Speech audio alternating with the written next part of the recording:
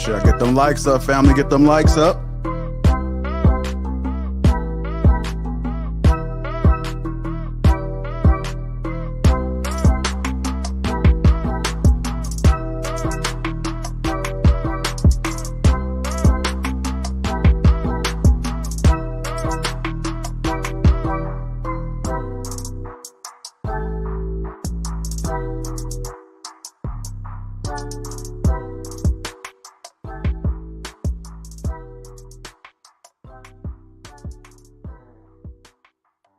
Shout out to the sponsor, Teej Hanley.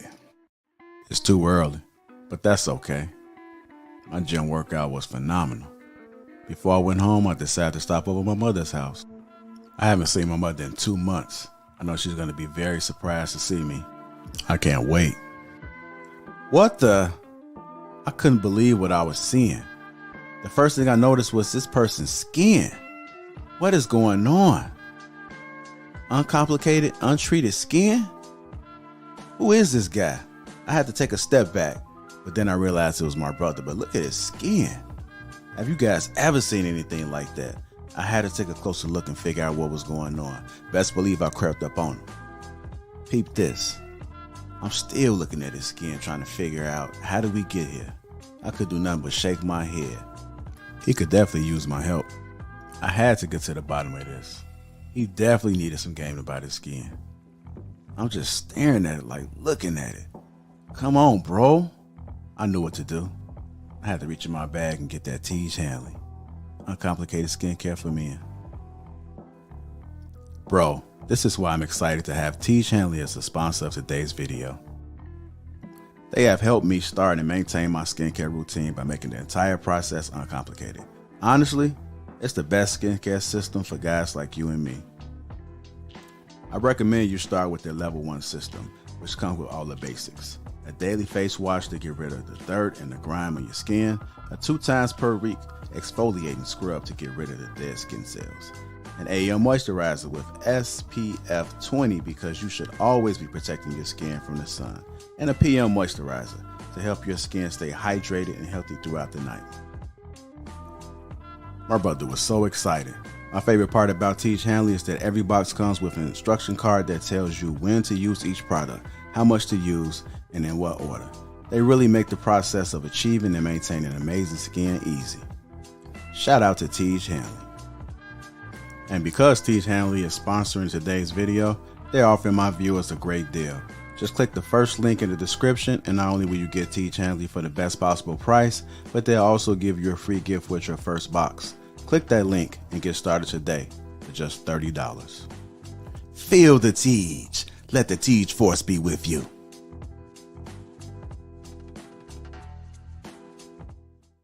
Now that everybody's feeling the Teej, let's get this show started. Let's just have a conversation.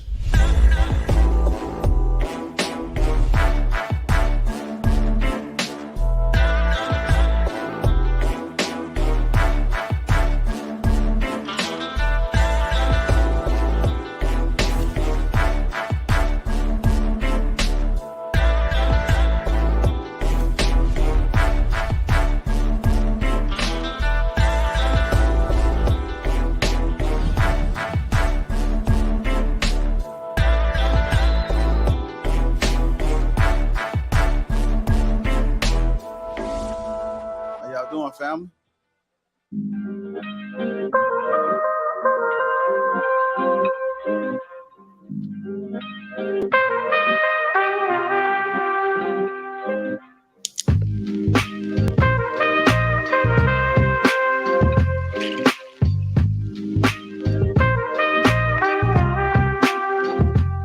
Hey, yo, welcome to Lapeef. Let's talk. Let me introduce the crew. We got Logic. We got Anton. We got Rilla, Courtney Michelle, Island Girl Q, Kayla, K, me and myself from Lapeef J.I. Welcome to Lapeef. Let's talk. How y'all doing? Hello. Yeah. It's almost Friday.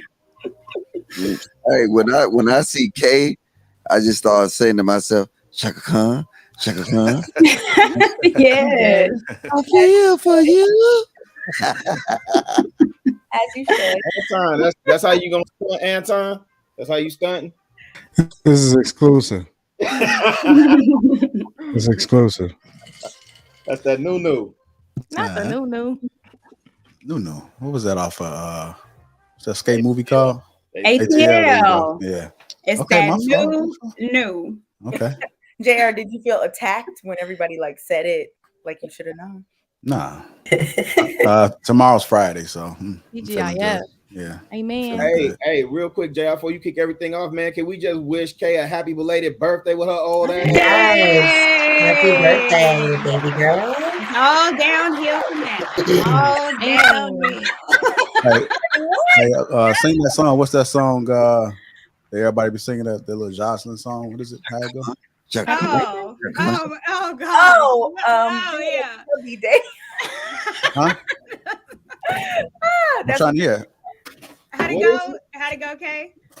Do it like it's your B-day or something? Yeah. Oh, Do yeah, it like you your B-day. Do it like, No, Do it like your B-day. do it like it's your B-day. That's Jocelyn. That Yes, I actually love that song. I didn't know it was a whole song. I thought it It's was the like whole song. You thought it was a TikTok thing? It's a little lit. Yeah, I thought it was a TikTok. I didn't know it was. No, that. it's the whole song. Do it like it's your DK B-day. Last should have asked you. Yeah, man. It's I think every year it's a song that come out, right? You know, you had 2 Chainz. It's your birthday. It was one more song before that one. Drake. Right? Drake. I don't know how that one went either. I don't know. No, it was the singing lady. What's the singing? Jennifer Hudson. Single lady? Jennifer Hudson. Man, look. Jennifer Hudson. Yeah, Jennifer Hudson had a birthday song. When? How long ago was this, Logic? Jennifer, when did you listen? Come on, J Hud. Y'all know, look. Find out you got it in the playlist. He can provide stats. Let's see. You know what? We got to chat.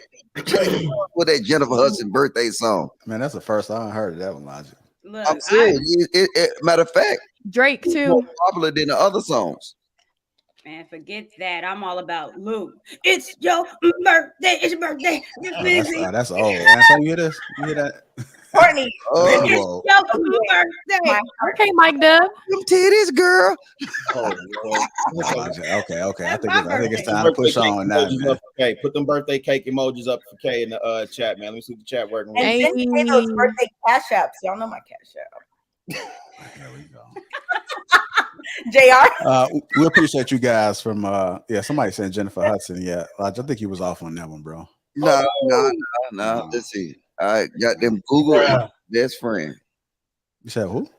Google is our best friend. I know, but I'm That's Logic. I always say you don't Happy have birthday by Jennifer Hudson. Just happy put that. birthday. But I'm saying nobody was singing in the club though, Logic. No one knows. Yeah. I mean, nobody was out. 50 Cent song from like a very long time ago. Oh, I wasn't talking about no club, but like when people did the little birthday thing, Okay, yeah, sing it, Logic. Go ahead, sing it. birthday parties, they played the Jennifer Hudson. What's the one that goes at one time for the birthday chick? They are saying, go ahead, Logic. No, that's not Jennifer Hudson. Go ahead, No, sing it, who Logic. sings that one? One time, but 2 times. Hold on, y'all. Hold on. Logic, go ahead and sing. All right, I sang the K. K. Hey, look me in my eye, K. Shaka Khan. No, I'm playing. All right, you ready, K? Yes, please just let it be a regular song. All right, let's see. I remember. Look at this. Now you got the haircut. Got that edge You up. got that fresh edge up. You know when they got that white line, you know it's new. Edge up. You know it's new There when they they got go. that white. We can't even Look, sing. let's let him sing the song. All right, look, man. What? I ain't got time for this nigga shit. Look, Oh. I can't even sing a song without y'all interrupting. You It's only been 20 minutes, Logic. Don't start that. Logic, you ain't making 20 minutes before It's the only N been word, 20 man. minutes. you ready, Kay?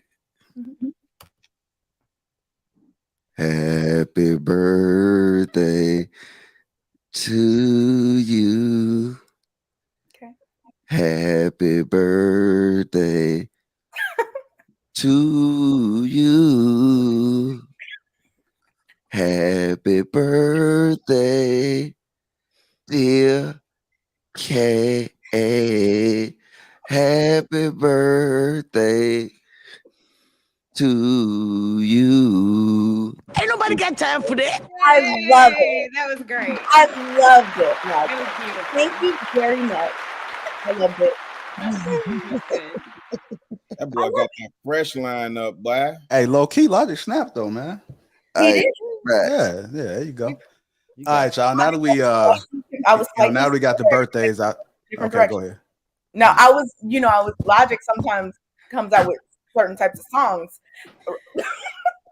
So I was a little bit worried, but that was perfect, Logic. Thank you very much. Okay. You're welcome, sweetie. Not tomatoes. All right. Now that we got that out the way, welcome to Lapeef Let's Talk. Make sure Once you you guys got it out the way, this is a celebration. Okay, I'm sorry, JR. Go ahead. Now that we got that out the way, welcome to Lapeef Let's Talk. Make sure you guys get them likes up. Also subscribe to the channel. If you guys don't know, we are live in Houston, April the 23rd. That link is pinned to the top of the chat, so make sure you guys click that. We do got a discounted hotel for you guys as well. Yeah, come on out, man. Celebrate with us. Become a part of history. This is our first live show, so come on, meet us in person, man. Let's have fun. Let's have fun. Shout out to the sponsor, Tej Hanley. Make sure you guys click that link. That link is in the chat. Get 30% off along with a free gift. Let's go ahead, man. This topic right here is going to be it's not going to be off. It's leading up to something, so just follow my lead. I'm going to may throw you guys for a loop. It's not that time. Well, maybe it is that time. We'll find out. Anyhow, everybody looking. Are y'all hearts beating? Nope. Okay. Yes, I'm alive. Okay. Which gives you more leverage, business credit or personal credit? That's right up Anton Alley right here. I seen him like he did the bird, man. But no, just like real quick, man. Just follow my lead. Don't try to think too deep about it. Don't try to think ahead. Where is he going with this? It's not a trick question. Which gives you more leverage, business credit or personal credit? Kayla? Oh, that's a good question. What gives you more? Oh shit! I'll go. I just don't. All you have to do leverage to do. Am I lagging? I don't. You're lagging a lot, Kayla. I'm lagging too much. All you have to do is contact them and say, "I want the highest package that you guys have." It's not even that. I really do have like a lot of people in my house on the Wi-Fi. Well, then make yourself a priority. Get off the. Okay. No, you gotta change, Kayla. Change the password on their asses. I'm not changing the password. But I have told everyone to turn the Wi-Fi off on their phone at least. The computers and the televisions, I don't know what I can do about. Okay, just come. Just handle that. Go ahead, Q. It depends on what you're trying to do, right? It depends what you like. Let's say if you're doing real estate, I would say business credit. Depending what you're putting your business in, LLC, S corp, anything of that nature, you can leverage more regarding businesses. So it really just depends on what you're trying to achieve. Oh, that's cute. Hi, Rita. Yeah. So yeah, that's all.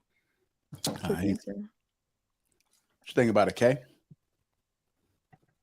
I would say business. Like that's my first thought. Why? Because you can probably get like a higher line of credit, do more things depending on what you're trying to do. Yeah. Okay. Rilla, you give me that look like you don't want to be called. You know, now I know how to teach a feel. They look as you looking all the way over there. You like, don't call on me. Personal credit, business credit. Which one? Oh, I be looking everywhere. I feel like somebody in the house. So I be looking. My head is on the swivel. Honestly, for me, I think personal credit. I think personal credit gonna give you more leverage. Mainly because like I get it, you can establish your EIN and you can, whatever your personal credit is, you can still build a separate identity with your business credit. But if you maneuvering, see, I look at everything like politic and network, right? So personal credit, I don't look at that necessarily as what you look like on paper. Sometimes your personal credit is as much as how you network, how you maneuver in the room. So if your name is good, to me, I look at that like your personal credit too. And you can get a lot further a lot of times just on the strength of your name than you can with even what you look like on paper. So. Kayla, you want to go ahead? Yeah, I was just going to say, I was going to agree with Rilla on that last part and saying like that when you said that, the first thing that came to mind was that show on Netflix, Inventing Anna, and how she was able to do all of that stuff just based on like her name and who she was and who people thought she was, and how much credit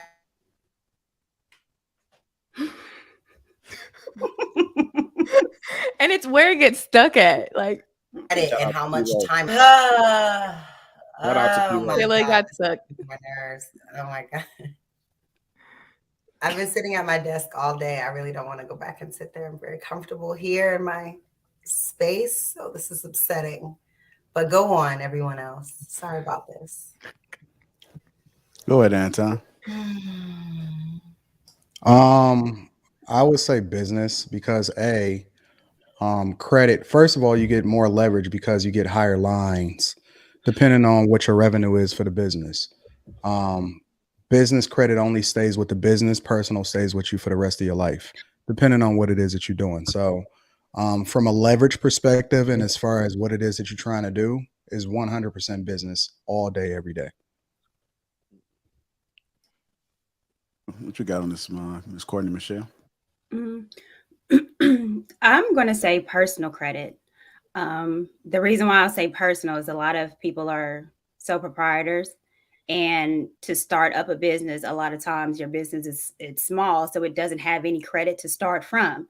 So like when I try to help people get technology for their business and their businesses is really, really new, they're not reporting to Dun and Bradstreet, which is where we get businesses credit reports. So we go on personal. And so your personal credit can actually leverage you to get a business credit will then leverage you to get bigger credit.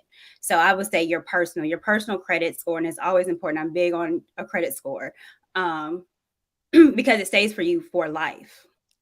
Business, it might fail, it will drop, but it doesn't necessarily attach to your name. Your personal credit attached to your name. So again, your personal credit is going to give you leverage as far as starting a new business, because if it's really new, it doesn't have any credit to go off of, and it will use your credit score to start a business credit. So I'm always going to be a proponent of get your credit score together. That's not necessarily true. It's all based off of the revenue. And as long as you can show the books, you don't necessarily need personal credit at all whatsoever in order to be able to leverage business credit. And I even advise people don't even use business credit unless you're actually using it to expand what it is that you're doing. So a lot of times people can leverage business exponentially way more than they can personal. And we tell people, don't use sole proprietorships at all. That is one of the worst things that you can do from a business perspective, is to start a sole proprietorship, because it actually attaches to you. If anything happens to the business, let's say you're an accountant, let's say you're a lawyer, somebody sues you, it goes specifically against your personal finances, and it can hurt you for the rest of your life. Whereas if you have an LLC, the main difference between an LLC and a sole proprietorship is that it separates your personal from your business, so your personal finances is unaffected. So first of all, you absolutely need to get an LLC at the very minimum, and secondly, you need to evaluate whether or not you want to make it a S corp, or you want to just stay a limited liability company, depending on how many partners you got, because that can determine whether or not you get taxed at the maximum rate or you're getting double taxed. But you never, ever, ever want to be a sole proprietor. That is the absolute worst thing that you can do from a business perspective. Well, I'll say I deal with a lot of small businesses trying to get IT for their companies. So I deal with a lot of startup small businesses that, again, when we ask for a credit report to see if they can open up a credit line with us, we check Dun and Bradstreet. And if they have nothing established, then we use their personal credit to get it. Now, whether they have good credit or not, it really depends. But it does start up a business credit with my company that I work for. And then that gets the ball rolling on the business credit. So for me, I know personally for small business startups that are wanting IT and they don't have anything to show for it as far as how we check for credit, then we do go on personal. Okay. All right. Elijah, did you go yet? No, I don't see you trying to skate up out of there with that one, man. Now, what are your thoughts real quick, brother? Acting like logic don't look. No, I'm actually with Courtney, because when we're talking to the general audience, you have to build with yourself first. You can't expect people to get here and actually manage these business when they can't even manage their personal things. So I think that I think in dealing with the and I don't know where it's going, so I can add more context as it comes. But I think actually, you know what I'm saying, give you more leverage. I think if you can prove that you provide that you've been significant in proving that personal line of credit, it will hold weight. I know if I go to a business with somebody in any kind of situation, I would want to see how they've been maintaining, because that personal line of credit been with them forever. That business, you know what I'm saying, they probably just established. So I would really want to deal with the person, because, you know what I'm saying, personal credit, I just want to deal with that. So it tell you more about that person's character. So, I mean, and I know it probably moved the field goal to move to the left, but right now, with the information I know, I said, and I'm really in line with what Courtney said. I said personal. I'm gonna wait and see where you go with this, JR. I'm not gonna deep dive yet. Oh no, I mean, to be honest, like the next question, this question has shit to do with it. Okay, well, let's just stay here for a second then. Because the thing that people don't understand is anybody can get a good credit score personally. I mean, that takes no effort whatsoever to be able to get a good credit score. Real talk. Like, you can run that junk up to the 740s without even thinking twice within 3 months. I don't care what's happened to you in your past. That does not give you a good litmus on whether or not somebody is able to manage their finances more effectively. Now, the difference is that somebody being able to generate a significant amount of revenue from a business perspective, that takes talent, that takes work, because very few people know how to actually run a business. They don't know how to look at things from a business perspective. They only know how to look at things based off of how you start a business. Anybody can start a business. Very few people know how to run a business. So just because somebody is able to get a good credit score, because there's plenty of people with great credit scores, they don't have good finances, right? They don't know how to necessarily manage their finances. It doesn't mean that they know how to manage money effectively. It just shows that they know how to pay bills. That's really all it is. They know how to pay bills, and they know how to keep their credit card utilization rate under 30%. That's not hard to do. But being able to generate revenue and then being able to use leverage from that business in order to continue to expand and then and grow the business significantly, that takes exponentially much greater harder work than somebody just getting their credit score up at all. But if that was the case, why do all these black businesses fail within the first year? But that has nothing to do with having leverage. The question was leverage, is it not? But yeah, you can have that. But see, that's why we said that. And to answer your question specifically, the reason why I failed within the just cut me off. My bad, because you had cut out. Go ahead. No, my bad. I didn't mean to stop you. No, I'm with what you're saying, but a lot of times it's dealing with. Yeah, I understand. I'm with you, right? You can get these little credit score maintenance companies, and they can pull like all kind of stuff or whatever. But like, I'm with you. The deeper aspect of actually managing your personal credit, just say, and I mean, I can understand how things, you know what I'm saying? We got cleanup service, but if somebody can actually manage their personal credit, actually budget, it would put them in a better position when they dealing with this leverage of business credit. I know people that got a great credit history, and they broke as fuck. They broke as hell. That don't necessarily mean anything. And the reason, to answer your question about why people go out of businesses within the first year, it speaks to my point specifically, because anybody can start a business, but very few people know how to look at things from a business perspective. And it's a completely different ball game. It has nothing to do with what people think it is. It's a completely different thing than managing your personal finances. And that's why it's people that start businesses that have great credit scores and they still gonna go broke within the first year. They don't understand how to look at things from a business perspective. It's a completely different game. The only pushback I would have on that, Anton, is that when you say that it's easy to run up a 740 credit score, it's not. You can add on lines. You can add on lines to increase your credit score. There's ways around the system. You just gotta. Okay. I got you, Q. How many credit repair businesses exist for businesses? You don't need a credit repair business to run your junk up to 740, bro. That's easy. I got you. I'm just asking, how many credit repair companies exist for businesses? I don't know. a lot. I don't support credit repair companies. I don't think that that's the move. Right. And what I'm asking really is versus the personal. And what we find is most people. So maybe let me ask it this way, because I think that part what you're saying is relevant and important. Give us the game. How do you go about? If it's easy to run your credit That's up. Patreon level content. We're not going there. Oh, okay. Yeah. Okay. We're not doing that. Get Anton on the $15.99 a month. You can join his Patreon. We're not gonna go that far. We was talking about leverage. I'm not going that far. Well, I don't think it's. And this is talking about personal credit, because I've dealt with it with when I was in the process of making sure my credit, trying to get a perfect score, and then also helping other women get theirs. It's what I've learned is not as easy as like in 3 months. Majority of us don't understand what credit is when we're getting out of college and have debt already for school. So that's a huge debt that a lot of us have on our credit report. It's a huge debt that we get in college when we have credit cards. It's a huge debt already with mom and them, cousin and them putting the water bill in our name at 5. And then we getting out and we like, why is my credit score 400? So it does take time, and it is usually 30% as far as usage from your credit card. But it also depends on how much or a limit of credit that you have.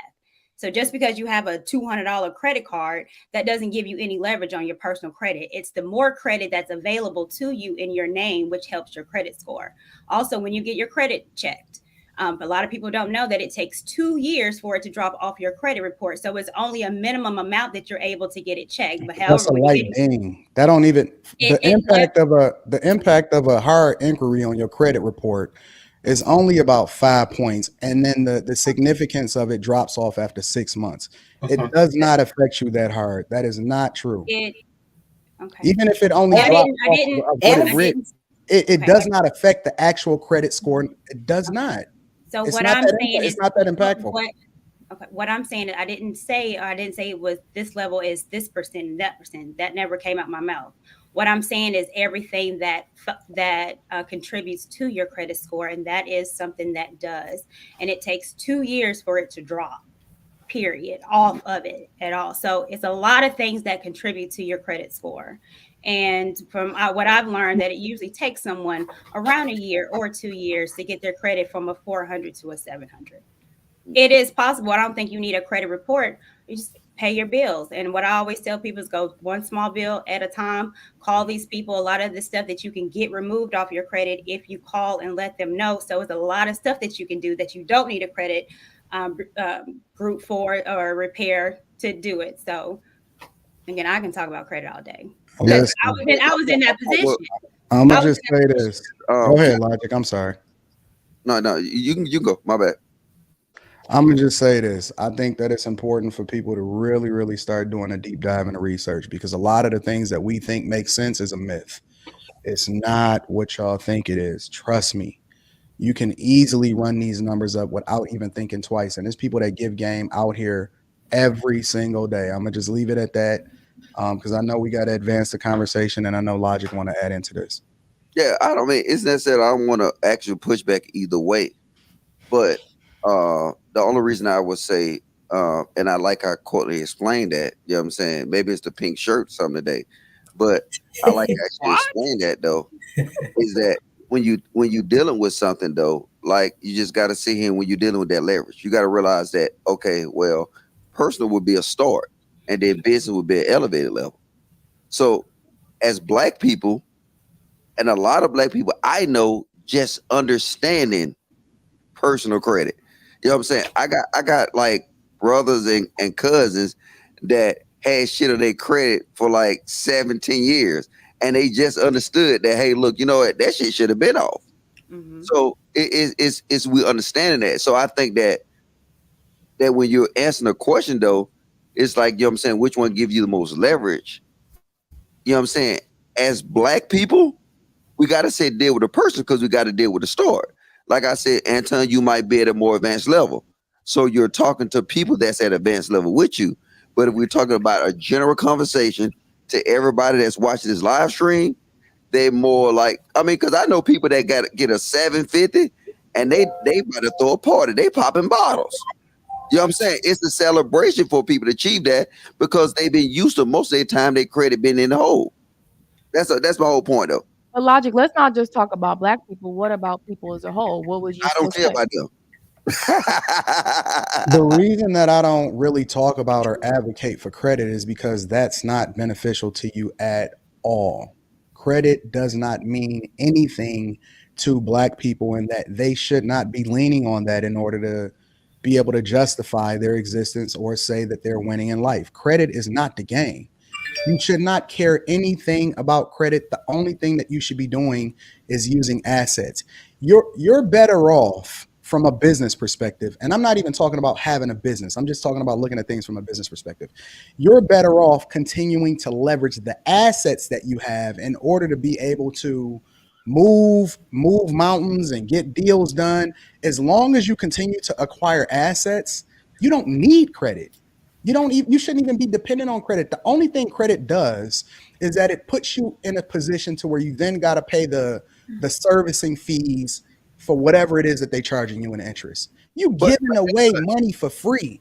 The only time that I advocate for people to use credit is from a business perspective when their business is booming, and then they can expand rapidly. But as far as personally using credit, yeah, if you need it in order to be able to get into a house or whatever, so on and so, that's easy. That's light work. But stop using credit in order to be able to justify whether or not you're successful or not.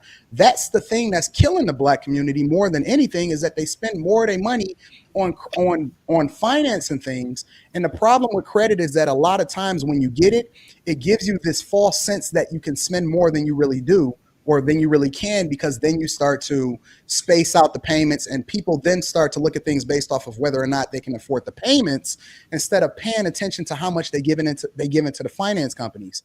The servicing, the way banks work, I shouldn't even be talking like this.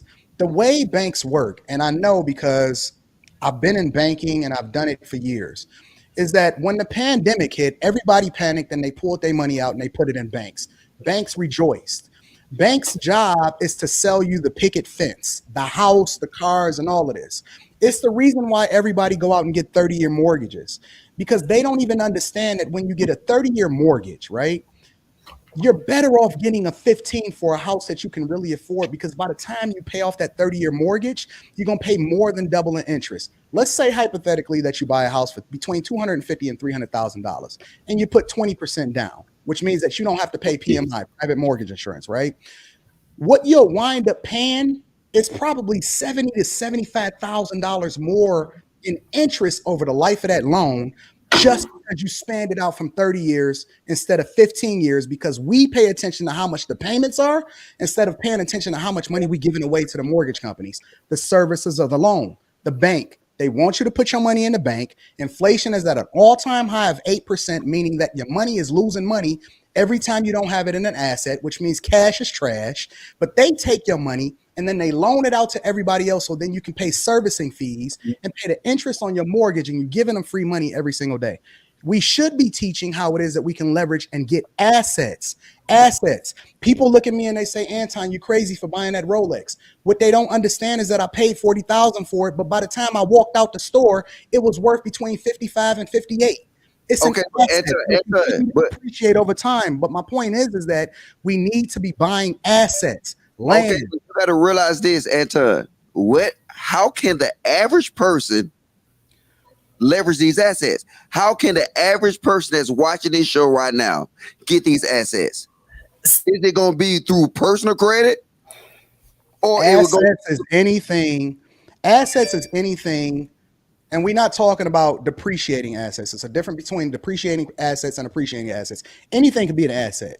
Anything that's worth value can be an asset. The difference is that, I'm with you though, but for the average person that's watching this live stream, how do they obtain these assets? I'm about to tell you. The only thing that you have to do at a fundamental level is continue to buy things that increase in value over time. That's the basic rule.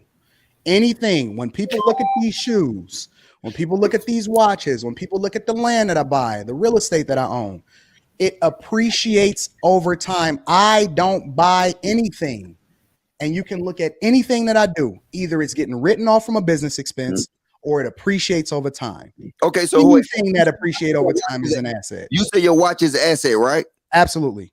How much do it cost? How much did it cost? This one, 40,000. 40,000. Mhm. Now, can the average person buy a $40,000 watch? But they don't need to. You know where they can start? Wait. You know where they can start? Without? You know where they can start? Say that again? You know where they can start? These right here just came in the mail. These are worth more than what I paid for them as long as I don't put them on my feet. Every last thing that's in here look like a fucking Foot Locker on both sides of this room. Everything I have in here is an appreciating asset. Everything, because I look at it differently. And that's what I was explaining to people in the beginning of the live stream, is that it's different. It's a difference between opening up a business and looking at things from a business perspective. It's a completely different game that everybody playing out here. Well, see, I have a question. And I'm gonna go ahead and just make this point, and then Courtney. I mean, Okay. I don't want to stay on this, but this is probably what you're doing. Like you're saying, shoes and watches, right? No, I'm just using that as an example. As an example, right? So, for example, is this? So, shoes and watches might be an asset to who? And then at the end of the day, when it comes down to it, how long? How important is it? So I'm just like this. I'm like this. If you say, you know where else they can start, Logic? Well, I know, because you can give me another. I'm gonna give them another piece of gems, like another game. Look at your favorite company. Y'all out here buying these every day. These was an actual tax write-off for me. You know what else I own? I own Apple stock. Right, but that's literally go out and buy a share. Amazon just split they stock 20 for 1. It's coming up. Amazon stock was worth almost $3,000. They're doing a 20 for 1 split. Anybody can get a Fidelity brokerage account, go in and buy the things that is going to appreciate over time. Historically, the stock market has historically grown by at least 7 to 8% over time for the life of the market.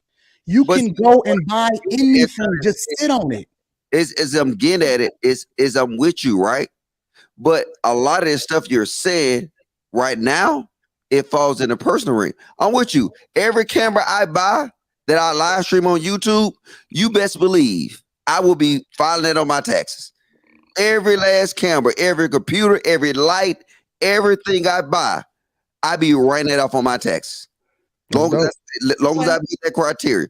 But the thing, what I'm trying to say is that what you're saying is to the average man to sit here and purchase a $40,000 watch as That's not what I'm telling them. I use that as an example, but I'm also telling them that they can buy. Listen, the average man is going to go out and he gonna throw his money in a strip club. I'm telling that average man to stay your ass home. That's recording right after this. Stay your ass home. Open up a brokerage account online in 15 minutes for free.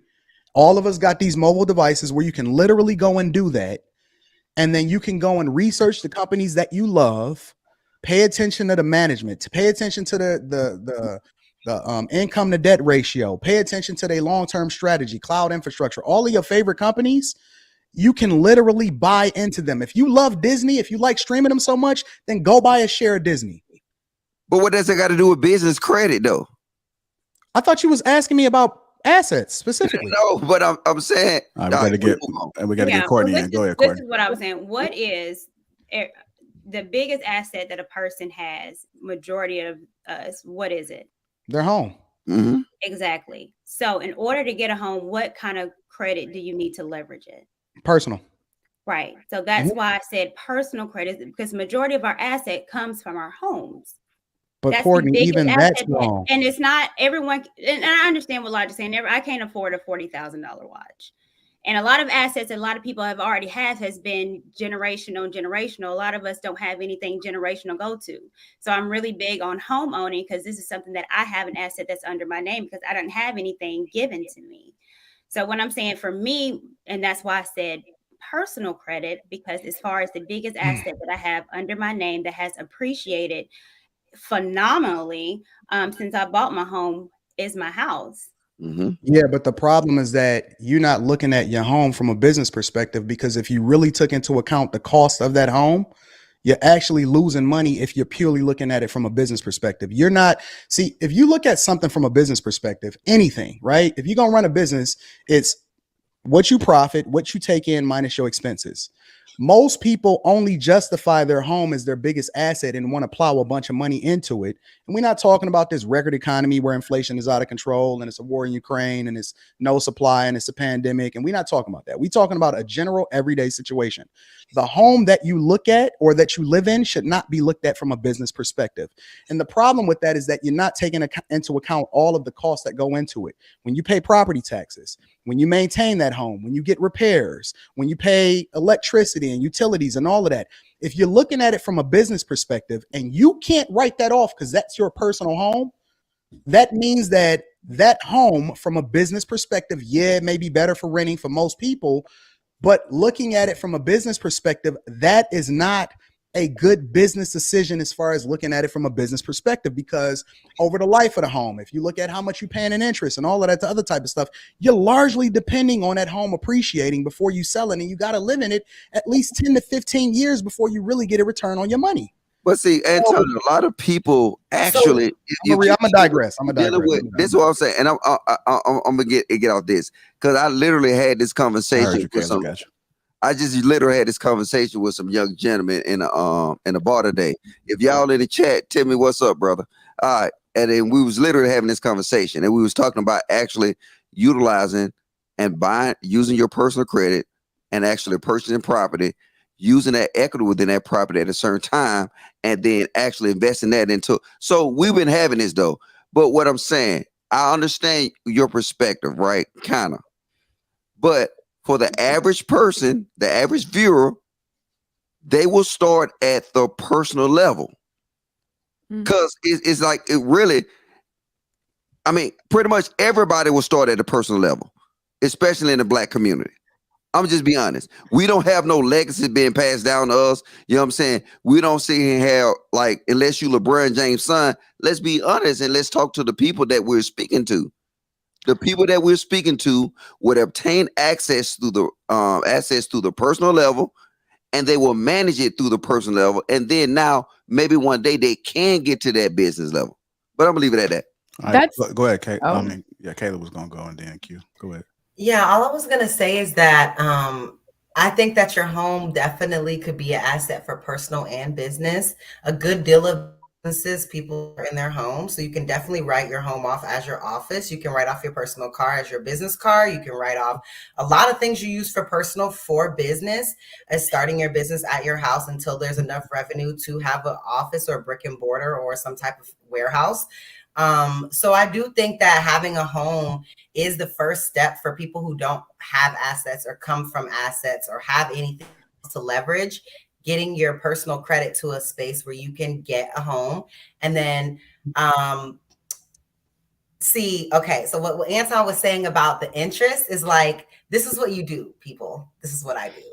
You play the insurance, you play the lender against themselves, right? So I get the loan, I get a payment I can avoid, but every time I make my car payment, I make it in double.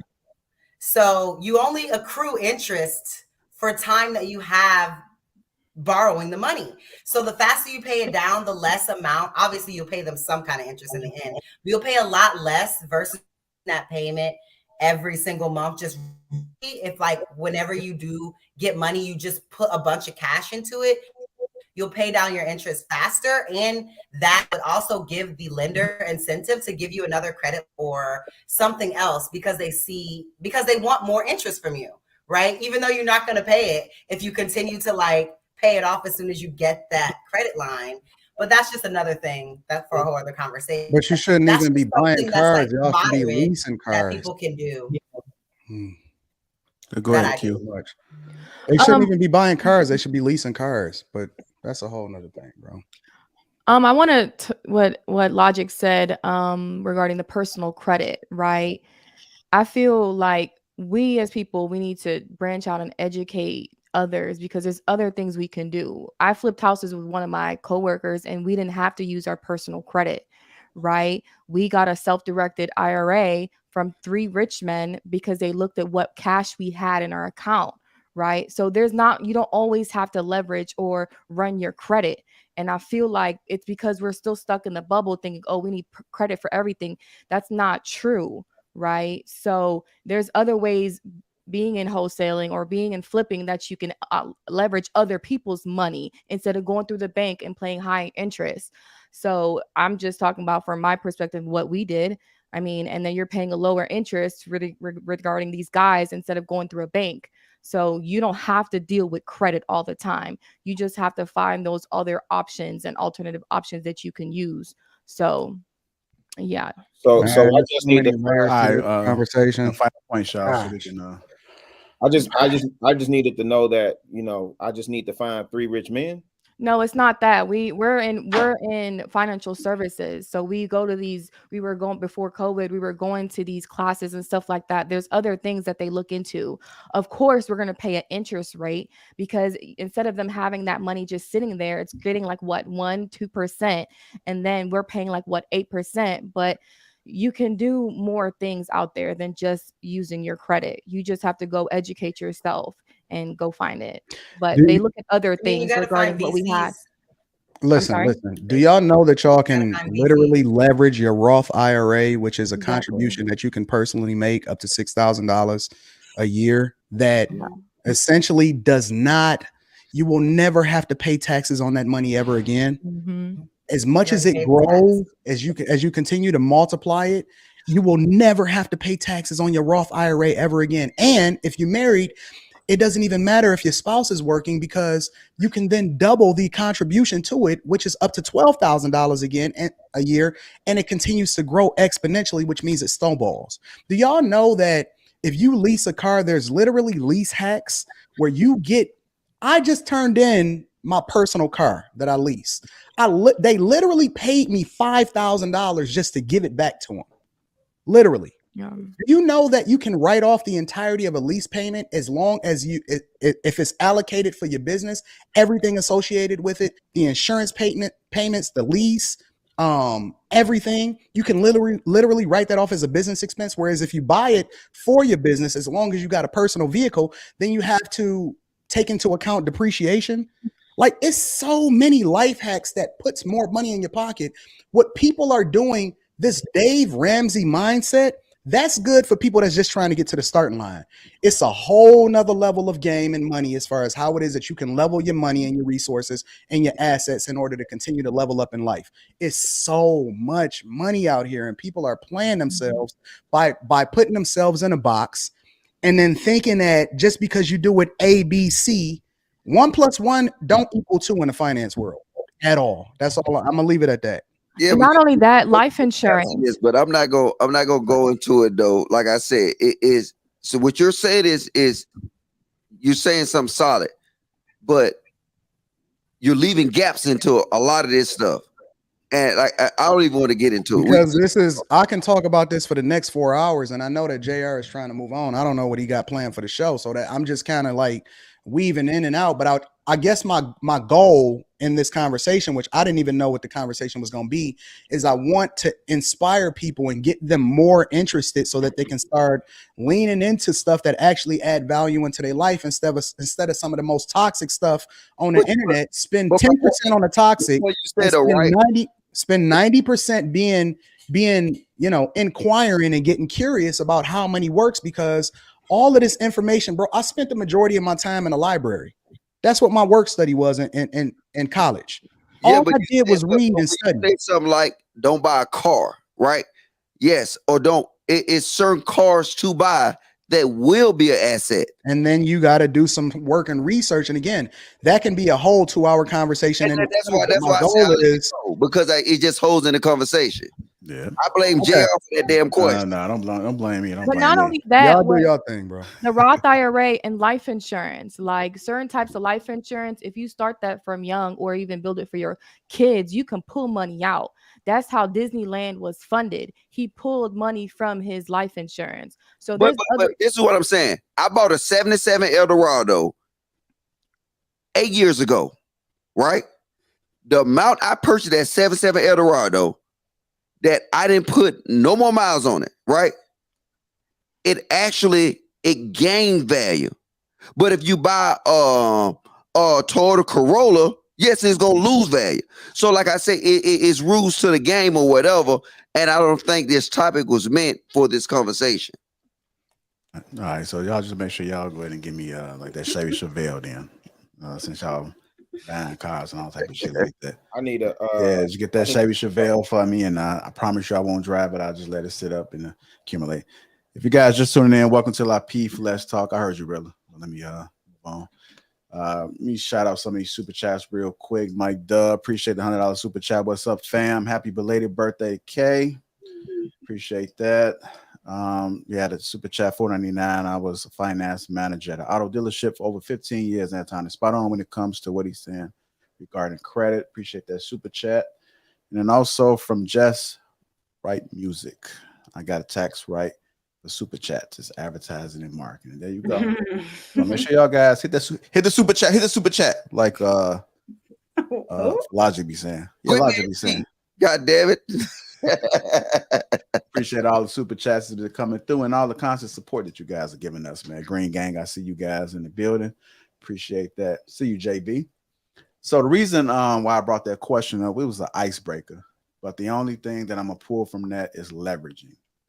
And it was a conversation on JB's Broken Dusty, and Logic was there, and they was talking about leveraging. But leveraging was a little bit different. It had nothing to do with business. So we're going to tie it into a little bit of relationships. I see everybody is looking and anticipating. No. Hey, no, wait. You see that? That's a 77 L dog that had. Oh, look, and then I was a youngster and purchased this car.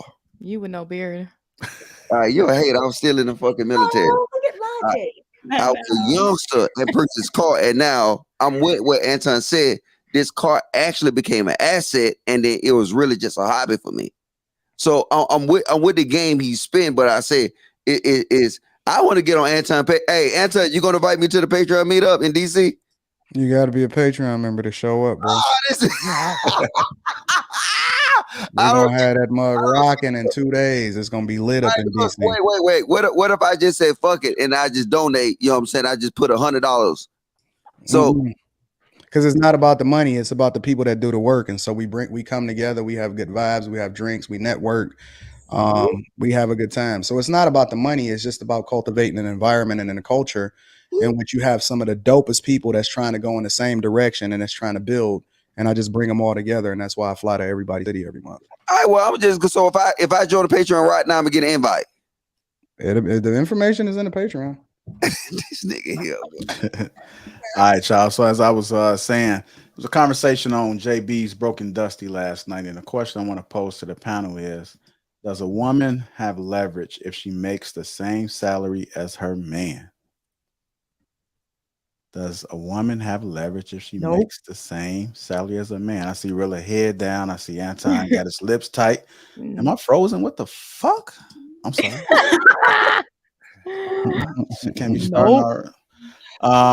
Start with you, Kay. I know that people aren't gonna like this, but can you explain what you're talking about? Leverage in terms of what? Go ahead, JB Daddy. I had the same question. Yeah, because I mean, I got it. It's clear to me. You can say leveraging what? Like you leverage within the relationship. Does she have no job, what? or you can make no more, you can make a bunch of money and you can have leverage. Like, I'm not seeing how this is. So can I give an example? And maybe JR correct me if I'm wrong. If you both bring in the exact same amount of resources in the household, do you both have the same say-so in that household, for example? No.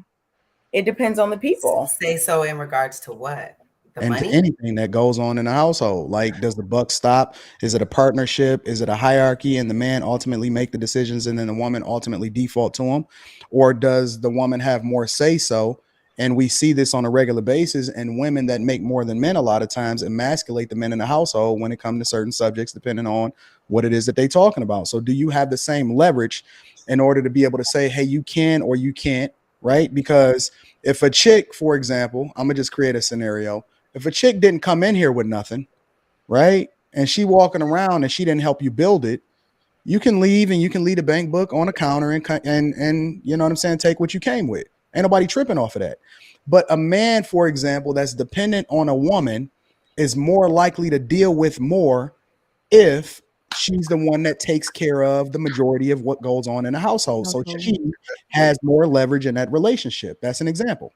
Okay, so if someone is with someone for their money, then sure, the person who makes the most money will have the leverage. But I don't think people should be dating people based on the amount of money that they have like that. Like, oh my goodness, you know, so-and-so has this money, so I have to stay with them.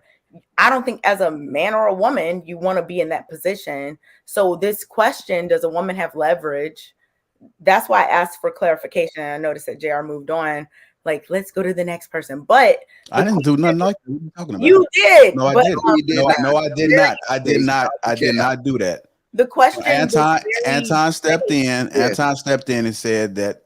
Yeah, I'm gonna give you an example, and JR can correct me if so I'm wrong. That's what he said. Right. So I didn't move on to the next person.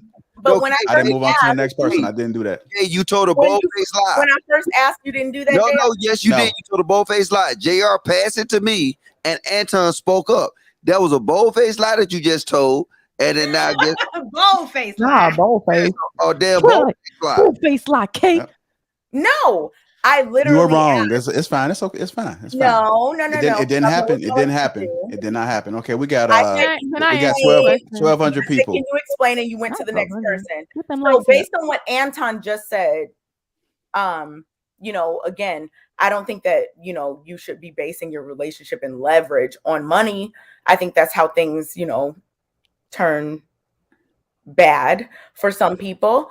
And I think it really depends on the people. Like, some people are like, you know what, so-and-so has money, I don't have a place to be, so I'm gonna let them, like, but who wants to be in that situation? So yeah, no, I don't think anybody wants to be in a situation. I think that you know, people come in and they fall in love, whatever it is that they doing, they dating and get married.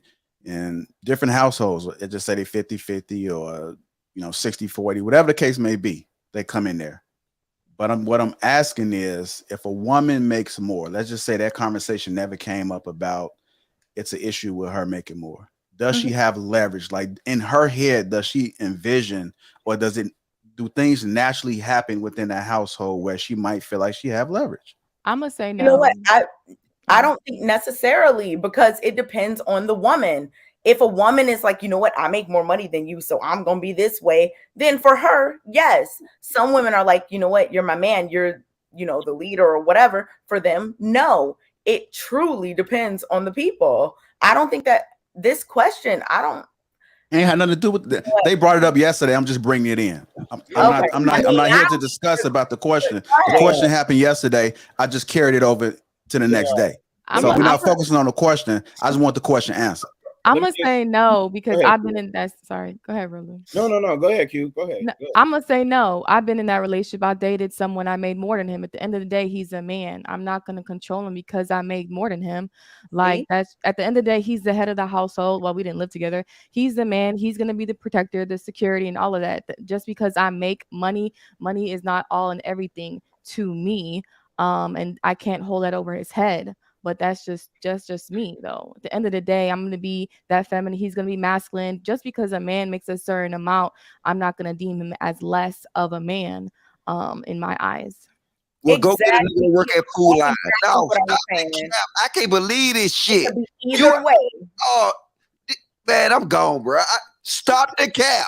JB, no, but I said JB. I said JB. This is bullshit, and y'all know it is bullshit. Maybe I'm speaking on my perspective. I don't think you know me, but all right, Kayla, go ahead. Okay, so I think that most women don't feel that just because they make the same salary, because most people, we love talking and all these fantasies, but most people make relatively around the same amount as their spouse. So if you are making the same amount as your man, I don't think that gives you leverage in terms of the relationship. He should still be the man. You should still only be with a man that you trust to lead you and lead your family. But I do think it means that you have a veto if it comes to certain spending that you don't agree with, or certain spending that you want to do that may be outside of the household financial contribution. You know what I'm saying? Versus a man that's taking care of you, giving you all the money that you have. If he say something like, I want these pair of boots, and he's just like, nah, then you have to deal with that. But if I make my own money and we both contribute around here and I pay my part, you can't tell me what to do with my money. Like, this is my money that I work for. I have to go outside every day and get this shit. So I'm getting these boots and you just gonna deal with it. Like, that's how it So you got leverage. You got leverage. Thank you, Kayla. You got leverage. Thank you, Kayla. When it comes to things, you literally just described the situation. When it comes to monies that are mine, not the monies that I've agreed that I'm going to put in the household. Whatever monies that are left over that come in my bank account. But I thought y'all was one. We are one, and so majority of that money what will is go this into the mine's house, yours but thing? there All will of be a money sudden, left over. So what's this mine's yours money thing? left All over of a sudden, when y'all won. I am my own person. Rainy day fund. Everybody. One of those. Oh, everyone you got a should rainy have day some fund of now. their own money somewhere in their own name. Everybody. That's just thank you. Interesting. And I hope JB is right now, because it's like different when you're talking to me. And I'm gonna say this: I respect Kayla for not being the comedian and a wingman, and say I didn't dated a dude that But I've said that before, though. I've said that plenty of times on platforms. Cute. But that's just Kayla's situation. Everyone's different. But we're all entitled to be how we want. Kayla, if y'all get married, you got to take into consideration. Y'all one at a time, so they can hear us. No, if y'all get married, she's been consistent the entire time since she's been on the platform, and that she's always said and I've felt said like that before. So on an individual basis, on her personal situation, that can be true. In a general sense, that doesn't apply to most women. And what I'm saying, my whole point. In a general sense, yes, it does. Wait, hold up, Kayla, baby. Before Q cut me off, you literally just said the opposite of what she said, Kayla. What are you talking about? Can y'all hear me? In a general sense, what Q described as far as what it is that she does in her relationship is not the general sentiment amongst most women. You said the opposite of what Q said. Okay. I thought you were saying reverse. Yeah. Okay. Yeah. And this is the thing, what I'm saying with Q. The same thing I was saying with JB last night. Okay, I understand that what you might be, but in the reality we live in the Black culture, what you saying don't exist. Okay, but I was talking on my perspective, sir. That's what I said for me. I didn't say for the whole Black norm. I'm not speaking for the Black norm. I'm only speaking for moi. We can all only speak for ourselves. I want you, Q, to find a barber that only cut 2 heads a week, and I want you to boo him up. No. And I want to see how that shit Barbers works. actually I have a client that's a barber and he makes 65, 70K. So what's the problem with barbers? So I'm confused. Let me repeat what I said. I want you to find you a barber that cut 2 heads a week. Okay. And I want you to boo him up. But he can make 1,000 or 2,000 depending on the client. So what's your point? What's your point? There can be other multiple streams of average income. barber. My ex was making 40K. Logic. Why you can't speak on my perspective because before you got here, your we became guests on the show. One at a time, y'all. One at a time. I'm just saying. I'm not making that shit up. Perspective. What I did is add a scenario. Okay. And the scenario said, what if you have a barber that's not as successful as what you'll deem as successful? Because see, the thing is, you have to deem as being successful. So you said, a barber, you got a client that he make $1,000 a week or whatever case may be. No, I didn't say that. I said, how do you not know he's not making a certain amount of money off of one head? Because we basing it off of a scenario that I presented. Okay. Because all these dudes that cut hair, barbers is, just let's be honest, with the supply and demand, barbers especially in the Black community, it's a saturated field. Trust me. Just as I said, JP Daddy, my ex was making 40K. At the end of the day, I'm speaking on my perspective. I'm not speaking for the name JB Daddy. Okay, I'm sorry. Okay. Now, can you actually like light an incense so some feminine? Yeah, I can. Hold on one second. Let me go like that shit so some feminine. I got you. Come up. Okay, while she doing that, Rilla, what's your thoughts on it, man? Yeah, I think I caught the tail end of this discussion with JB and them last night, and I chimed in Does a woman have leverage if she makes it? No. No. And what I don't want, listen, I hear you, Logic, on in terms of what is. Listen, man, I don't care what is. We got to start shifting this, man. I hear you. So there are relationships where the woman has the leverage, but the woman's worth ain't in what she makes. I literally said this last night. Like, I have no idea what my woman works. I don't know what she makes. I don't care. I really don't. You don't know what your chick make? I don't know. Don't care. Really? How do y'all do your taxes? We haven't. Y'all don't file together. They don't file together yet. Remember, he just got married. Married. But I still we don't. We gonna find out this year, I guess. We just got married. You let her file. But you've been with her for a long time. She filed her own taxes. Are y'all gonna file together this year? We're not filing together this year. Y'all got to be patient. Okay. You got to be patient. I know, Anton. You leaving money on the table. There's a reason why. I'll call you tomorrow and tell you why. But you have until April 15th. You still have time. Listen. File for an extension. Listen. Okay. Listen. I don't know and I don't care. Rilla, that's a problem. Wait. No. You can give me the lesson. Listen, you can give me the lesson afterwards, Anton. I'm open to listening. I understand what you're saying. We're not filing together this year. You're not. No. I'm not talking about filing. That's a problem even knowing, because you don't even know the thresholds to which it's cool. I ain't even talking about relationship stuff. I'm just talking about financial. That's a problem. I got you. We can have that conversation later. Listen to what I'm saying though. Because do you know your buying power as a couple? Okay, y'all let me know when I can talk. No, man. I'm just saying we got to stop. No, we got to let Rilla talk, y'all. We got to let Rilla talk. Don't have to. Rilla is incredibly quiet and patient and let everybody know. No. Rilla, I'm extending you a level of respect because I know that you're patient and you let everybody else talk. So I just want to hear what you got to say specifically. My point is, when you have the vision, the worth.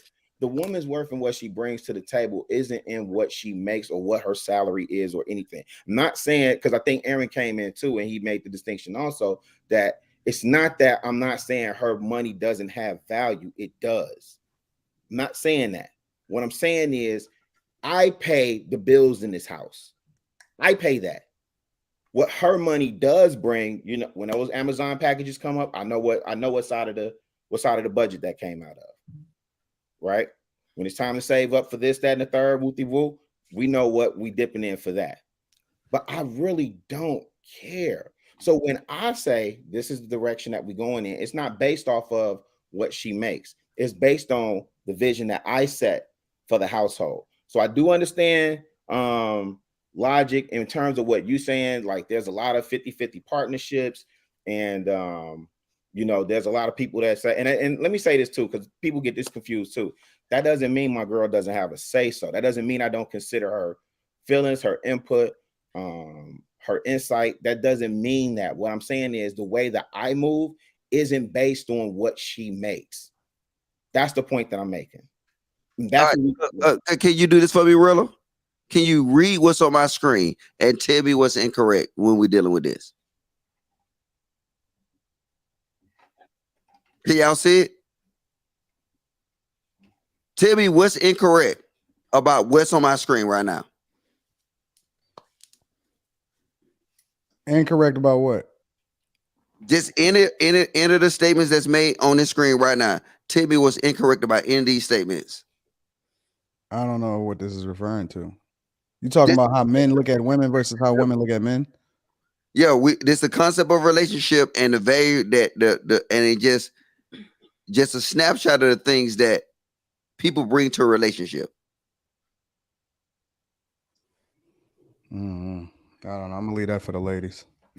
Are you saying what as far as what you saying women and what's important to men, and then men is what's important to women? Men hold beauty as a high regard. Men hold sex as a high regard. So that would be high value to them. See, men, the money, because the thing is, and Anton here, businessman, the money really have value outside of a relationship, so it'll maintain that value, right?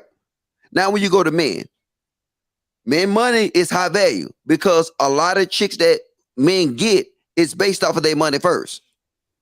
Then the protection, the alleged protection that men provide. Men don't provide the protection they provided 75 years ago because you got 911 and the police.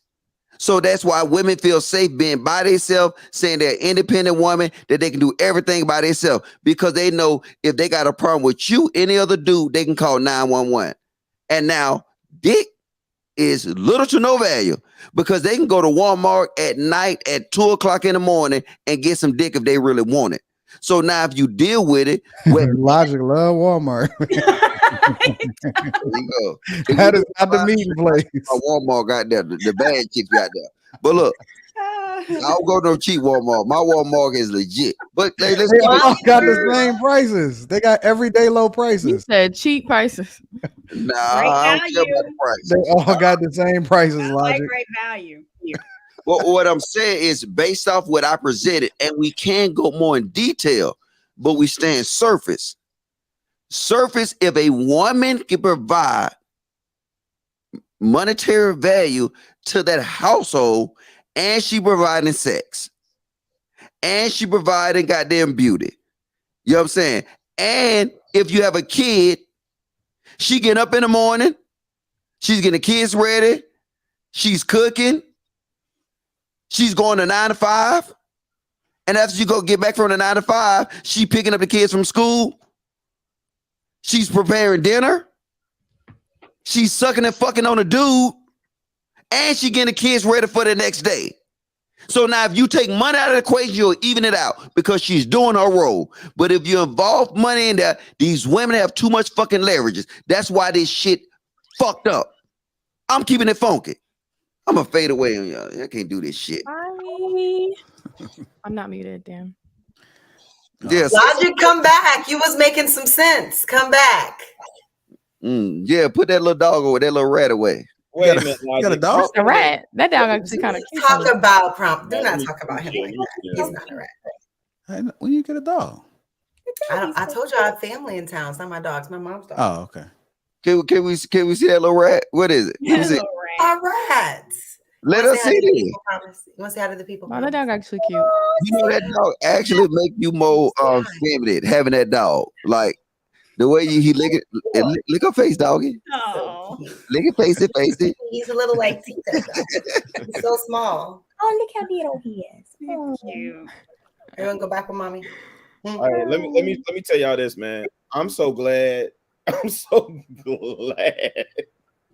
ain't got to be out there in that shit with y'all right now, man.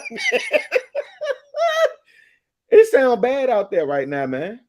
Bruh, quick habit, really. You know, see, this is what I'm saying. Hold on, Lodge. Let Rilla cook for a second. Hold on, Lodge. Hold on. Bro. Look. Let me tell you something. You said men don't provide protection because these women can call the police. Man, do you know how happy my woman is to have me here? You know how when in our bedroom I sleep so close to the door. You know how protected she feel with that, bro. Anton, why you make that face, man? You know, in the bedroom, whoever come through the door, you jumping up first, boom, you gonna handle that. Your woman feel protected. What we talking about? Women feel like they can call. Man, do you know by the time 911 come through? What? But see, what y'all not taking into consideration is that provision and protection is more than just picking up the hammer. Like a chick can pick up a hammer, that ain't nothing. You know what I'm saying? Like, and when I talk about the hammer, I'm not talking about a real hammer. I'm talking about the hammer. You know what I'm saying? That ain't nothing, bro. Like provision and protection is the neighborhood that you live in, and that you shouldn't have to call the police in the first place. You know what I'm saying? Like, I think that we trying to simplify the conversation all the way down like to a basic caveman level, and I think it's much bigger than that. I think it's deeper than that. And the reality is that in most situations when women contribute, and if they was to make, based off of what that question said at the bottom of the page, if they make the same salary as the man, that's why you have women saying I want a partner instead of I want a husband. Thank you, Anton. That's what they said. They want an equal. If you ask a woman, they're gonna say, oh, we're equal. They want a partner. They don't want a husband. And really it's capping right now saying that lady, oh, she needs protection. No, because guess what? Wait. Let you step out of line, Rilla. She'll call the police on your ass. So and the police come lock your ass up. No. Let me see how the provider you become now when you in the police car, she laughing at your ass. That's your ass off Abernathy. They calling APD on your ass. They getting the red dogs on your ass. Like I said, I want to check the games over here. Footed. I'm keeping it funky. All right, John, let me let Kayla get in here real quick, y'all. Hold on, Logic. Go ahead, Kayla. So what I was going to say is that's why I think it's more important for people to have conversations about what we can do to help the men in our community make more money versus this conversation and telling women not to make money or telling women that their standards are too high and why don't you want to be with the average guy that makes 40K and all this bullshit. Why don't we have conversations about what the men in our community can do to get more money so that they can have actual leverage versus telling me to dim my light because they can't get us where I am at? That is what we need to have conversations. And maybe that's what the Patreon's for. So we should definitely support the Patreon so that we can have more people in our community that make money and that understand the importance of how money works, the rule of 7, all of the information to actually have the leverage that you want versus begging people to lower themselves so they can be beneath you when you're so far down. She's absolutely right. I don't think that women should have to lower their standards in order to fit a narrative. And I hate when people say stuff like, well, the average man make $40,000 to $45,000. I'm like, that's corny. You know what I'm saying? Like the average guy that I don't. They make way more than that. And so I agree with her 100%. Like, it's unfortunate, but I don't know. It is what it is. I know Courtney. The only comedians on this panel tonight is Q with her incense and K with her. I got it activated. My feminine energy is activated. Thank you. I'm burning some sage for Logic. You burn that shit because you still. I'm gonna Amazon you some. You want some? I'm good. Give me some when I'm in Houston. Give me some when I'm in Houston. It's gonna make you stop going to Walmart. Give me some when I'm in Houston. Did you catch that? Listen what I said. No, I heard. I'm gonna get you some. No, give me. Yeah, you slow. See, I avoided that statement. That's why I said what I said. I heard you. Logic, what did you say, or did you mean Kayla? I didn't say anything. No, he said, you didn't even say anything. Okay, I don't know. Wait, what? Kay didn't say something earlier. She started being a wingman for that crazy. Oh, a man money don't mean nothing to me. I said it depends. How can it not depend? I said, look, Logic, trash collector. Stop. Logic, you won't. Logic.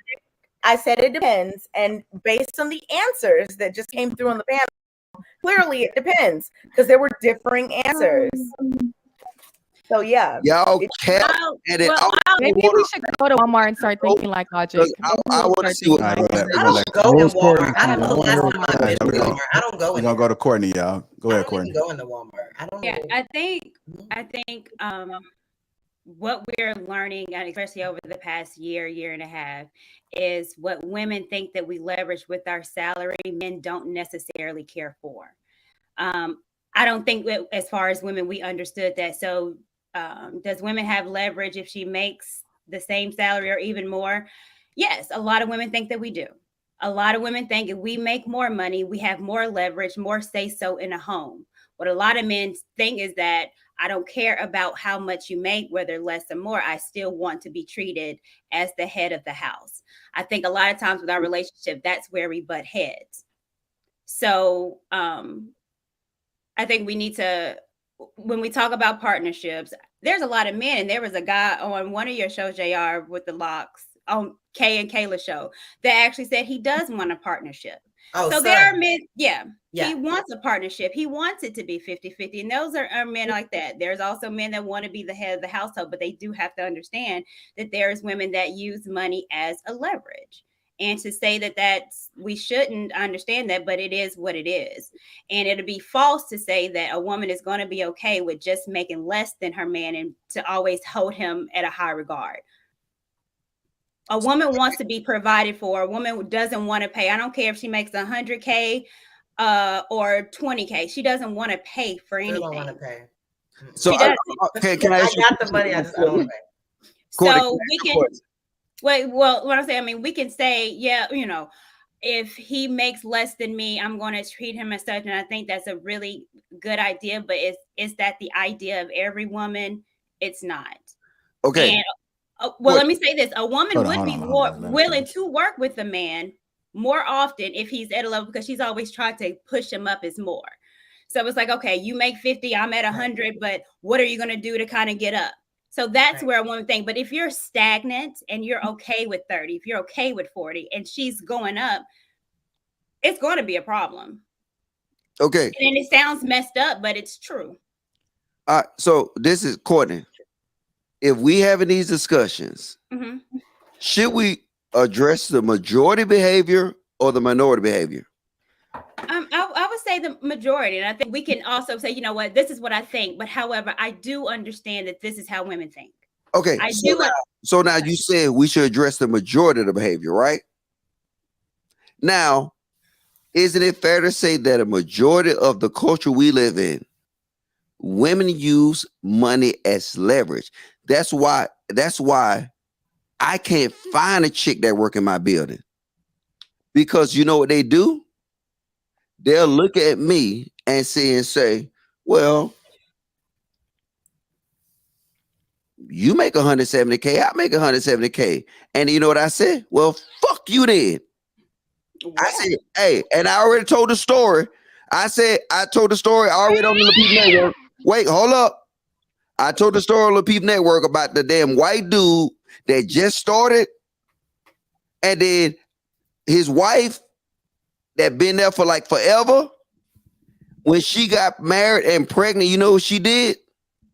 She quit. You know, all the black women that worked around me said, she crazy. She messing up the bag.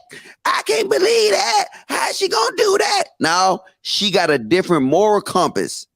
And until our women get that moral compass that we can sit here and say, our women don't have that yet.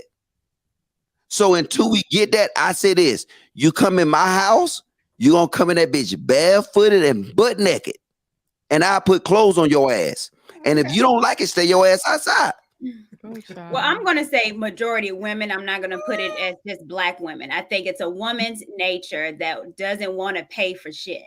I'm quitting. That's just what it is. We want a man to take care of stuff, or a majority of things. So, and a majority of women want a man that's financially able to do so. So even though I might work with, and I might be the type of woman to work with a man, I would be capping if I said, well, if he just makes 30 and for the rest of his life, and would I be okay with that? No, because I want to level up. But see, the thing is, I don't need you to work with me, Courtney. I need you to follow me. I see, if a man telling you to work with him, hold on, wait. If how a man far are you going with 30K though? Y'all not going that far. I mean, exactly. That's why you single. But if a man telling you to work with you're single, sir. You're right. And I'm gonna tell you I'm single. And I'm happy as hell. Because if a motherfucker come in my door that don't operate on that mentality, because this is what's destroying our nuclear family. Well, our nuclear family is being destroyed because our women have too much leverage in these households. So get your money together. Well, hold on, Logic. You can get your money together. You can get together. Let me come holler at you. Oh Lord, Logic. You can still be a leader and still work with your wife to level up in the household. That's what she's there for. Right. That too. So it's not either one or the other. Either I don't want you to work with me because I'm leading. The woman's place is to help level up the home.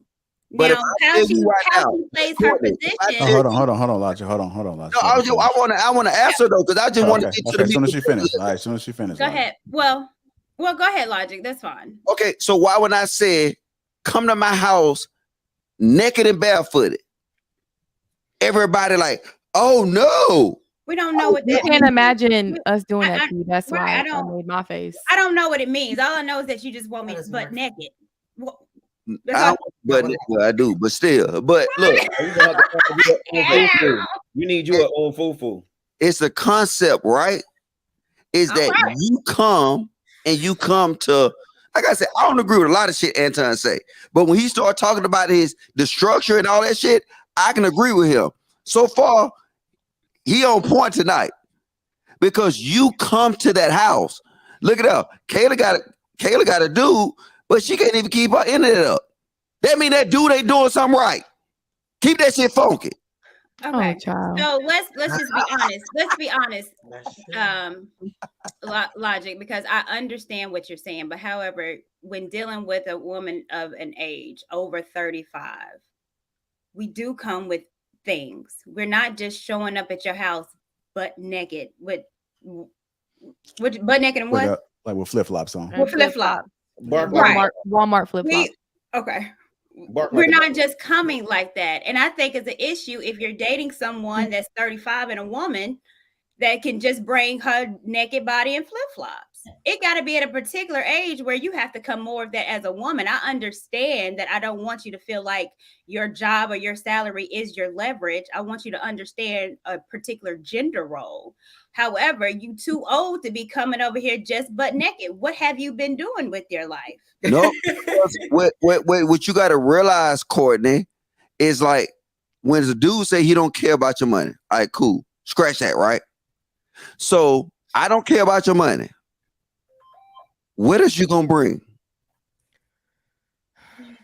Okay, so let's talk about. And I'll say that. Without your money, right? What else you gonna bring in my house?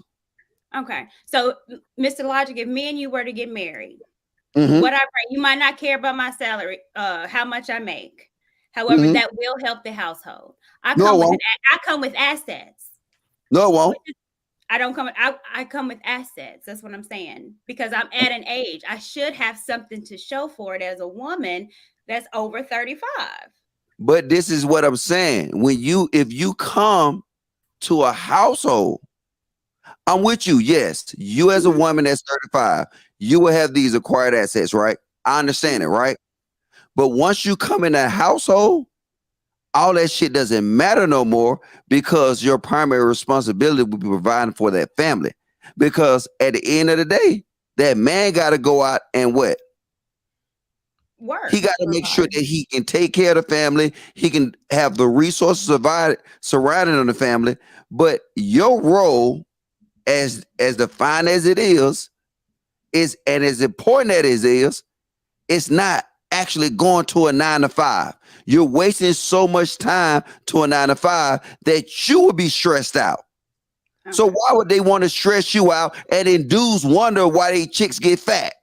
Because you got to work in a 9-to-5, nigga. You got to get up early in the morning. Okay, wait, hold up. Let me just say this. Oh, no, yeah, one at a time, fam. You got to get up early in the morning, making breakfast. Your ass still sleep. You gotta goddamn getting these kids dressed. Your ass still sleep. She preparing your clothes. Your ass still sleep. Goddamn, she goddamn feed you and her. You finally wake the fuck up.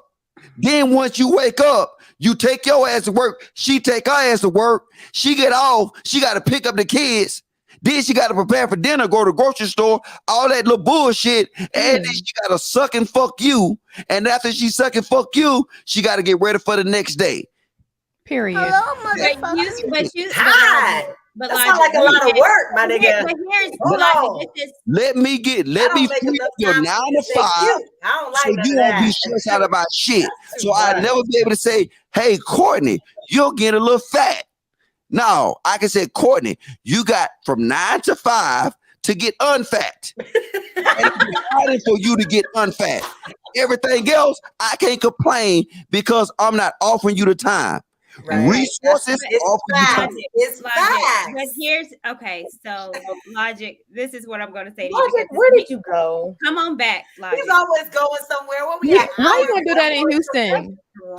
Logic, how you gonna do that in Houston? What he gonna do? Hey, like, he gonna probably run off the stage. Taylor, we gonna have a curtain.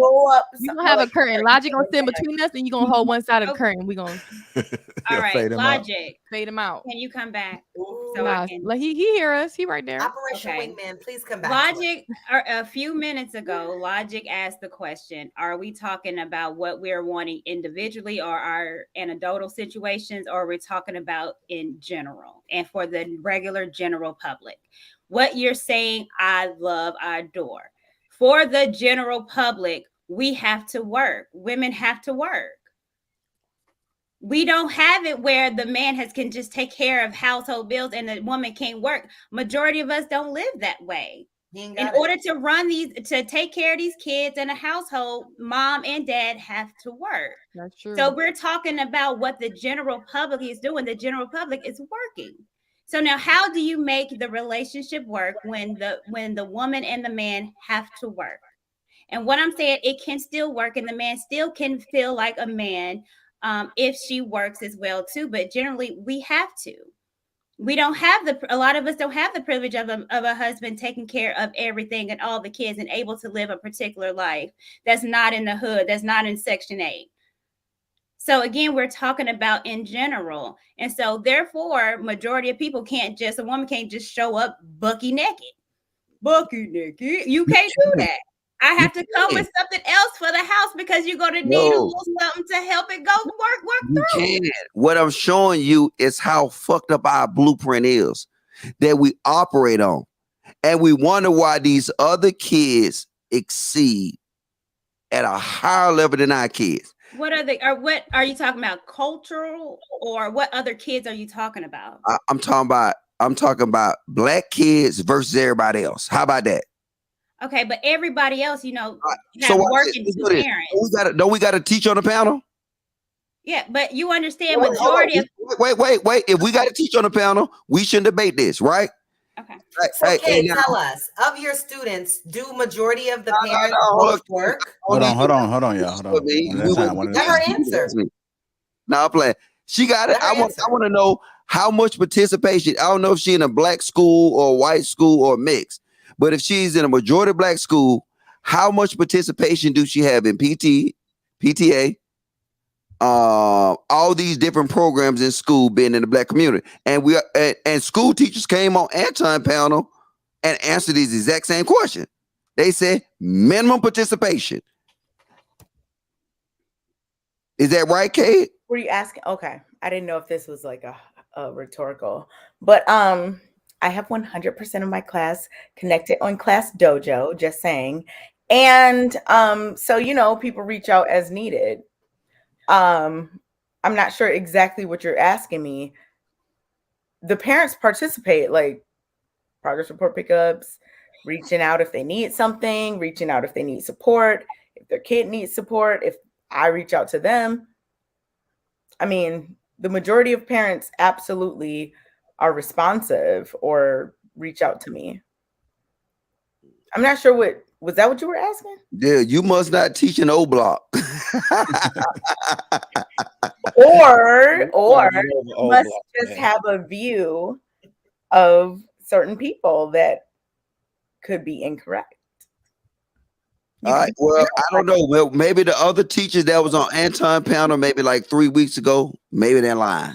Maybe they have not built relationships. I know they don't lie because I don't know. Hold on. Let her finish. Maybe.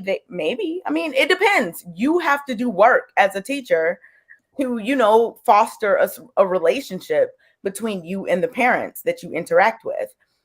The more you foster those relationships, the easier, it is to have this level of communication. So if you're not trying and you're just like, well, they're not going to do it anyway. So yeah, look at it happening. Like, okay, but you try, you do it and see what's going on. And when you see what's going on, I mean, I think most parents do the best they can. I think most parents want to be informed. I mean, there are every now and then there's a parent that, whatever, but for the most part, parents want to know what's going on with their kid. I think a lot of parents do not know how to, I guess, assist in the best way possible in terms of education. But just in terms of what you were saying, yeah, parents reach out. I reach out to parents. Any parent I want to contact, I can.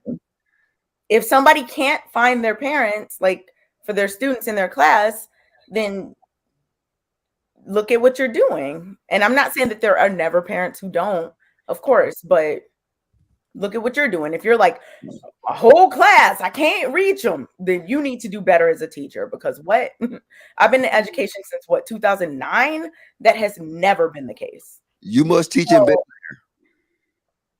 I must teach Well, I'll say as a where? Wait, hold on real quick. Okay. I said you must teach in Bel Air. No, I don't. No, I can't tell. Not at all. It's all good. Yeah. So All as right, let's get final thoughts on this show. Okay, so again, for your priority to be family, and if you need your woman to work or if she wants to work, again, there's a whole lot of other things that just going in, checking into a 9 to 5. She can work from home. I work from home, so that gives me flexibility where my house stay clean. I'm always cooking. I go to my daughter's school whenever the hell I feel like it, because I have that flexibility. Because again, my priority is to make sure home is right and my daughter's right, and my job is secondary. For a woman to be a helpmate, if she has to work, then she has to work. But again, you can do stuff and she can put herself in a position where it's to help, i.e. work from home, i.e. part-time, i.e. on the weekends, that supplement to help the family. So it ain't always got to be one thing or the other. Like I said, we do a lot of extremes, and there's things that you can work. But again, that's what it takes, mom, dad, man, woman, to make that work and what's best for the family unit. See, I would ask Anton if Rita, but I don't like bringing up that. But I can almost see that from just my perception of looking at him on YouTube, that she has ample amount of time to do each and everything that he would not only want. Hold on, Logic. Hold on, bro, real quick, because you saying in one breath, we gonna keep it funky, and we talking for the average person. Mm-hmm. And then you gave an example of somebody in your building, you make 170 and they make 170. If we dealing with average people, and we know the average salary for Black men between $45,000-$50,000, right? Let me say it this way, bro. I work in a suburb where I'm the only person in my location that looks like me. Now, talk about these housewives. I was thinking about this while y'all was talking. I talk about the majority of the housewives that come in, get what they need, and then they bounce, right? Do you know how many other people from that community, I'm talking about, and I predominantly hire women. Do you know how many women I hire that are housewives, and that's just like a job for them to pick up little odds and ends and this, that, and the third, blase, skip, woo, woo, and that their husbands primarily don't care, right? Because the money that they bring home, it's almost like the husband, he's still the man, he's still leading. She's not coming home bucket naked. Bucket naked. Listen, she still got to get the kids ready. She still got to cook breakfast. She still got to touch and duck off, or whatever you were saying. She still got to do all those things, and she come give me 20, 30 hours out the week. Like, if we talking about the average folk, that really is how it is nowadays, fam. And she may contribute on the household, but I don't know. I don't ask these people what they doing with their money, but I do know. I'm sitting up here listening to y'all, and I'm thinking about the dynamics of even just the neighborhood that I'm in, where I work. But isn't it safe to say that the average household allegedly is pushing the boundaries, because everything they trying to live, they need that woman to work to live that. So that's actually no. Go ahead, but that's actually not where they should be. Actually, if you want to be honest, the limit should be what the man can provide, not what the woman and the man can provide. Because if you depend on her, this is why we in these situations we're in now. I don't care. Like I said, her money should matter. And then ideally, she should make money. Now, if she did make money, then you seeing what we got now. Where we got half-ass households, and then guess what? Like I said, a woman can do it, but is it the optimal thing when you're dealing with performance? If you wanted an optimal housewife, right? Or put like this, put my goddamn glasses on. If you wanted the perfect wife and a perfect mother of your kids, right? Would it be a working wife or a non-working wife? None. None, Logic. But I think it's not enough to say then. No, it is more to say, Logic, because the women that I employ work because they want to work. Now, if you want to really keep it funky, I remember when Anton was talking on his channel about Rita wanting to go back to work to do nursing. She wanted to serve the community, right? So wait. If you're gonna keep it funky, bruh, we really kind of saying the same thing in a sense. You just really kind of belaboring the point and harping down like women shouldn't be working, period. Right? Put it at butt naked and come at my door. I hear you, bro. And when you pay the cost to be the boss, that's true. But you got to keep it balanced too. If you're gonna say we speaking for the average audience, then you gotta speak for the average audience. The average man cannot afford that, Logic. An average man does not have those resources. They make 40. Okay, so if an average man doesn't have the resources, right? That's why we have low income neighborhoods. He provides. They exist in what that man can provide. Everybody cannot live in all these different classes. So if he can't provide for him and his family as such, then guess what? I'm sorry, you got to live in Cabrini Green. That's what it is. He's like, 9/11. But is that okay? But what percentage of the men make over 6 figures, Logic? All right, look, I'm done. Fuck it, JR. I can see all these niggas. Don't give a fuck. Stay for the streets. Hold on.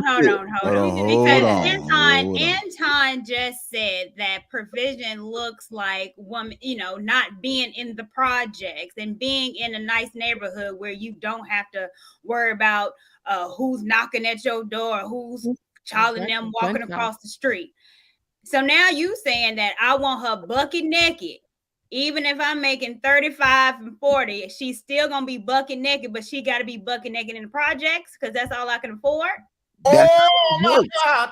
That's how. How is that provision? Is that not how life works? But how is that provision when it's like? If you can, watch this. If you can't afford a Lamborghini, can you get a Lamborghini? No. Wait. If you can't afford a $1 million house for a day, get it. So now, if you cannot afford that type of wife, you don't deserve that chick. So guess what? You might get a chick that might be a little greasy, might have some rolls, but guess what? That's what your bag can afford. And I'm being honest. And I don't know, but I want to hear what Anton got to say on this, man. I know Jared want to move on, but I was feeling the conversation earlier. I want to hear what Anton got to say. Breezy and Rose and at Walmart. All right, go ahead, Q. See, I'm helping you out. I finished your sentence. I just don't.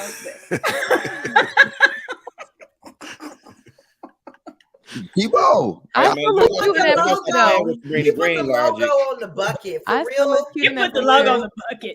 Thank you. That's promoting. That's free promotion. Thank you, Logic. Okay. Salute. I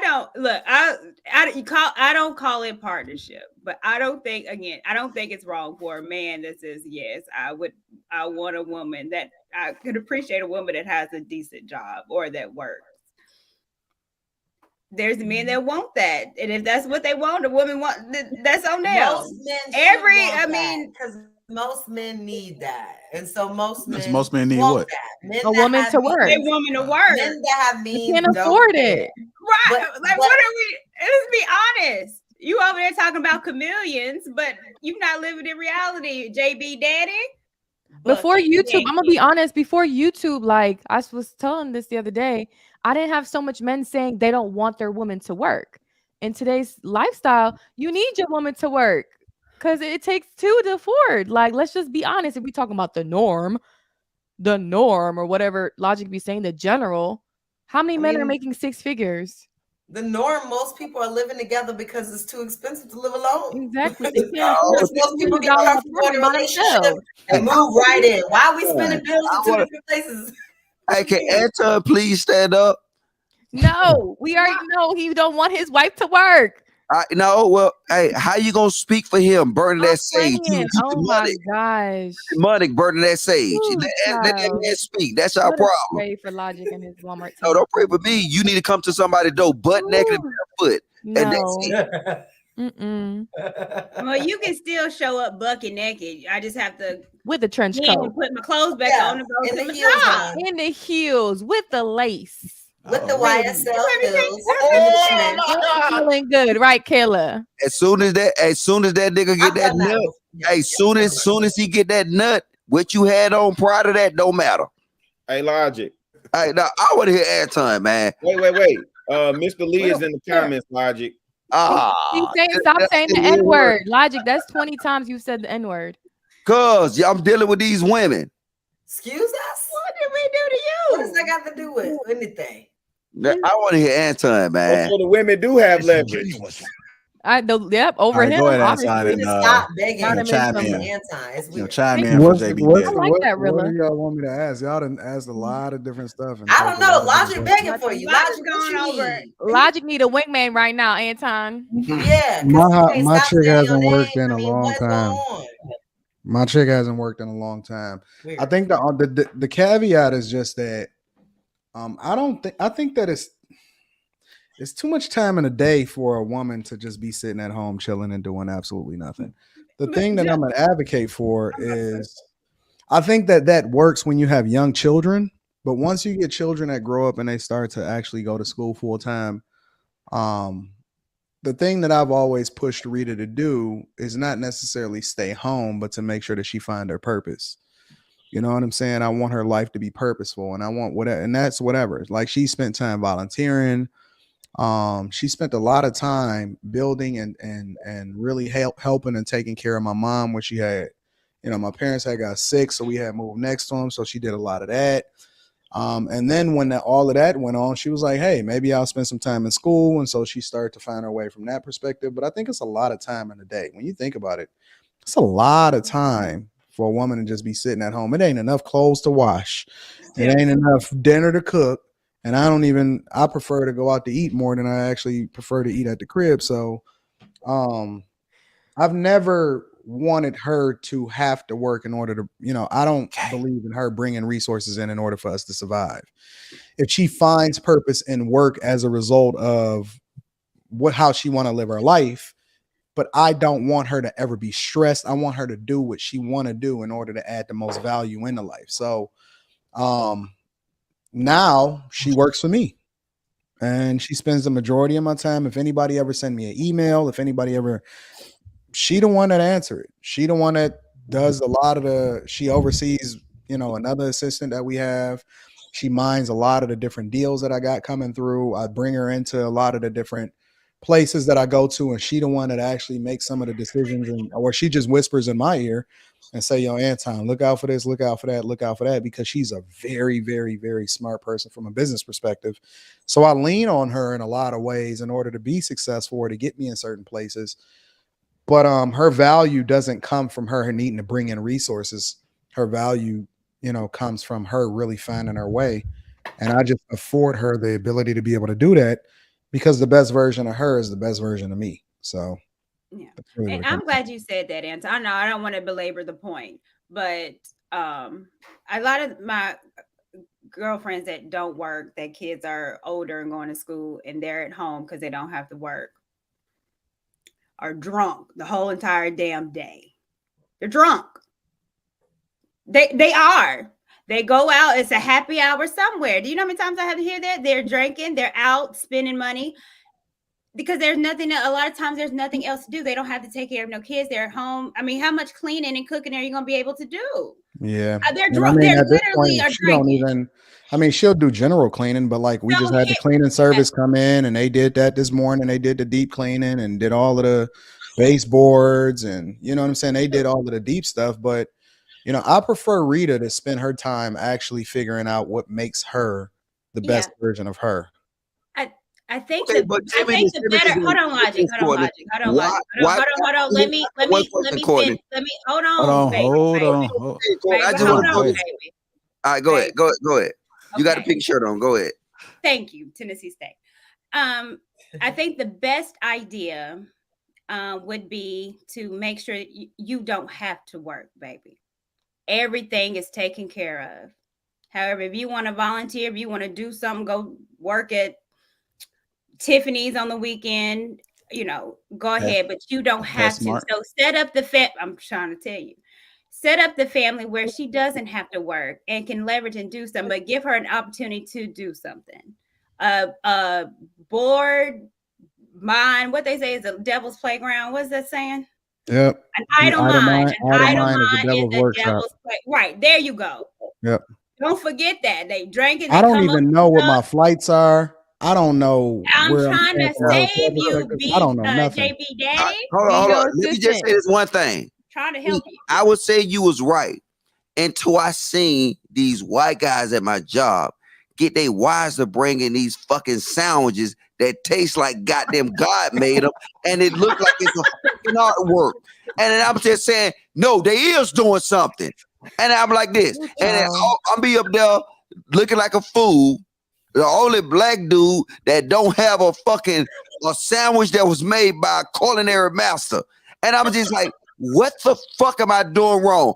I need to maybe give me one of them white chicks. No, but you be breaking. Stop. Let me finish. I'll be weak in the knees. Stand up. Is they have this shit and it tastes. It's crazy. I don't know what the fuck they put on it. It ain't no mayonnaise whip. It ain't no damn regular old mayonnaise. I don't know what kind of meat it be. Bijan. No, stop. It ain't no Bijan. Some honey mustard. It's a little extra, but no, stop. No, I'm tired of look, y'all let me finish. Or maybe it's the pecorino cheese. Maybe she's putting a little something extra in herself. It's Hellman's. But JB Daddy, you know, man,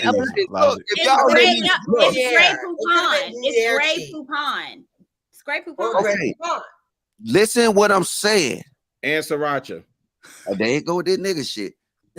Hey, sorry, Mr. Lee. But look, I'm telling you, like, it goes past that. They have nothing to worry about.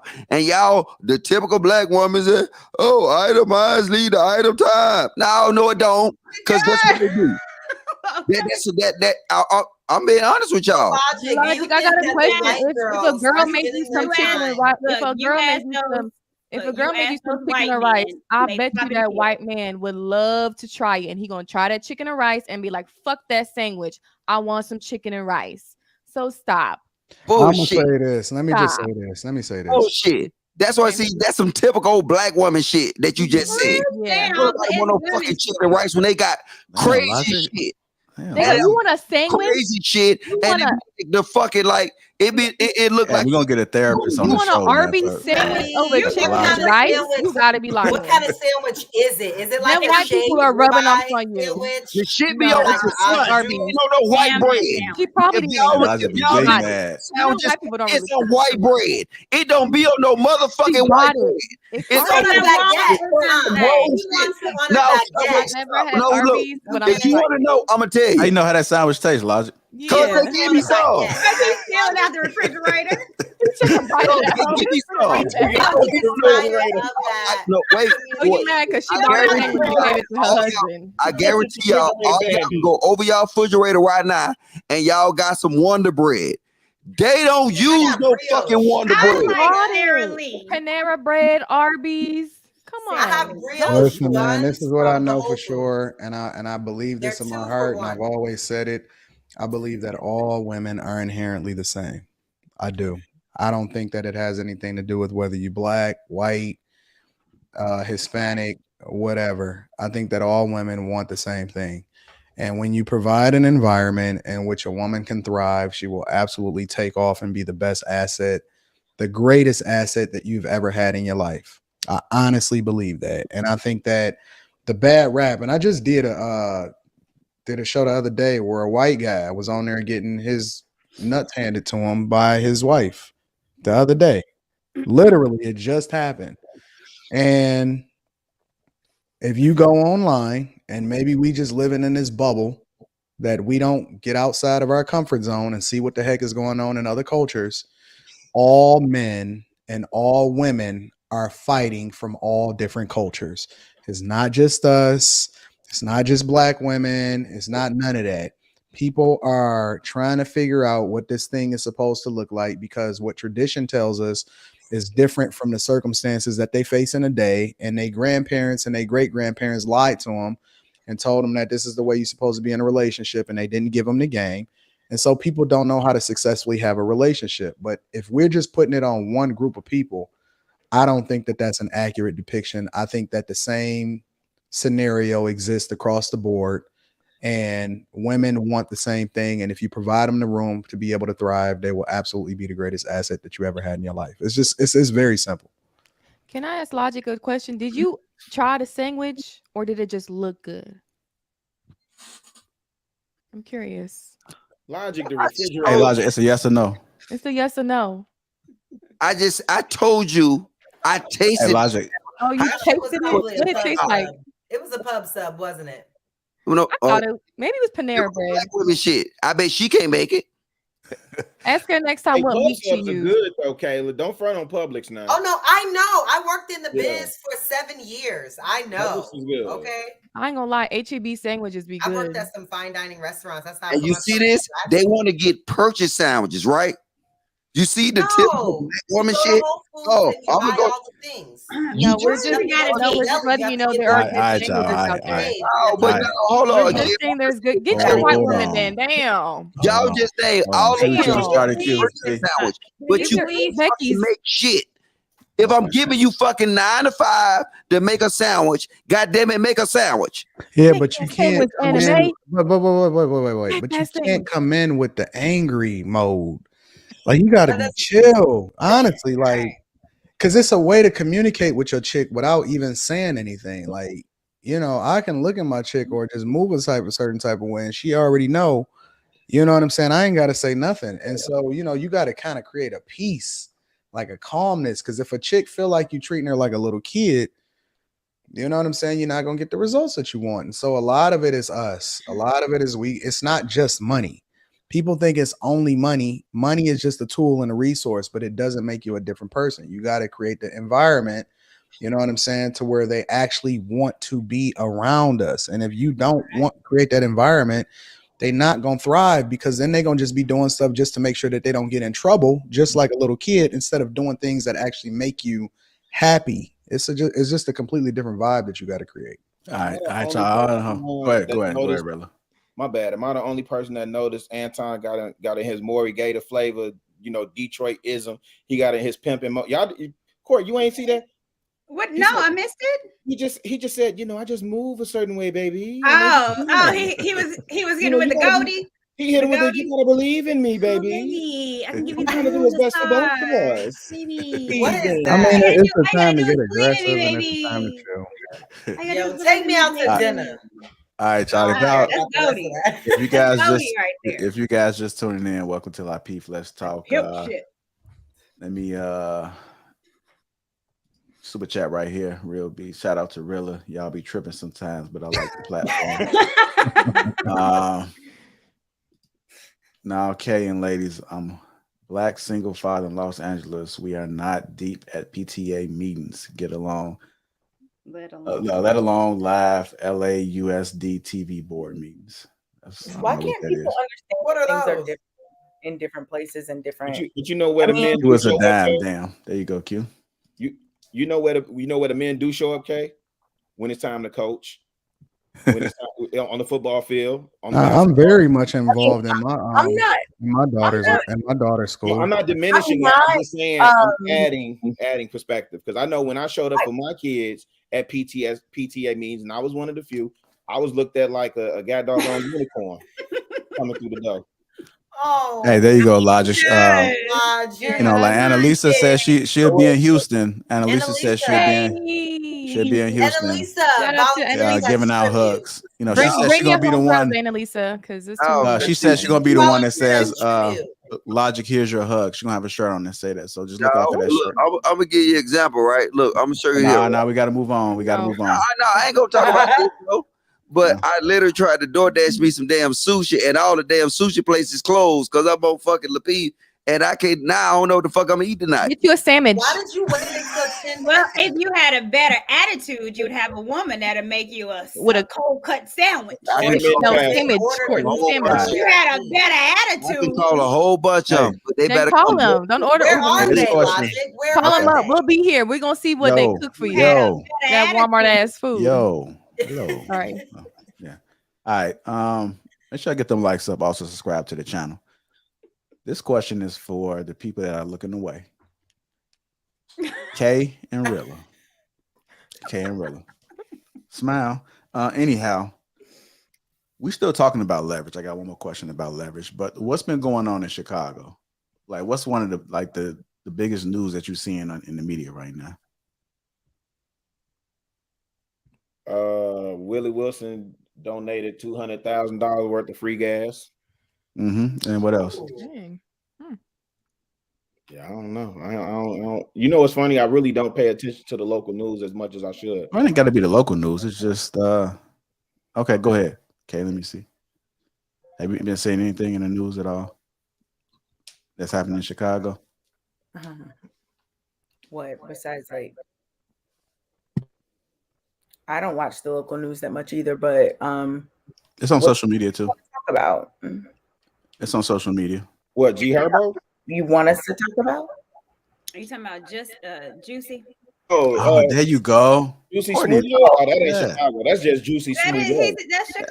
Yeah, but I said what's going on in Chicago, right? No, ain't nobody. I thought you were like trying to get into a more like. No, we ain't paying attention to that. Crime rate. I understand you guys are critical thinkers, but we wasn't going there. We was keeping Well, it. then you should definitely have. No, we ain't paying attention. He just got compared to Emmett Till. Okay, so I wanted to ask this question since we still on leveraging, right? And I'm gonna start with you, really, and then I'm gonna go to Kay since it's a Chicago thing, right? At least it's happening in Chicago. I don't know if he's from Chicago. It's Juicy Smollett leveraging the LGBTQIA and being black to get attention. Why you call it Juicy, bro? What? I'm dead. Who is Juicy? Oh, Jesse. my fault. Juicy. Who is that? Leave it there. Juicy. Who is that? I'm sorry, that was a typo. You said TQIA. You put an extra letter. Hold on. I just want to know. Like, do you guys think that he's leveraging? Listen, let me I say don't know this. who that is. Let me say this. Let me answer the question. Out the gate, yes, he attempted to do it. People that are here in Chicago, when we first heard that story, talking about you just checked in fresh off a flight, and you up north in below 0 degree weather, going to Subway and got attacked by MAGA in a predominantly Democratic city with bleach. They had bleach. Nah, bro. Nah. So did he try? He attempted to leverage it. Yeah, he did. Kayla, stop playing. You know who Juicy Smoothie is. I'm trying to get this correct. Is it Jesse? Jesse? Jussie. I don't know who that is. Yes, you do. From she Kayla, you know all the famous people. I don't know a Juicy. I don't know a Juicy. Okay, I don't know a Juicy. She said, "Put respect on his name." Honestly answering, yeah, he attempted to, but you know what's funny? Even locally, that community, and that's a strong community here. They didn't galvanize behind him like that. They didn't, because they never. Y'all insane. They got a whole law passed. Michelle Obama got a whole law passed on his behalf. Yes, she did. We talking about Chicago. Y'all need to look it up. I did a whole review on this. I studied it. I went into a deep dive. Bro, they just let him out of jail right now. He already out. I get that. Wait, what law did she get passed for him? Because I'll look it up for you. Hey, Kate, what are your thoughts about it? Is did I spell that correctly? Is it Jesse or Juicy? That's just Jesse. I'm so used to calling him Juicy.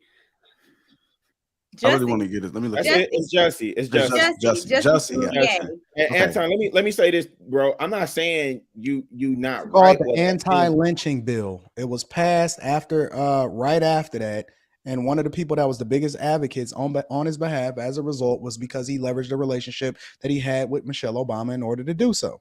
Wait a minute, hold on. Let me look this up because they Look were it saying, up. It's the anti-lynching. they were saying Emmett. I didn't hear them refer that back to Jussie Smollett. I heard them refer that to Emmett Till, and people were really screaming that it was a shame that it took all this time to honor Emmett Till legacy. Is that why they were relating him to Emmett Till? Because I don't know why Taji P was talking about he's like the new Emmett Till. No, I get it. But what let me ask you this. That don't compare. Let me ask you this. Was he successful at lobbying support from the LGBTQ plus IA community in order to garner support and empathy in order to affect change on his behalf? No, he lied. The hell? Yeah, but y'all don't understand what happened. The first go round, he did lobby and get support, and he got dismissed of charges prior to people having to volunteer and play a role in putting together evidence in order for him to be recharged. Yes, he did. And he showed y'all that there's a difference and there's a hierarchy when it comes to certain people that's using certain letters in the alphabet in order to be able to leverage their position to get things done. It happened. Y'all need to go back and look at exactly what happened. I don't remember the LGBT community they did supporting him at all. Yeah. Now maybe they did. I don't remember. Now I remember Black folks trying to support him, i.e. like the Breakfast Club, old girl Amanda Seal calling him low-key noble. I remember those particular Kamala people. Harris. Right. So I remember the black community was divided where we were like, no, he's clearly lying, and people, no, he low-key noble. So I know that, but I don't remember. But the question is, did he leverage this? He tried. He tried to get attention and to be able to do whatever it is that he did, and he did leverage it, right? Because if that was the case, then he would have never even mentioned the fact that he is what he is in order to be able to, you know what I'm saying? Because let's be clear, being gay had nothing to do with the situation. That wasn't even supposed to be a factor. Why would he even bring that up unless he wanted to play a role? Did he say they mentioned him being gay when he said that he got bleached on? I think he was like, you're the F that's word. him leveraging, because think about it. He the one that made it. He the one that told him what to say. He told him what to say. Well, I mean, it clearly was a lie. And I think he tried to leverage both particular communities. But however, I don't think it worked with the gay community, and I think it worked with some of the Black community. Some of the gay community. Let me say this too. While I'm looking at this, because this was a bill, this is probably the last bill that Bobby Rush will sponsor. And as I'm looking at it, I'm reading through it now. It's I'm not saying you incorrect, Anton. There's just I don't see a footprint of Juicy. Bro, y'all got to go back and actually do the research. I got to go back and see. I just remember Amanda Seals calling him low-key noble, and I was like, I remember that. I remember Kamala Harris coming to his aid and assist too. Was that before he lied? Before they found out he lied? Now, what happened is that you got to realize the scenario that he made. He made a fake scenario that they beat him. They had MAGA hats, and I think they were calling gay slurs. Yeah. So he introduced. I get that part. Yeah, but he introduced the whole gay stuff into the equation. So now the LGBTQ community did stand up for him. Yeah. No, y'all are way off. And we talking about Chicago in particular, fam. But one thing we gonna do is we gonna keep it logic. If we gonna keep it funky. The gay community came out for him. Listen, if we gonna keep it funky, Logic, the gay community in Chicago. Man, I think I watched that G word, y'all. Okay, the homosexual. Can I say that one? The alphabet community in Chicago operates the same way as the alphabet community in Atlanta. There is segregation, bro. The Black alphabet community in Chicago rallied behind him. Yeah, they stood with him on the strength of he's Black in alphabet. The white alphabet community distanced themselves, and those are the ones with the power. It's the same way in Atlanta, and that's a fact. I don't even know why you're shaking your head, fam. That's the truth. You what you're saying has nothing to do with the statement I just made. the statement I just made was, and I think that is the correct worm. It's not the correct term. It's not Jesse. It is actually Juicy. Smoke that. So that's the correct term. It's not Jesse. It's Juicy. God damn. Well, let me fade away when I talk about this dude. Wait. But, all right, so I just kind of wanted to brush over that because I know that's answer was yes. He did leverage it. Yeah. He did leverage the community. Now, how effective he was and did they support him? I think that's where we're splitting hairs. You know, the interesting thing about this, though, I'm always curious. Gotta go ahead and say it. I just gotta say it. I'm always curious as to when we talk about this subject specifically, the alphabet community, and if I say something negative or I say something that I don't agree with, it's World War III. But then nobody wants to hold anybody accountable when, you know what I'm saying, people do stuff that's not right on and they're using that same type of name. Where's the same energy at, bro? Where's the same energy? Because the one thing that you can't say about me, whether you agree with me or you disagree with me, is that I keep the same energy across the board. And the same way that I congratulate somebody is the same way that I'm gonna hold them accountable. And that's across the board, whether it's the Black community, I don't care who it is. But how come nobody wants to show up and hold anybody accountable when it comes to this community? You know what I'm saying? When something like this plays out, ain't nobody got nothing to say. We ain't nobody on camera all of a sudden. Now we don't want to participate in the conversation like we ain't on the panel no more. Like, keep it the same way across the board. Let's not switch it up. I don't understand that, bro. I don't. In the same way that I celebrate women, I will go off and I will hold them accountable. I'm an equal accountability partner, and I just don't see that consistency today. That's all I'm gonna say. I'm gonna leave it at that. Yeah. Why I do believe that we should be able to talk about the community. We don't have to. It's not degrading, but we should be able to talk about the gay community as well as we talk about the Black community. Watch that G word. You gotta say alphabet. Okay, but we need to start. Let's start talking about that white community. Logic. Okay, that's what let's just start talking about the Asian community. Logic. Why you always want to talk about the Black woman? The Black woman smell like Fritos. Let's start talking about other communities. Logic. How about that? Logic, is that sandwich good over there that you eating?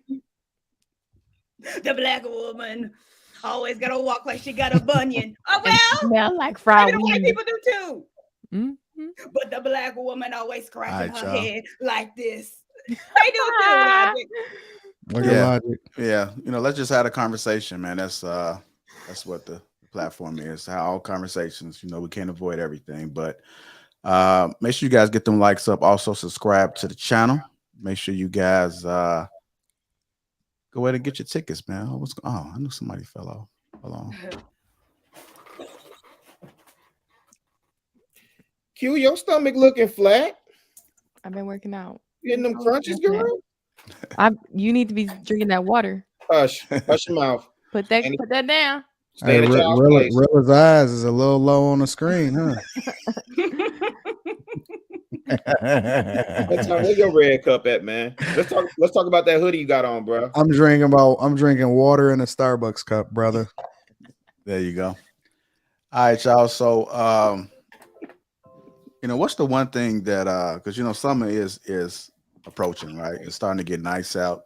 We do got daylight savings time is in full effect. We spring forward, and we always talk about the women when they be trying to check these guys out of them gray sweats, right? Damn, Kayla, what the hell? You gotta go to the restroom. Let her make it. Is undefeated. Yeah. So we always talk about that, right? But what made me think about this is one of my guys always posts, especially when it's nice in Chicago, right? Like he always posts this, man. And I'm just gonna go ahead and put this up real quick. I know y'all looking in anticipation, so let me go ahead and some gray sweatpants. No, we ain't talking about no damn. I was finished. No. Yeah, maybe. Like sucking now. No, we're not talking about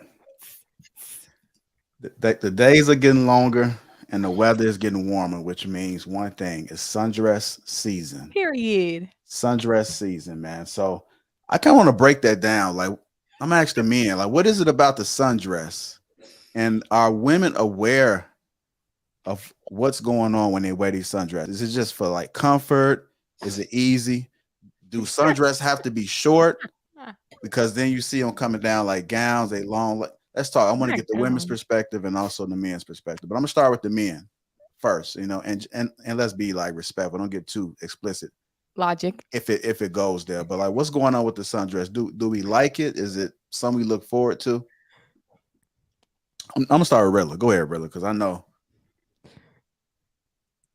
I'm so glad I'm married now, man. I mean, I had nothing to do with you being married. I mean, You know, like your wife can wear. You was just like watching me. Hold on, y'all, calm down. Let me have my moment. Let me flex on y'all real quick. Listen, man, every man enjoys sundress season, and I say for me, if it's a short sundress, I don't find it that appealing. Actually, the longer it is, because it's supposed to accentuate the shape.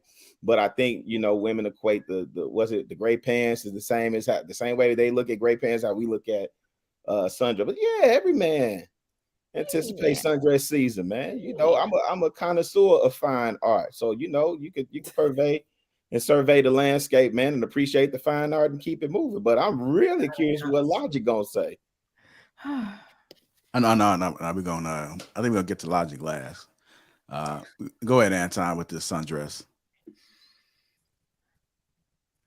I don't know. I just think that women are gorgeous, bro. I think that women are too great to look at, and I think that they, you know, that sundress is a blessing. I think that God blessed us with sundresses, and it is to be appreciated. Don't look, but don't touch. Don't look too hard. But the sundresses are depth. You know what? I think that we just be cooped up in the crib like that winter. You know what I'm saying? That winter and hide and everything like that. We just be cooped up too long. And then when you finally be breaking out, and I'm not talking about cooped up on some like well, I mean, you got to think half the country is winterized. You know People what I'm in saying? the north. So, yeah, well, New York, Chicago, you know what I'm saying? Even in Atlanta, it be getting cold in Atlanta. It be snowing. Yeah, it be getting cold in Atlanta. And all that. Down here, we outside all the time, though. We outside 24, 365. Yeah. Even when it's chilly, we just throw a little crop jacket on. Yeah. Still go outside. So, you know, so I you think saying women are a blessing. So you saying down there up in Florida, it could be any given day that y'all put a sundress on. Yeah, except for during rainy season. During rainy season, hurricane season is probably a little less likely because it's days where it just be raining. But for the most part, yeah, like anytime it's sunny. That's not even during winter. I mean, during the winter, Texas too. I ain't gonna lie. In Texas, you'll see it.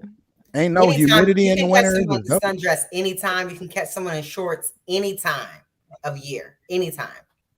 Yeah, that junk slap. But that's Florida.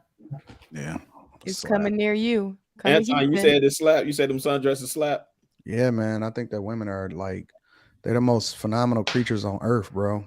I don't know why dudes be complaining about them. I like women are dope. Why are dudes complaining about women? Because they don't got one. Like men. Oh, because they don't got one. Or that too, Kayla.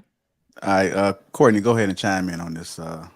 Up on this sundress thing, you know, like what just give me though. No, I said I was gonna say the best for last. We know you're gonna take it left. All right. He eager, boy. That's he wiping his mouth. I'm all for a sundress. In the summertime, that's all I have on. It's easy, breezy. Walk in a little air, get all up and threw up in there. Yes, cracking everything. Ow. Walk and make a jiggle. Yes, I am a fan of a sundress. It's just easy. I don't have to iron. Just slip it on, go on about my business. I can dress it up, dress it down. That's a fact. Courtney throw that Sometimes fro I fit a on. little extra. I walk with a little stank walk in it. And Courtney that's throw a that walk fro too? on. Courtney throw this little fro twist. on. She talking about the little twist. Oh, you did have the golden. She had the golden. Living my life like it's golden. That was the sundress. Oh, okay, Big Red. That's thirst trap season. I mean, that's the part I forgot to say. People's wearing sundresses in 1960s, 1950s, but she's right though. I love a good sundress. It's just easy, especially overseas. It's just easy. It's less to deal. You ain't got to deal with pants. You know, so you can go out to eat. I just, come to Houston Live Show. A lot of women will be wearing sundresses when we go out. You will see. It's going to be hot outside. Yeah, it's going to be dope. Okay. It's going to be dope. Kayla, what you got on it? You're muted. Currently? No, what you got on the topic, not on. Oh, no. Look at you. What you wear? What you got a sundress? I don't have on a sundress. No. But no, I love sundress season. I love thirst trap season. I love it all. I love we're only young and looking like this for so long. Okay. So let's live it up. I love it. It's a long one though, what Rilla was talking about, because how it just fits your body. And with the sundress, you can twerk and you don't have to worry about with the long one. You don't have to worry about, ever anything. Like everything will always be covered because it's cut all the way down to your feet. Especially when you travel. Mm-hmm. Travel super light. It's just I always put in a sundress or a jumper. And you don't have to worry about ironing them too much as long as you do your size because you fill it out, so you don't have to worry about ironing it. You just put it on. When it's too tight, you ain't got to iron shit. It's just all spread out. Yeah. Showing all that. All right. So then, can a sundress be classy? Yes. Of course. Yeah. Okay. So they got different versions. You can dress it up, dress it down, be casual, take a professional. Mm-hmm. Let me get on fashion. Can it be professional? I was about to say, honey, I come with the fashion. So I'm getting on Fashion Nova real quick. Yes, come on, 2 for 1. Period. So. Wait, can it be professional? Q said it can be professional too. Can it be professional? There's like you can dress it up. You can dress it up. Man, let them girls do what they want to do. I do think that let them do what they want to do, bro. Hey, Anton in this Mac Daddy bag, man. I'm picking up what you put down, Playboy. That ain't water in that cup, man. Yeah, you can see how he like water, you would just swallow like right away. He said you got liquor, you kind of savors the flavor in his mouth. What they call them? Dobbs hat. They got you, Anton. Where you go get your Dobbs hats from, man? I need to know. Yeah, right. He said it can't be classy. Ballrooming. Anton, how often you Rita go ballrooming? Never. Man, okay. All right. This is what type of time we on. I see what you do. Go ahead, Kayla. I see you trying to jump in. Yeah, all I was gonna say is that one thing that does help a dress to be, say, professional, not necessarily classy because it's relative, but professional is if it's a fit and flare or some kind of frilly kind of dress. That can make it more professional, more classy versus something that is a bodycon, like fitted dress. So stuff that has like frills or stuff on it, or like it fits and flares out, or if it's like a what's it called, like t-shirt style, where it's like a what do they call, like a slip dress. Those can be seen as like classier because they don't hug your body as tight. Because some people think sundresses are just the tight ones. No, they're just not tight. Yeah, they're not. They're just different kinds. Yeah. You can get it at Walmart. They got them Logic. You seen them at the Walmart? You seen sundresses at the Walmart? Are they cute? $7.99. They are at the Walmart. I haven't been in there so long. I'm asking, what do they look like? Are they cute, Logic? Are they decent? It's cute to Logic. He shot there. Oh.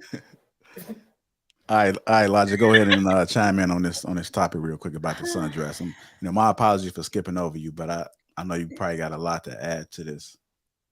Look, hey, I told you, look, sundresses is a gift to the women, like them sandwiches is the gift to the men. Wow.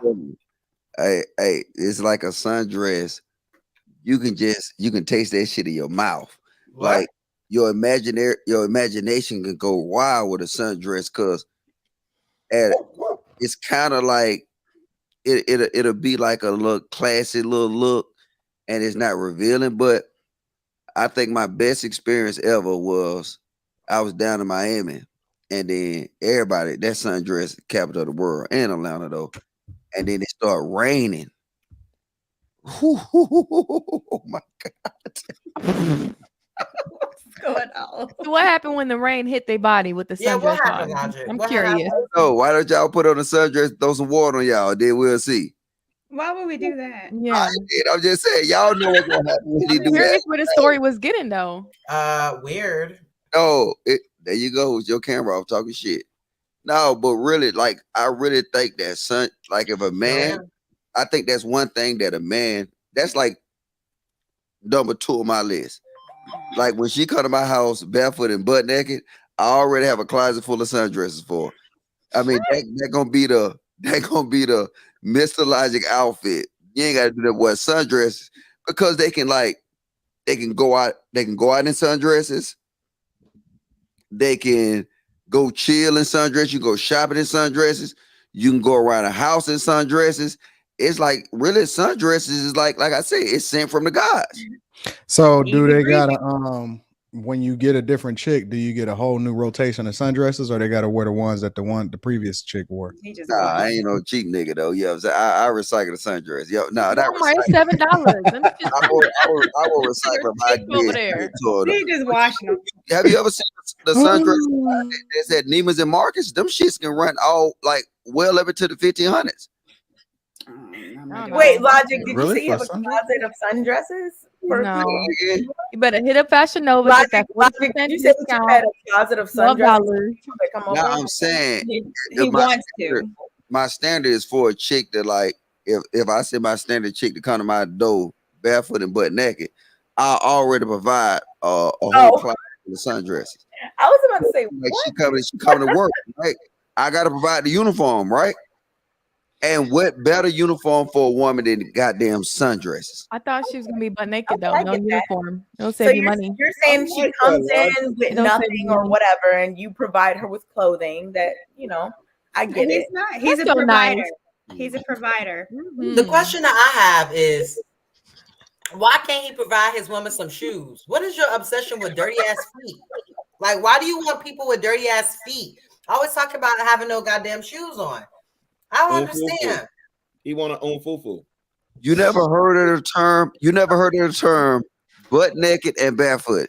You never heard that term? Barefoot and pregnant, but that's usually referring to a woman. It's usually referring to someone's wife, where I want you barefoot and pregnant, meaning not working, just naked and fertile. No, well, it's not really. Sounds like they're working in a drug house where they got no clothes on, no shoes on, so they can't hide shit. What kind of shit are you running, Logic? That's New Jack City. The crack house. I was thinking. He got a crack house. You know, crack house, they gotta be butt ass naked. Butt ass naked, no shoes. We been getting along good shit today. From my house. Why you gonna wait to the end? Hold up, ladies.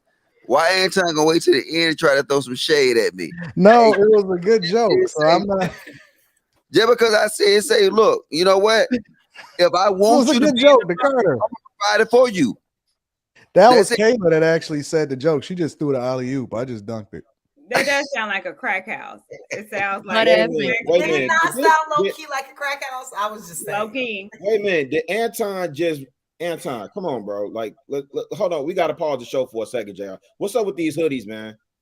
What's up with these hoodies? You just gonna low key change it to another hoodie? What's that about? That's a nice. Is that new? That's nice, but I would get that shit dirty. I need that. Size large, bro. That's new. And I always rock the new. I need to hear what's up with these hoodies, man. What's up? They exclusive. You gotta hit it with the earring, Kayla. You gotta call HR. Mr. Coleman. Is Mr. Coleman is a fake HR person. I'm definitely finna hit Mr. Coleman. He's real life. Hit JR. No, he's not a real. No, I'm talking about he's not real HR. That's what I'm talking about. No, he is HR. He is HR. Yes. Oh, I've been telling him that he didn't tell me nothing. Yeah. I'm like, you're not even HR. He's like, yeah. No, he's real HR. Look right there. My grievance, man. What's going on with these hoodies, Anton? What's up with this one you got on that, bro? You gotta hit Mr. Coleman up. Mr. Coleman, can I get a medium? Thank you very much. Why do I have to hit Mr. Coleman? If he's HR, shouldn't he hit us in regarding the new merchandise? Who's part of marketing? Hey, that's his job. I ain't got nothing to do with it. All right. Okay. Y'all got me think about sundresses now. I'm about to fade out in this video. You can't get over there daydreaming. And go and do what, Logic? Pamela Handy. I did see some Jergens back there. I did see Jergens. Not Jergens. Walmart ain't working. No, I'm sure Logic has a sneaky link. I can tell you right now, Logic got a sneaky link. He got a sneaky link though, because he never no, Taylor, he got a roster. He would never show her to When anybody. Logic get in his He bag. got a sneaky link. I promise you. Be careful. Y'all can't be mad when Logic get in his bag now. Y'all can't be mad. Hey, I got a question for y'all. Do y'all think that if y'all had to bet money, if y'all have to bet money, let's just say you got to bet $1,000, right? And it was a pool. How long from today do you think that Logic would get married? Or do you think that he would ever get married? Do you think Logic is ever gonna get married? Let me phase out. I think he will. Absolutely. I think he will. He's a marrying man. Well, how long from today do you think he would get married? Depends if he's dating someone now. I mean, I think a year and a half. You think he's gonna be married in a year and a half? Yeah, right now he's still for the streets. He's still in them streets. I know. Logic is he's kind of still in the streets. I think he's still in the streets. How you wait? I was gonna say 3 years. I was gonna say 3 years for him to actually hop the broom. I think it would take like 3 years. I don't know how you gonna say you have to find somebody first. I don't know then how you gotta cultivate the relationship. Then you gotta save your money. You gotta pop the question. You gotta go through all that. Logic got money. Happens, Logic got money. Once he finds his woman, he's gonna marry her within 3 to 5 months. Oh no, but you remember, Courtney, what he said? It takes longer to vet a woman. So yeah, because he can't tell if she's feminine in 4 hours. He can't tell. He can't tell if she's feminine in 4 hours. Logic, he does stuff on impulse sometimes. See, Anton said y'all look to get slaughtered. And y'all just fall for it every fucking time. And I y'all like one at a time. And the only person that ain't saying that is my dog K. So I'm gonna keep K on. She did say it. She talked like, Shaka Khan. K said something too. I spoke highly of you. Yeah, I did too. What did I say, say, Anton?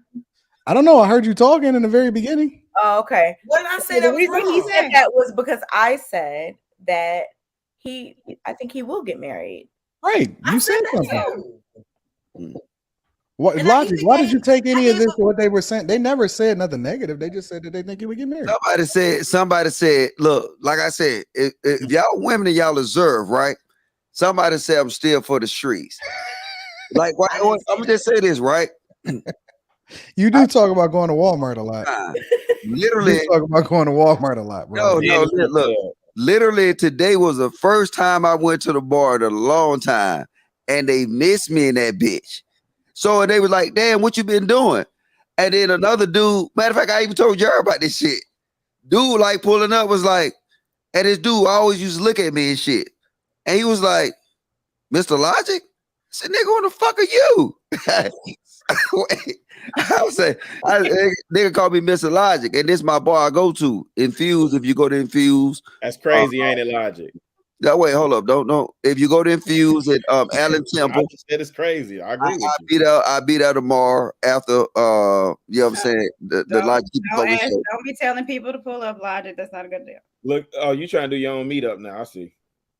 Look, Virginia got the most. I just said I wish they would, but I ain't gonna go there. Let's get to the point though. But like the dude pulled up and he was talking to me and shit, him and his chick, and was like, he had something to say about Kayla. He had something to say about Kay. I'm telling you, what did JR? They was like really, it turned into like a little debate. And I'm in there trying to just get my drink. Dude pulled up on me, called me Mr. Logic. I was about to punch the nigga. The thing is somebody, whoever said I was for the streets, since I've been in Lapeef, I really haven't been for the streets. I ain't got time. Like dealing with this shit, you ain't got time to be for the streets. I know. You've been Lapeefing. But if you wasn't Lapeefing, you would have been Lastreeting. I think once Logic get married, he gonna be 100% blue pilled. He gonna be the simpinest simp. Oh yeah, Logic is you ever seen in your entire life. Gonna be singing R&B songs. When Logic get married, we gonna be on the Lapeef Network. He gonna have a whole nother tune. He ain't gonna be 100 on y'all. So bad for the one you want. No, all wide open. I've seen Logic's type, and they turn all the way blue pill 1000%. And that's how I know you don't know me, because everybody that know me forever would tell you something totally different, because I'm gonna stay solid. Ain't nobody gonna ever told you. Ain't nothing wrong with a simp, bro. We need simp. Look, We ain't need nobody As long as she love you back, it's okay.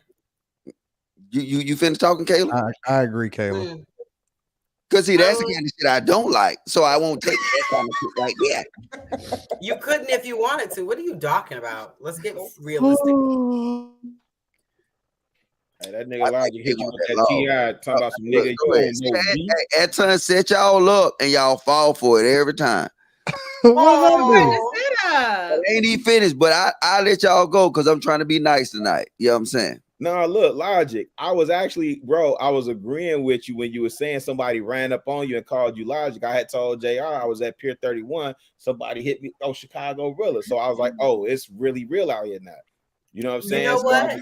So I was saying for you, bro, for somebody to run up on you and call you Logic, like you seeing it's really real out here, right? Well, see, y'all don't know. See, this how I am, right? When I go to that place, right, doing karaoke night, which is Thursday, I go and put the Lapeef show on the fucking screen. Like, wait. Hey, that's why I'm tired of y'all ladies interrupting me. I am different. Y'all ain't met no dude like me. I'm different. Like I said, y'all do that little chit chat. Yeah. I'm different. Y'all will fall in fucking line. You know what though? But for the Houston meetup, y'all ain't gonna fall in line because y'all objective will be to prove me wrong. Well, you ain't nobody but Clint Eastwood on that's easy logic. On that movie where he was getting on that Asian dude all day. Courtney, you stupid. You caught that. Pull up to the ceiling who was still missing. Right here. Yeah, I'm different. Come on, 2 J's, titty boy. I'm different. Yeah, I'm different. Someone called me out at the dollar store. Not the dollar store. I was at the dollar store getting my daily dollar budget. I'm about to say, you high value, Courtney. What you doing at the hell no, I'm not. I'm cheap. Yes, Courtney, still at the dollar store. Okay? I'll forever be at the dollar store. I don't care how much money I got. I don't want to spend it. No, getting my toiletries. And that's why I said, ass come barefoot and butt naked. I'm telling you. It's funny because somebody approached me though at the American Social, and it was mad weird. Like people coming up to you. Hey, can you put a chat? Can y'all imagine these women coming to your door barefoot and butt naked? Put a one in the chat if y'all like that.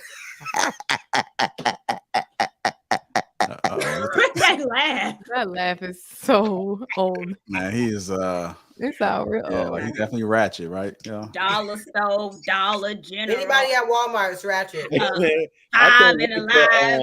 I can't wait till Logic hit granddad status, man. You gonna be that granddad on the porch in the rocket chair talking the most shit. I can't wait. He that right now. Yeah, I can't wait till he hit it. You smoke pipes? Well, just hookah. Or you smoke some ganja? Plead the fifth. You know what granddads do? They smoke the cigars, they smoke the pipes. Well, maybe they don't smoke pipes. Hey, look. I can't say it though, because it's legal. I smoke that medical shit. That's that good shit. Jesus Christ.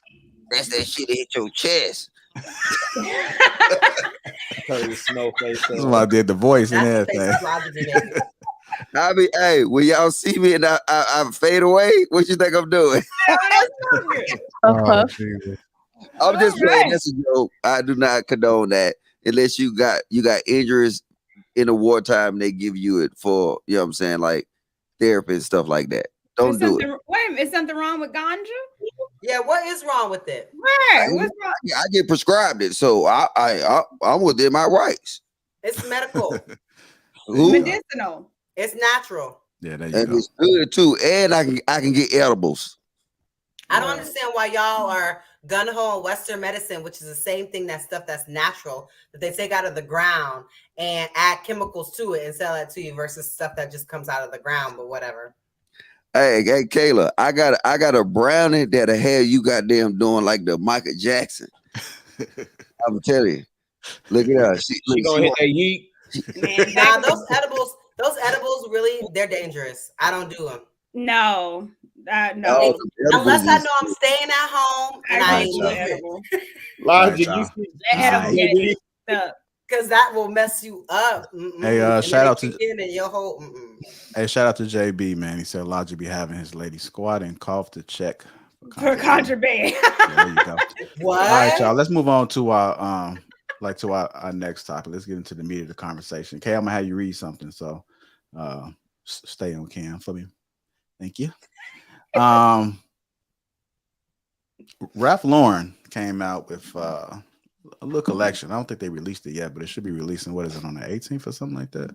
I think it's this month, next week, actually. Okay, yes. So they're supposed to be dropping something. You guys seen the thumbnail about their collection, but Ralph Lauren revises his vision of the American dream, inspired by the style of HBCUs.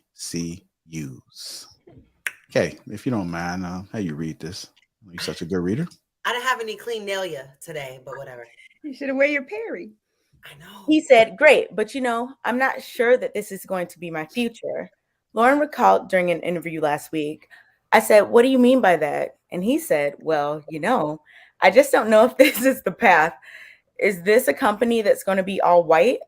What's the story with this company?" Essentially, Jeter wanted to know, who are we? All right, my fault. I tried to get that off. I got something else for you to read too. There you go. I like to read. There you go. Oh, okay. In the aftermath of George Floyd's murder, in the midst of racial justice protests sweeping across the country, at a time when the populace was profoundly divided, the company's 23,000 employees gathered in groups virtually for conversations that were intended to be open and honest about the tumult around them and the questions that it raised. In one, the founder asked James Jeter, a simple question: "How are you doing?" Damn, JR. Oh no, this is the last one. No, it's okay. Wait, can I make this bigger? Oh, let me just get closer. When he said when he said that to me, I was sort of surprised and said, "James, there's a future here for you." Lauren said, "This collaboration with Morehouse and Spelman may well be proof of that." Jeter is one of the New York-based company's design directors, and he spent the entirety of his professional career at the brand, starting when he was a stylish Black teenager, obsessed with the company's aesthetic, and working on the sales floor at Rugby Ralph Lauren's shop in the Georgetown neighborhood of Washington. Hey. Jeter climbed, Kayla. I love that. Jeter climbed the corporate ladder from intern to design associate to elite designer. He is also a Morehouse man from the class of 2013, and he educated his boss on what that meant. Shout out to class of 13. Shout out Morehouse. The last of the dying. No, you know what though? Is that more sexy than a woman read it? No. All right, so we're gonna. I thought it was a sundress. I was reading. No. All right, y'all. All right, come on, y'all. Come on. Better than us. You gotta be bucket naked. Come on, y'all. Let's push through this. All right, so that was I a thought you were conversation. going to bring up another paragraph. No, I'm not. It would be too much. But that was a conversation between Ralph Lauren and one of his employees, and kind of like how it came about of releasing this line, this collection. So the question I had is this monetizing or paying homage? Is it about monetizing or paying homage? Are you just okay? I'll go. Because we were having. So listen. So let me say this, man. I think it's probably what we in 2020 something. So this is almost 30 something years too late. I wonder what the low heads think about this move, but I think it's the proper context is Jeter is a corporate executive who is a Morehouse man. That is what you're supposed to do. You're supposed to infiltrate corporate and get these positions and advocate for your community and your alma maters and your colleges. So no, I don't look at it as opportunist or culture vulture or monetizing or anything of that. I know one of my homeboys, he had a post on Facebook where he's a Morehouse man. I mean, like he claimed he rides for Morehouse and he's conflicted, but he's been a low head all his life. So I'm like, fam, you already been supporting the product. Why wouldn't you advocate for somebody, like, especially with this context? No, it's not even about Ralph Lauren paying homage. This is long overdue. This is the equivalent of Gucci making it right with Dapper Dan. Logic, I don't even know why you do this. I shouldn't even be distracted by you shaking your head. I don't even know why you do these type of things, because I'm really curious to hear what you have to say after saying HBCUs are subpar. Okay, and I'm just saying. Let me add. Hold on. You're gonna be able to cook, bro. I promise. I'm gonna be quiet. I ain't gonna cut in. I ain't gonna make no jokes. No, I want you to cut in. What I'm saying. I'm not gonna cut in because I think this conversation, we've been building up to this tonight. And this is the conversation that we need to have, because representation matters, right? And young boys need to see this, because as Black people, we heavy on fashion. We heavy on flossing, but we don't know how to infiltrate and influence. And what we're seeing is a young man who broke through the ranks and is able to have a legitimate conversation where he can influence. Let me give you another example. In Chicago, Joe Fresh Goods, who's a neighborhood, anyway, I have the utmost respect for that man. This man is able to get New Balance. The man that had the top 5 sneaker, for the last 2 years, he released 2 with New Balance. He's about to release his 3rd one, probably going to end up in the top 5 again, sneaker of the year, and is able to leverage their resources to impact our community. That's what we're supposed to do. You're supposed to infiltrate these corporations and leverage their resources to impact our community. That's what everybody else does. So I salute it. I don't look at it as monetizing or, culture vulture or opportunist. I don't even look at it as paying homage. Just that this is what's supposed to happen. We're in a capitalist society, right? I'm at this. Yeah. I kind of wanted to get to Courtney, and I think Kelly went to a HBCU too, right? Okay. I kind of want to get you guys intake on it. So whichever one of y'all can go first. You want me to? I can't. Well, it's both. I think we're finally understanding as far as the impact of HBCUs and how it can be monetized because of its importance. I think it's very, very huge when these companies are pulling from HBCUs and using, like with this Ralph Lauren has been talking about this since 2020. And what they wanted to do as a company was first select more Black people with working for them. They wanted to connect with HBCU. So this has been in the works for the past couple of years. So not only are they doing this campaign and connecting with Morehouse kids, those models that you see online are Morehouse kids, are Spelman kids. The photographers are all Black. Yep. So it's an opportunity to showcase what we've already known about our HBCUs. And HBCUs, one thing that's important, that it's style when you go to a HBCU. There we had a thing, it was called Courtyard Wednesday. Everybody was like, don't schedule a class at noon on Wednesdays. It was like, why not? Because you're gonna fail it. Every Wednesday we dressed up. The men wore suits. The girls had dresses on. Every Wednesday, we would stay in the courtyard and we would have a DJ. This was every single Wednesday. When you go to a HBCU, not only is it community, not only is it education, not only is it family, it's style and it's grace when you go on those campuses. And so this shows the essence. They took pictures back from the 1920s to the 1940s, and they paid homage to those pictures they saw of alpha men wearing those particular sweaters. They took homage of Alpha Kappa Alpha women, Delta Sigma Theta women, and how they dressed back then, and paying homage to them now because it's well-deserved and it's overdue. And I think we can't lie to not understand that you can monetize off this, because people go there, people support, and people are going to support this. I know that I sent you something, JR, today, which I think is super dope, because it's not just Polo. Nike has a brand that they're also representing HBCU paraphernalia. It's more sport attire, and it's called Yard Run. Shout out to Slim and Huskies here in Nashville, Tennessee, because they're representing Tennessee State University. I see you, Clint. But it's sportswear geared for Tuskegee, for FAMU, for Tennessee State University, because we want to represent our school as well too.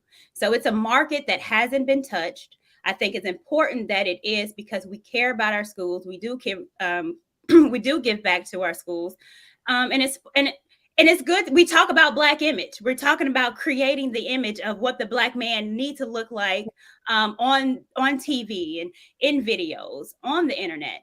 This is the image that I think is absolutely beautiful to see our Black women and our Black men dressed up as in polo, looking professional, looking like we about to run shit. So I'm absolutely excited about it. And not only is he doing this as far as with the Coleman member, they're also donating $2 million to 12 HBCUs for scholarship funds and tuition. So it's also giving back to the community that they're monetizing off. So it's a win-win situation, and I'm super excited for this. And I will be rocking an all-white polo dress at my child's baptism. Okay, sorry. Okay, look, go ahead. I was a little excited. I love it. Listen, I love it. As a Howard University alum, I'm here for everything that you said. At the end of the day, we are fucking flyest, and they're really using us for styling. People at HBCUs have always dressed the part, always look great. We didn't have whatever that was on Wednesdays at Howard, but just the yard on Mondays and Fridays, or the yard after spring break, was a place that you just always had to look good. And we had the Howard University newspaper, and they had a whole section called like Style of the Week or whatever, where they would have pictures of people on the yard styling, and you could end up in the school newspaper if you was looking fresh, possibly this week.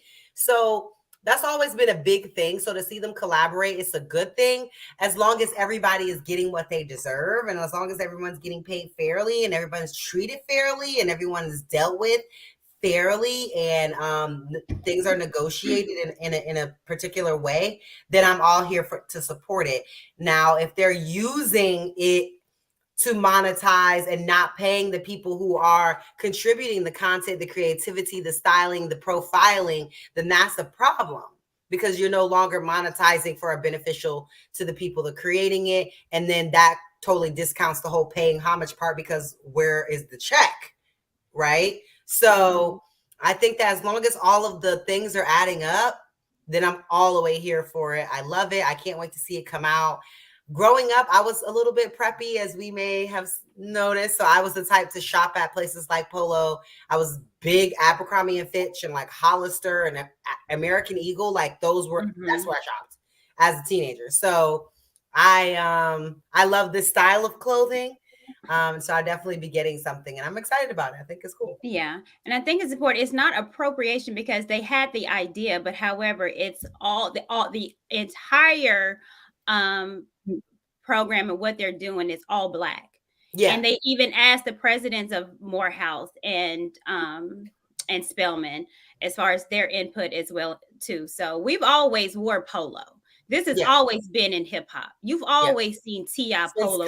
You've always seen Young Dro. Right. Young Dro. Right. It's always been an essence in our community as far as our fashion.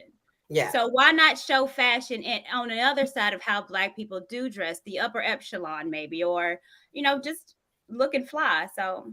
And they're putting a lot of money behind it too. There's multiple billboards of the campaign of actual Morehouse students all around Atlanta. Right, they're the model. A girl I went to high school with is in one. I just saw it on Facebook. She said, "I want a billboard, guys," and it was the campaign. It was dope. So them putting money behind the marketing and advertising says a lot too about how they feel about the collection. So I think it's good. Okay. So Courtney, you said that you think it's both. Kayla, you said that you think Ralph Lauren it's about as long as the money's right. I believe it's both as well. Okay. Go ahead, Kay. I think it's definitely monetizing. I mean, because I would like to see how many of the runway models at Ralph Lauren shows are Black. I would like to see how many people in their corporate offices are Black. I would like to see how many people that are actually getting this money, not just being made money from, are Black. So like until I see that, I can't really, say it's just paying homage and it's coming from this good place. Ralph Lauren is like 80 something years old. He's been around a long time. His style is like very, it's like one of those, very respected. It's considered classic, all of that. But, I think it's just a popular thing at this time to jump on a certain bandwagon and be, oh, I'm for Black people. That's going to make him a ton of money. Cool, whatever. People will support it. I think it's cool. It's, there's always going to be more exposure, I guess, for, HBCUs. If somebody like Ralph Lauren is talking about them, fine. But we can't let that be it. We have to talk about, all right, at these fashion shows, is it 90% white people? How many Black women are there? How many Black men are there? How many Black people are on these? How many young Black designers are being brought in for mentorships and all of these types of things? We got to look at it deeper than that. I don't ever look at something someone does in terms of making themselves money as something that's for the Black community, or I don't give it too much weight. I mean, it could be. I'm very skeptical though, because we've seen this happen before. Yeah. Well, I'm glad that you. I'm glad. Go ahead. Well, I'm glad that you mentioned that again, because this has been in the works since 2020. So it's not only a campaign as far as with clothing and branding with HBCUs, it's also what they're trying to make as far as in their corporate, getting more leadership, Black leadership. 2020, Ralph Lauren is 80 something. Well, he's 80. The brand is only I think the brand is only maybe 50 years old. But regardless of if they did it then or if they're doing now, what they are doing is trying to make changes in corporate office. And they actually did make a pledge where they're trying to make the runway models and also the adverts, I think the billboard and stuff, at least 20% Black. Well, so they are trying, right? So I understand what you're saying, but this is a whole campaign that's also internal that they're trying to do. So anything that's opening up more diversity, that's not only trying to use HBCUs, but actually pulling them into corporate office, into leadership, into the runways, which they are doing. This is all the campaign. So it goes more than just showing HBCUs. So they are. Yeah, I mean, I get logic in this too, y'all. I definitely think it's great that they're trying to do this, but I'm still not buying that it's anything more than a marketing ploy. These companies that are trying to make money do things to make money. That is their end goal, trying to get money. So if saying something about a certain community or certain people or whatever, or saying, ooh, we're open to this or that, that's marketing. People do that to get money. Now, like I said, until and Courtney, I get what you're saying, because all right, but I'm skeptical until I see many different things that have to happen within this company for me to think that they're just so for Black people. Because like you said, you brought up. And I'm definitely not saying that, but what I'm saying is that this campaign is not only just branding of HBCUs or just using that. They are trying to do something internal. So at least they do have a plan to hire more. And like I said, runway models have it at least 20%. Now you can hold them accountable for that. But I mean, at this point, if they haven't, and this is what they're trying to do, and this started back in 2020, then what else? And I can say this again, working in corporate America, there is a big push, of course, for diversity, but this only happened a few years ago, where we have recruiters going to HBCUs to hire HBCU grads. This has happened for the past couple of years. So a lot of this stuff is a nuance. I've never heard of big major companies, especially in STEM, going to HBCUs, directly hiring from HBCUs and pulling them in. But some companies have to hit a quota, though, a quota of diverse people. So it's not all, sorry. It's never been where, or I've seen recruiters go directly, meaning travel. I'm in Nashville. We go to Alabama. We go to Atlanta. We go to North Carolina to pull for HBCU graduates. So we specifically pick HBCU students. Hey, Rilla, real quick, I'm gonna come back to you guys. Want to try to get some people involved. Rilla, you said that they paying homage or they just monetizing? Both? Nah, I said this is long overdue. So okay. I didn't agree with any of it. I mean, obviously we're in the capitalistic society. You know, I don't even look at it as honestly paying homage. I just think it's long overdue. Okay, all right, go ahead. Logic then, Anton. This is insane that I'm hearing this. And I'm breaking down in so many ways. If you're dealing with something like cancer awareness, do you know cancer awareness get a percentage of the money that's raised? So if it's Nike, they have a cancer awareness program where they sell out pink.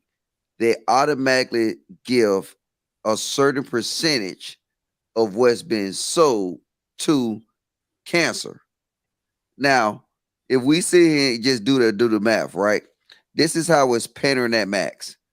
First off, out of all the historical black colleges, they picked 2, Spelman and Morehouse, which is in Atlanta. And if anybody know Atlanta, my nickname is Polo, because Atlanta is the polo capital of damn near probably the world, especially for black people. Where you see growing up, we wear polo. So what you telling me is they taking $2 million, not a percentage. They're taking $2 million and they spend that $2 million between 12 schools. So that would add up to $166,000 per school. Now, let's add this on. Now, do you understand that when they make this lunch in profits, they will make that $2 million back? Exactly. So, facts. It's a money thing. 100%. I can't believe this, man. I can't. What I mean, everything is a money thing. It's a business. Like it's nothing for us, man.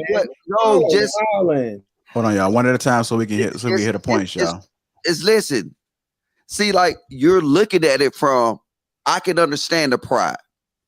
If that's what black people stand on, pride, then go ahead. Get your Morehouse and Spelman shirts. But what I'm saying is that we have to understand how to negotiate better. Like I gave you an example with cancer awareness, that they negotiate based on a percentage. They say all pink stuff that you sell, you having pink cliques, you having this and this and this. Everything that's pink, you will get a percentage donated to cancer. Hey, Logic, can I ask you this? Was that started in year 1? Was that started in year 1 of that campaign? Susan G. Coleman been in existence for how long? Did that percentage start in year 1? And please, hey, bro, and with all due respect, Logic, please don't do me like that, bro, because you've been cutting in and out too, bro. This a real topic. This one I'm passionate about. So please tell me, bro. Like I hear you doing the math and all that, and that's cute. It's sad, man, because ain't shit good enough for us. We sit up there and complain we don't have a seat at the table. Then we get somebody that's black that went to a HBCU that advocated. Guess what? None of us would say shit if it was somebody from Columbia getting a deal with Champion to produce the sweatshirts or whatever for Champion. None of us would say nothing about that, right? That'll just be the cost of doing business. This one, I'm not. Courtney just said it. Listen, Kay. Courtney just said it. Listen, you cut me off. I know, Logic. Tell me how many times you've been cutting off tonight. I've been just having a conversation. I'm just saying. I'm having a conversation too. This is not a Peter Pan conversation. This conversation actually means something, right? So you try to hear niggas through. Oh, I'm definitely trying, and I asked you a question. No, you didn't ask. I'm not gonna let you come in and make it seem like hold on. No. I really want y'all to get y'all point. I really want y'all to get y'all points off. I just want y'all to do it one at a time. Hold on, Cordy. I'm gonna let him come in and make it seem like they've been doing this cancer stuff off rip, and it been percentages off rip. It didn't start like that, and you know it.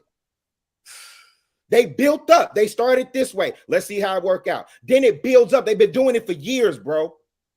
And they add on to it every year, and you know this. Don't come here misleading folk like that. But do we as Black people really have time to be congratulating? That's not what nobody's Wait, saying. hold on. Nobody's saying that though. Real quick. Do That's we just- as Black this is people what hold on. No, go Do we ahead. as Go ahead. Black Do people your really have time, or even is it even our business to be congratulating white companies for finally not being racist? Like, Nigga, come we've been on. buying Polo for years. Hold on. We've There been is buying no Polo and ain't getting nothing from them for years. Huh? Like Logic just sat up there and What said did you say before Atlanta. Logic just said Atlanta is the polo capital of the world. Who are the low heads, Logic? Who are low heads? Who are low heads? I don't think he's here. Wait, No, Logic? he's here. He hear me. Google low heads. New York is upset with you right now. This is what I'm saying, Kay. Nobody's congratulating them. Nobody's congratulating them. It's like, oh my goodness, finally they're including. No one is doing. Okay, no one is doing. Nobody's congratulating them. No one is doing that. No one is tap dancing. No, I'm not saying anybody's tap dancing because I know that all of y'all, right. I know y'all. So I'm not saying that that's what anyone is doing. I'm talking about what Chicago is saying in terms of like the comparison to what Logic was saying about the cancer awareness thing. Like, did they start from there? Okay, what does that have to do with this? Ralph Lauren. Okay, let me break it. Let me explain it to you like this, Kay. This is the first inception of this program. Wait, let me break it down so you could be a little bit more informed on my position before you ask or respond. Okay, this is the first year. This is inaugural, right? Yeah, so and it hasn't even started yet. What Logic was saying was the cancer research and the Susan G. Komans and all that, right? He said they give a percentage. So what I asked was, in the inaugural year, in the inception of that program, did they give those percentages then? No, they built slow. Nobody's congratulating anybody on anything. The frustration that I have right now is that, like Courtney said, you gotta challenge these companies and hold them accountable. But we sitting up here like, all I'm here. Let me fall back.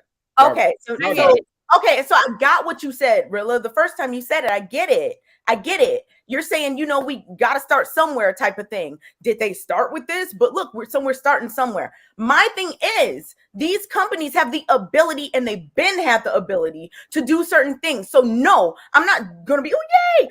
When in 2020, it's 2022, 2 years, that company has been huge for a long time. I'm not excited about this situation. Now, yeah, cool. Representation. Yes, I get it. It's cool. It's whatever. Yeah, that has its own place.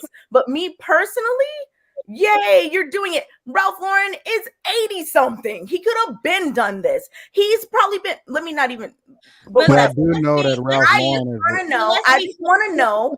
How many people is he bringing on? How many young Black designers is he going to be bringing on? I'm not saying just, for this. I'm saying this research it more. I'm just saying if this is what research it more before we shoot it down. I'm not shooting it down. Before you know what's so funny about this though? I'm not shooting it down, Courtney. Y'all know what's so funny about this? They could have fucking did nothing and y'all would have still bought a ton of that. And y'all angry and arguing. Who is y'all? I don't own any Ralph Lauren. I'm sorry, ma'am. I've been very, very patient. I've been very, very patient. I've been very, very patient. Go ahead, Courtney. What were you saying? I'm sorry. Okay, y'all go ahead. Do your thing. Go ahead, Anton. Anton. First of all, Ralph Lauren is a publicly traded company. Thank you. It's not owned by anybody. You literally can buy into it right now if you want to.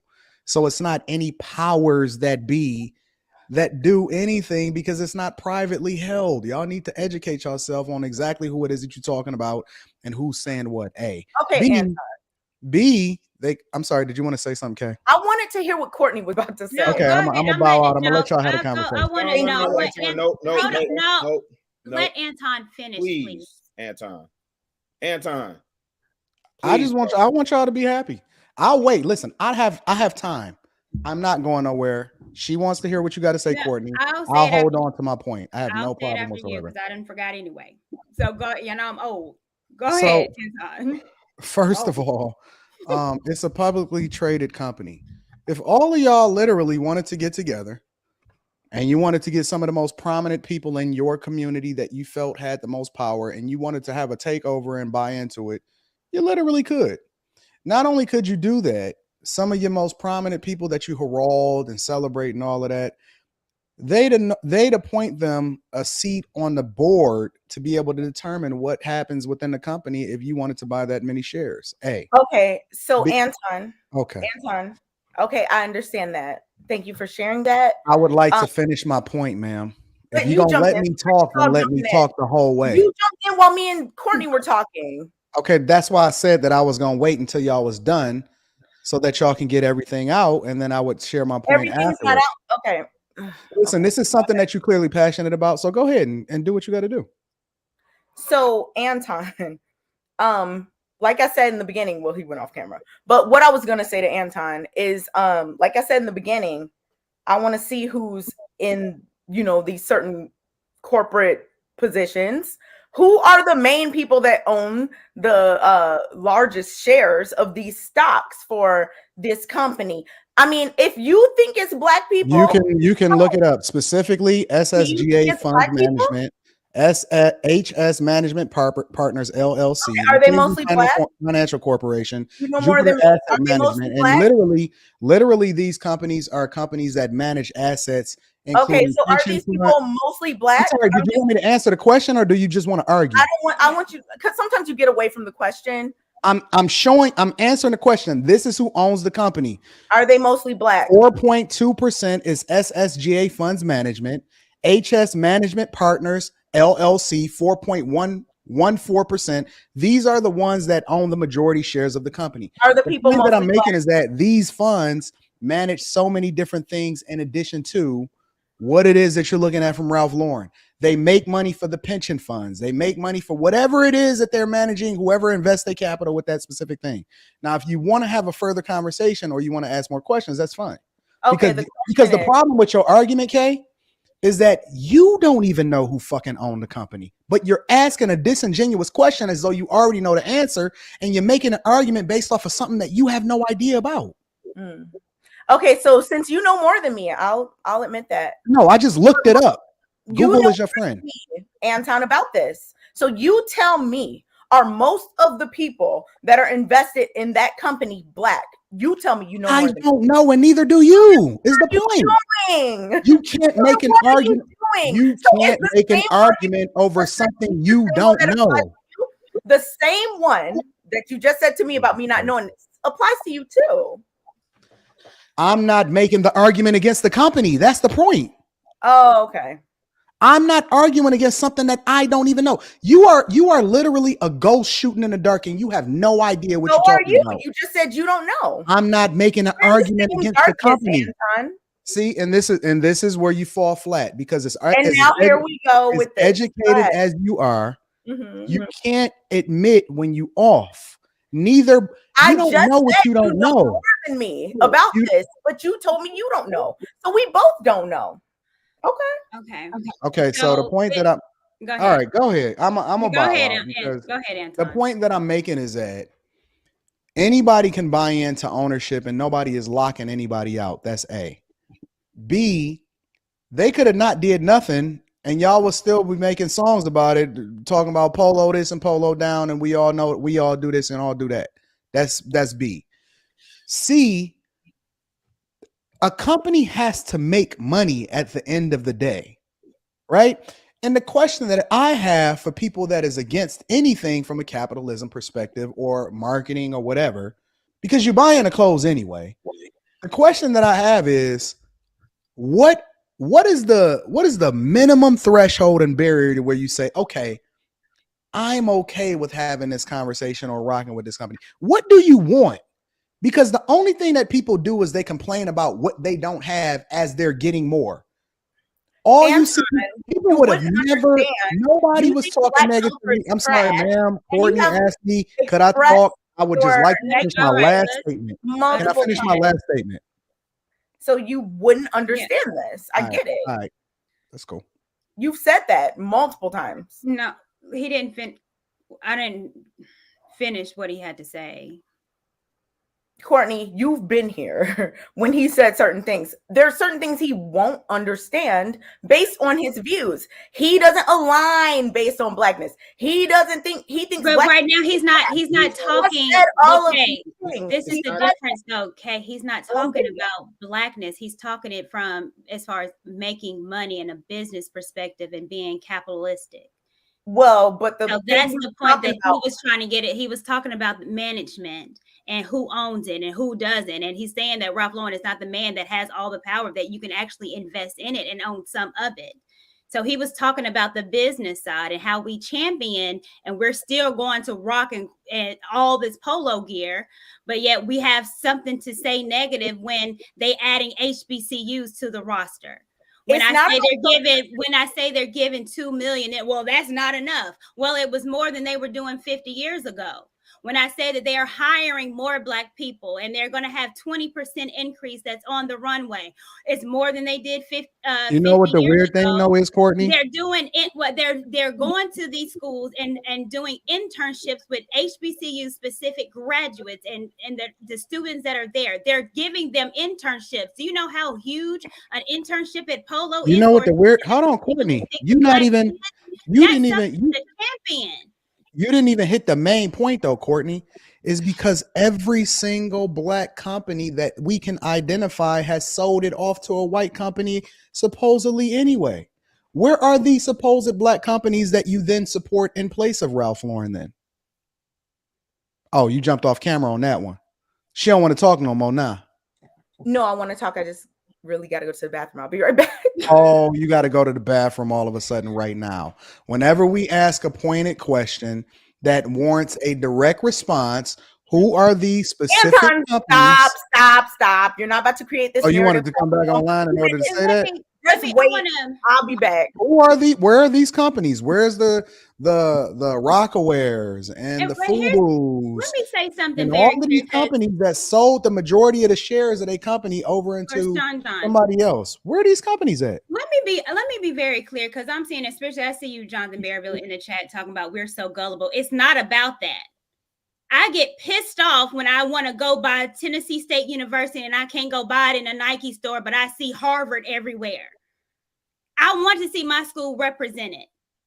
And I'm glad Nike, we didn't talk about that. I said that at the beginning, but Nike is a whole nother company that's doing it the same exact way. And it's championing HBCUs. It ain't about being gullible. I wanted to see it in stores as well, because my school, Tennessee State University, is just as important to me as Cal U or Harvard or whatever other school is important to whomever went there. So I like the representation. Yes, it's happening in 2022. It's happening. To say I'm just trying to figure out all the time, it's just ridiculous. Get the the funniest part about it though is that I see everybody lined up at Balenciaga. The line to the Gucci store is out the door. Louis Vuitton can't sell enough purses. They can't make enough purses to sell. And you know what the funny thing is? When you finally get a company, because I have no dog in the fight, I just support people that's dope. And I think that brands that's dope, I'm gonna wear it anyway, right? The funniest part about it is that the very minute that somebody starts championing something that maybe you're passionate about, like HBCU or African American apparel or whatever like that, or bringing designers in, y'all kill them, y'all chop them off at the knees. You don't even give yourself a chance to even participate in the conversation because you're already is mad at the fact that they even participate in it. Or y'all say come participate, and then they say, okay, so what is it that you want? Let me figure out how it is that we can champion this. We got somebody with a cause or whatever. They start to participate, and you know what you're gonna do? The minute they start supporting you, you're gonna walk away from it and you're gonna go buy some more Balenciagas. That's what you're gonna do.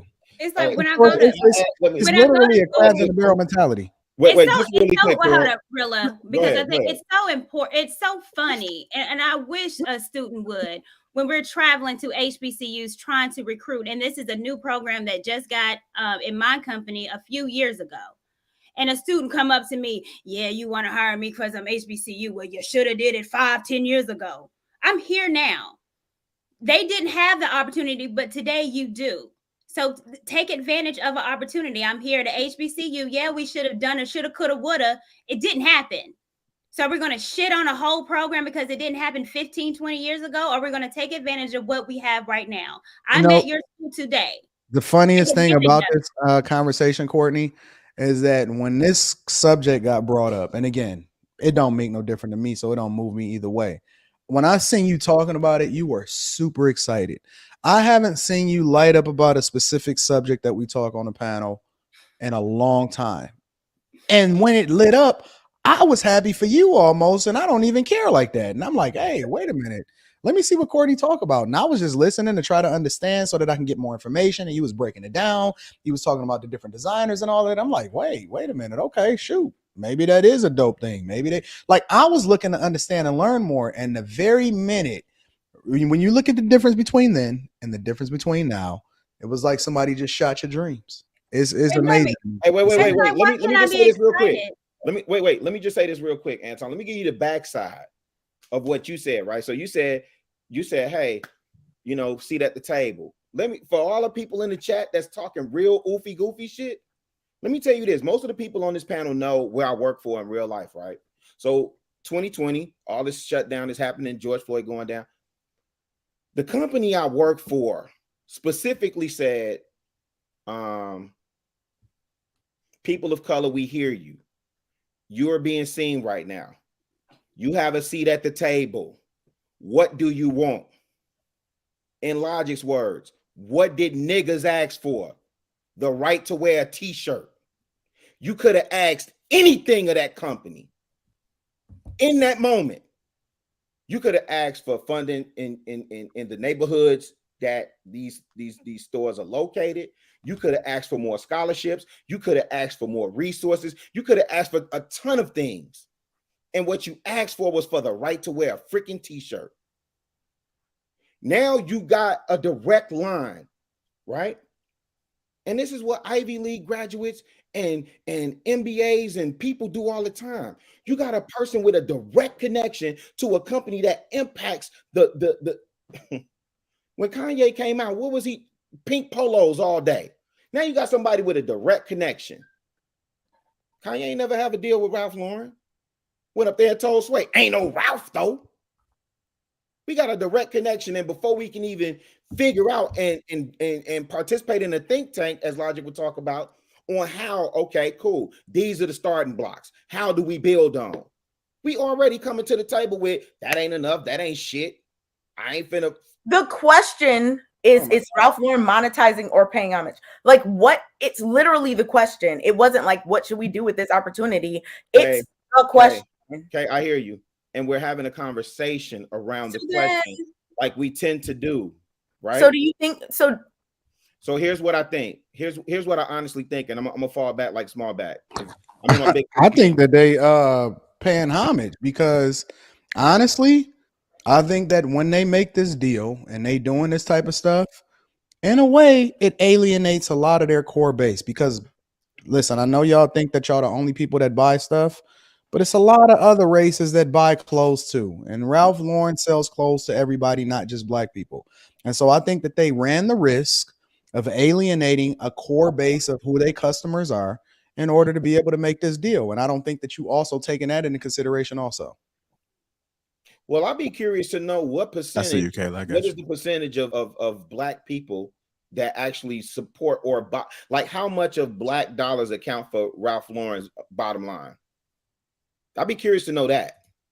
Yeah, maybe we should try to do some research. I don't know if that's available, but because I mean, you don't know, like you can't check black at checkout or nothing like that. You know what I'm saying? So we don't know really. All right, I'm gonna go to Kayla real quick. She was trying to speak. Go ahead.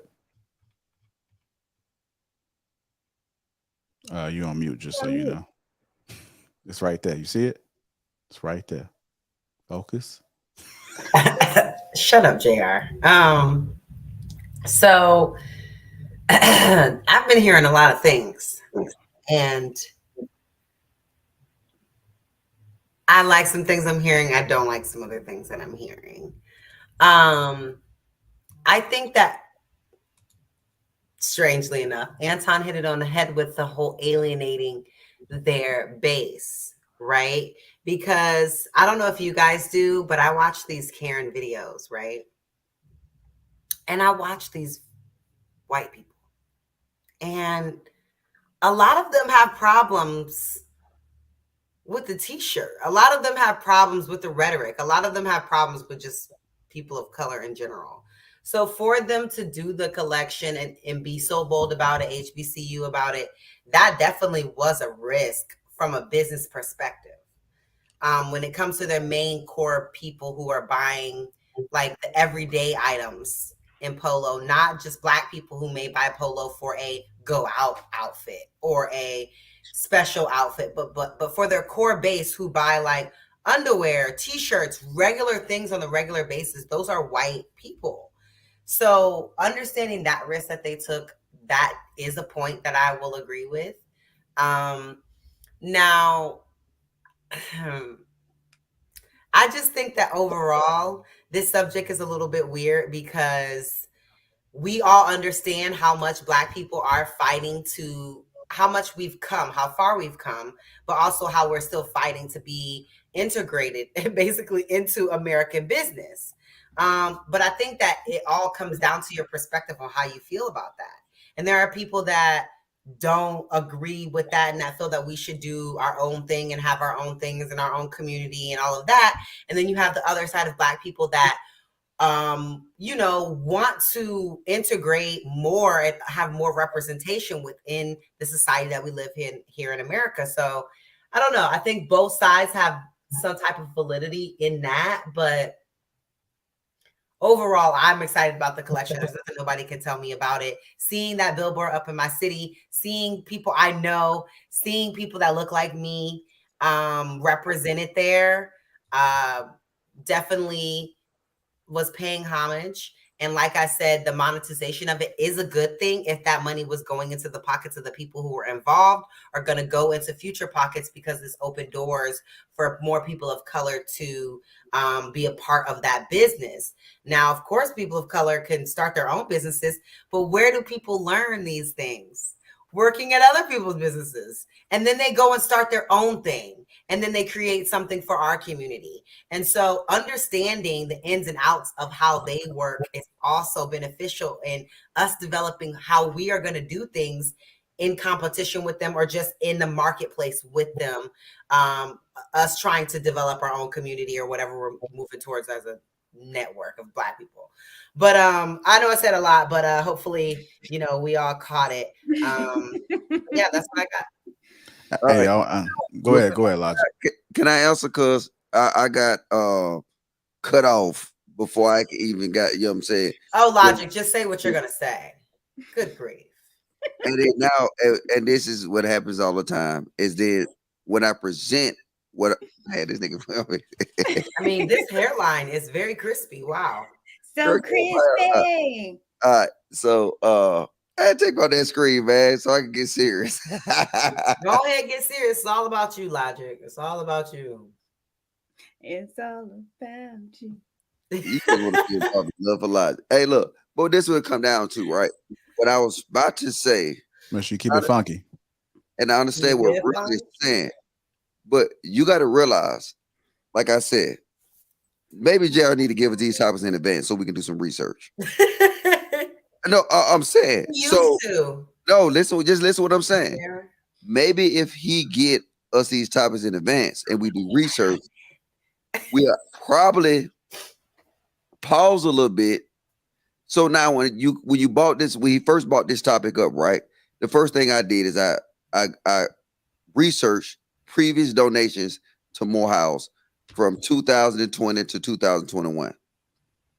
And then you'll start seeing people like, you know what I'm saying, you got $80 million donations, you got $20 million donations from Mackenzie Scott, you got all these, and I know Mackenzie Scott is a known person in Atlanta. And then when you start thinking about these people that just donate money, yes, they get a tax break. So to answer his question, is Ralph Lauren monetizing or paying homage, right? So now, if we said monetizing, we'll just use Mackenzie Scott $20 million donation. And then we'll look at Ralph Lauren $166,000 donation. Mackenzie Scott getting a tax break but for the donation or whatever. But look at how much money, just like Courtney just said, and I can agree with Anton. I salute her for, you know what I'm saying, that's her alumni or whatever. I'm with her.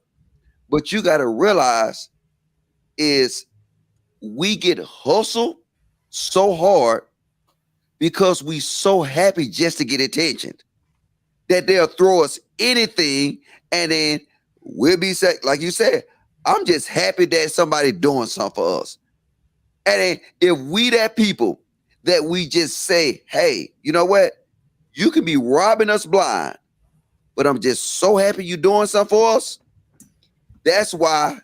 Who said that though? Who said that? I was the first person to say that the money need to be right. I was the first person to say that the money needs to look right in terms of what people are getting paid per their counterpart, per the project. Okay, I was talking to you. You just spoke. Okay.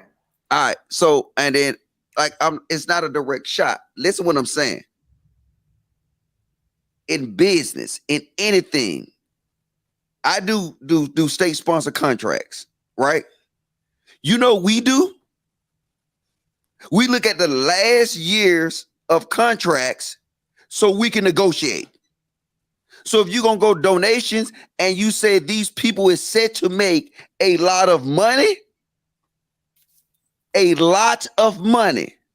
not a promise of a job.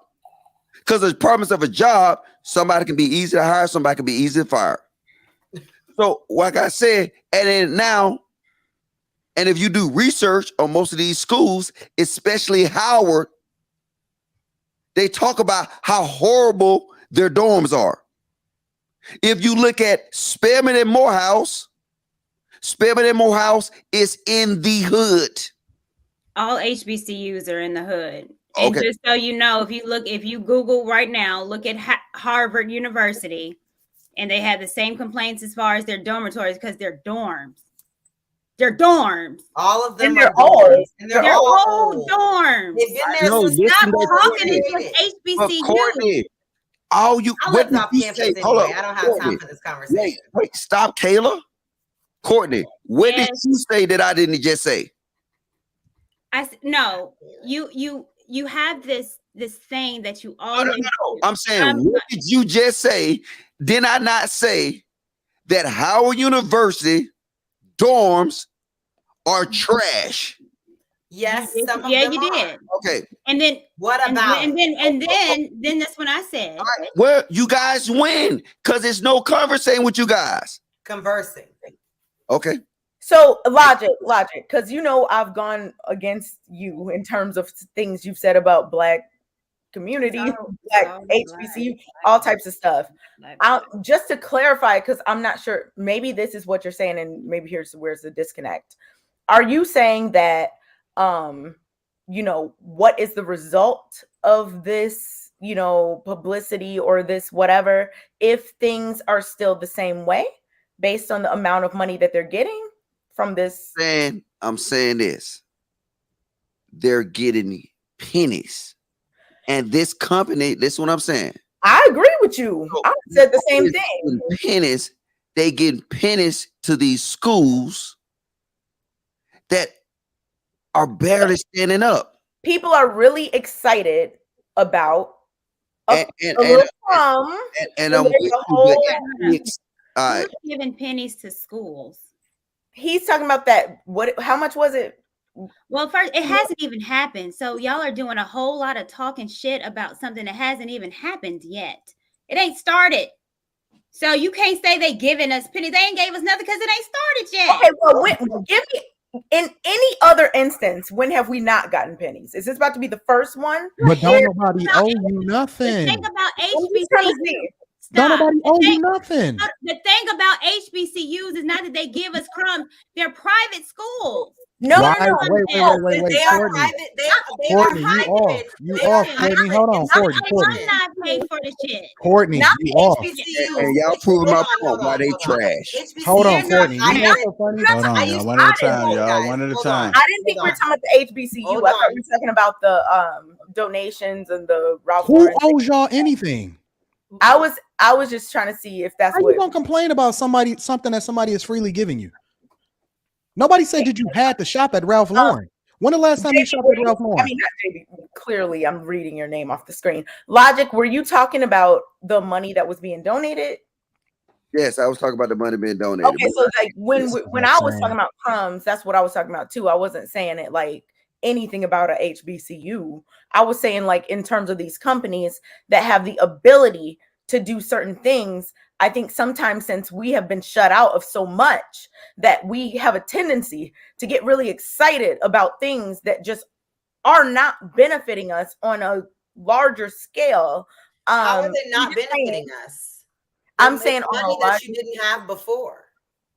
Okay, but like what Logic was just saying in terms of the amount of money. But no one has to, they don't have to give it to you. No one has to do anything. Publicity alone makes the school money. They don't have to give you money. I understand that no one has to do anything, but again, that's just me. If a company is trying to utilize the fact that it's cool to buy into something or give money to something or someone that is Black or Black owned or whatever, and they're trying to utilize that the same way so many people understand it when it's the LGBTQIA plus community, they'll say, oh, they're just doing that because of all, but you don't understand it when it's us. It's the same thing. You can't assume that anybody is doing anything for any reason because you don't have any context. If somebody just wanted to give some money, you know what y'all would do? Y'all would get mad and say, well, why you ain't giving more? Yo, don't nobody owe you nothing. That's the whole idea of it, is that, if you don't want to rock with it, then you don't want to rock with it. If you do, then you do. But either way, nobody owes anything to then maybe this should have been a different question, because it says is Ralph Lauren monetizing or paying on it? Because HBCUs are actually hybrid institutions. They are private institutions that are privately funded, but because they are historically Black colleges, they also qualify. They qualify for what? For like government funding. So they, or at least both privately. What? Yes. You breaking up, Kayla? Kayla, we can't hear you. Somebody breaking up. Yeah, it was muting. Are you muting yourself? No, it was. She just breaking up. Unmuting. I haven't. Literally, we see the mute and unmute. That's weird. Yo, I don't know. Maybe you need to log out and log back in, yo. Hey, Kayla, I order you some good Wi-Fi. That good shit. Just send me the bill every month. You can't even say no. Oh, well, I'm going to be very, very clear. And I've said this before. I love HBCUs. They are important in our community, and I will forever be indebted to my HBCU. That school is not only where I learned, but I made family there. My best friends today is from an HBCU, and I will always invest and always support. And I know it sometimes gets on my nerves when I have to specially order t-shirts and get them made because they're not readily available.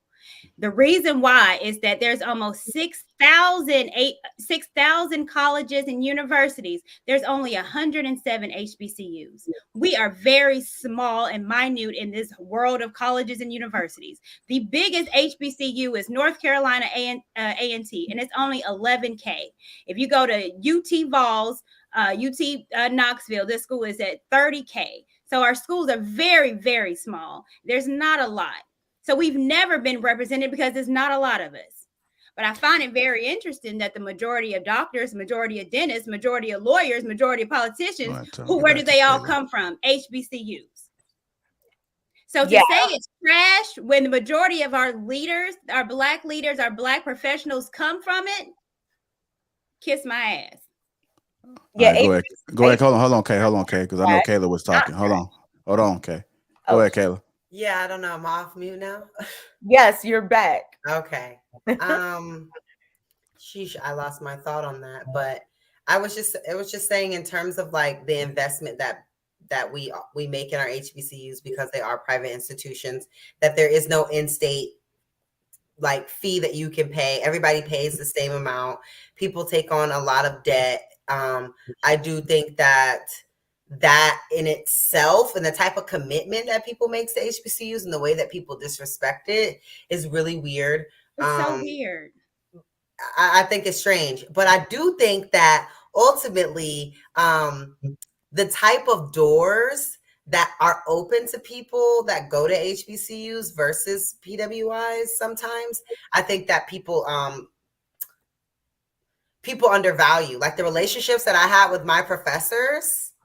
Like, oh my God, they set me up so good. Like they were still working professionals in the marketplace that like put me in position for sure. And I was able to relate to them on a different level than I was like my Caucasian high school teachers. And I just think that experience is something that you won't get going to especially a big PWI.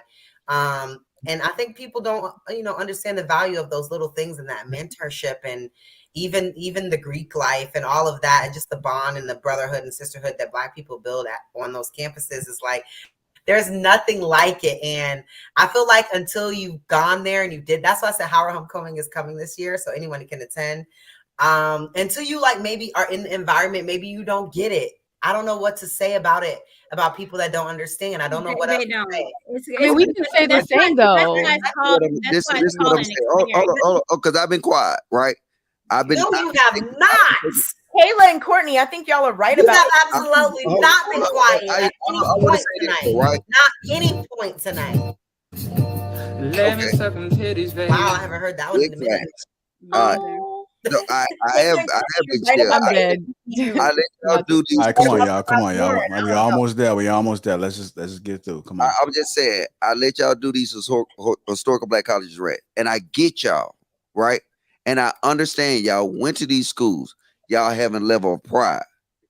But because of that pride y'all have, because of the values y'all have in y'all school, do you think that maybe in this discussion, y'all integrity will be compromised because of the level of pride y'all have that y'all would not be able to see past?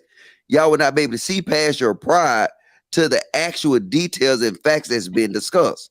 I'm just saying, and is it possible? But I never went to an HBCU, and I feel the same.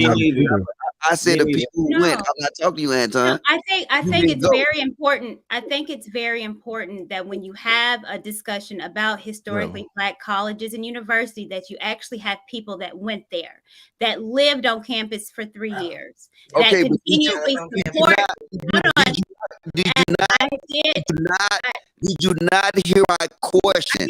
I'm answering it, but you won't hush enough for me to finish. You gotta let her finish, bro. You gotta let her answer the question. Somewhere else, man. I'm just saying. Tell me how to answer the question. I think logically you're passionate about HBCUs, same as y'all.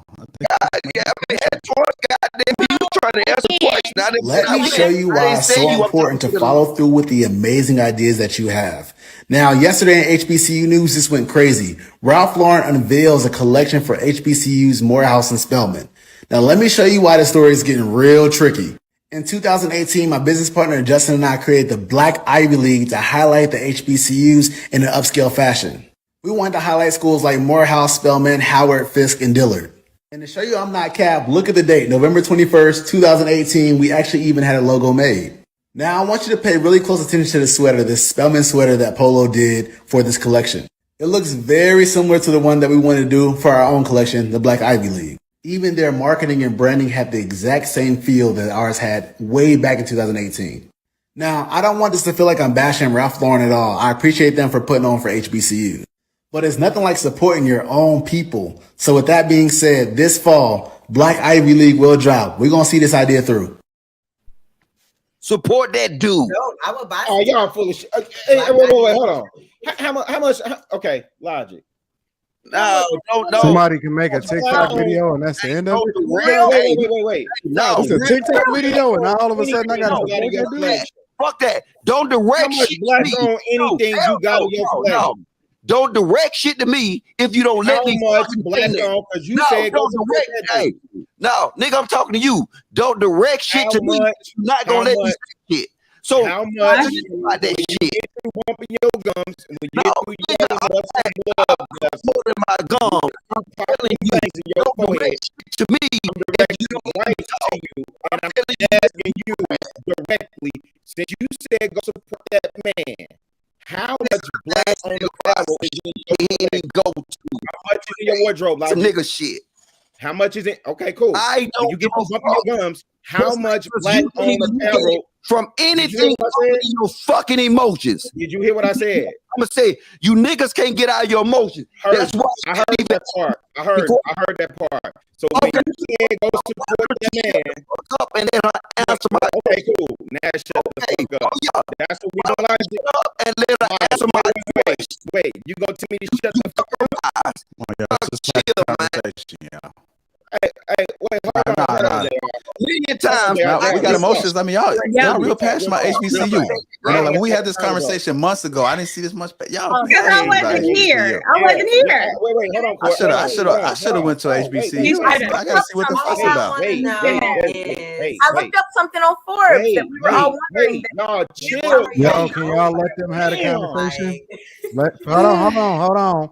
Let Rilla and Logic handle whatever they gotta handle. Yeah, dog, man. Yo, chill, relax. Go on mute. Okay, wait. Okay, what do you gotta say? No, Rilla, no. Have y'all conversation to do your thing. Anton's like, fight, Rilla, fight. No, it ain't nothing to do with fighting.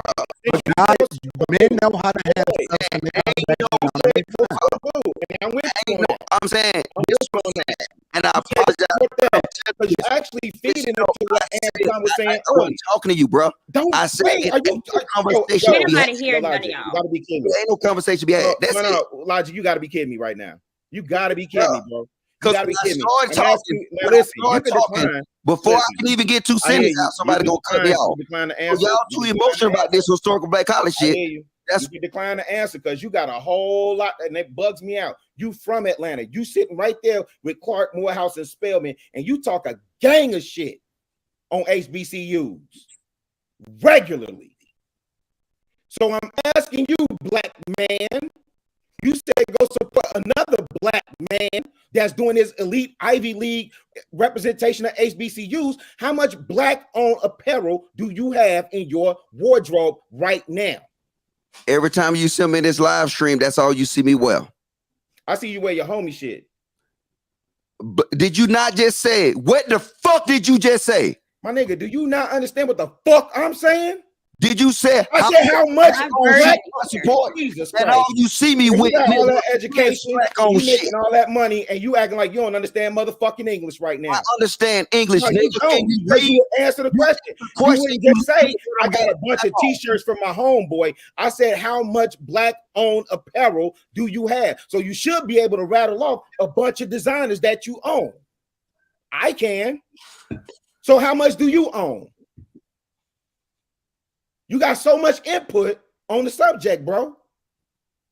Now, we're going to be gentlemen. We could do that shit, but let's get one thing clear, fam. We don't talk to each other like that. And we don't come at each other like that. So please don't do that on this platform. Don't come at me like that, bro. We ain't in the A and we ain't in Chicago. We going to have a conversation as gentlemen. Not. Facts. So what you talking about? Check this out. This is what I said. I asked you a simple question that you still refuse to answer. So you just got your homeboy apparel, and that's cool. That's all you had to say to begin with. Instead of doing all this rah, beating your chest and all this other goofy shit you doing.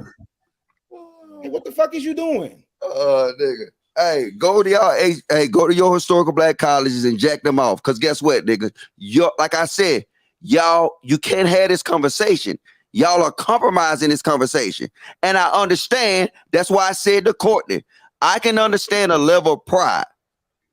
If I have something that I've been involved in a long time, like if somebody was talking about my organization that I was involved in with a long time, as far as the Army, when you're discussing that to me, I will be compromised. I will remove myself out of that equation because I got pride in that shit. That's why I said to you, I asked a question. It was a simple question. Let him please let the man finish.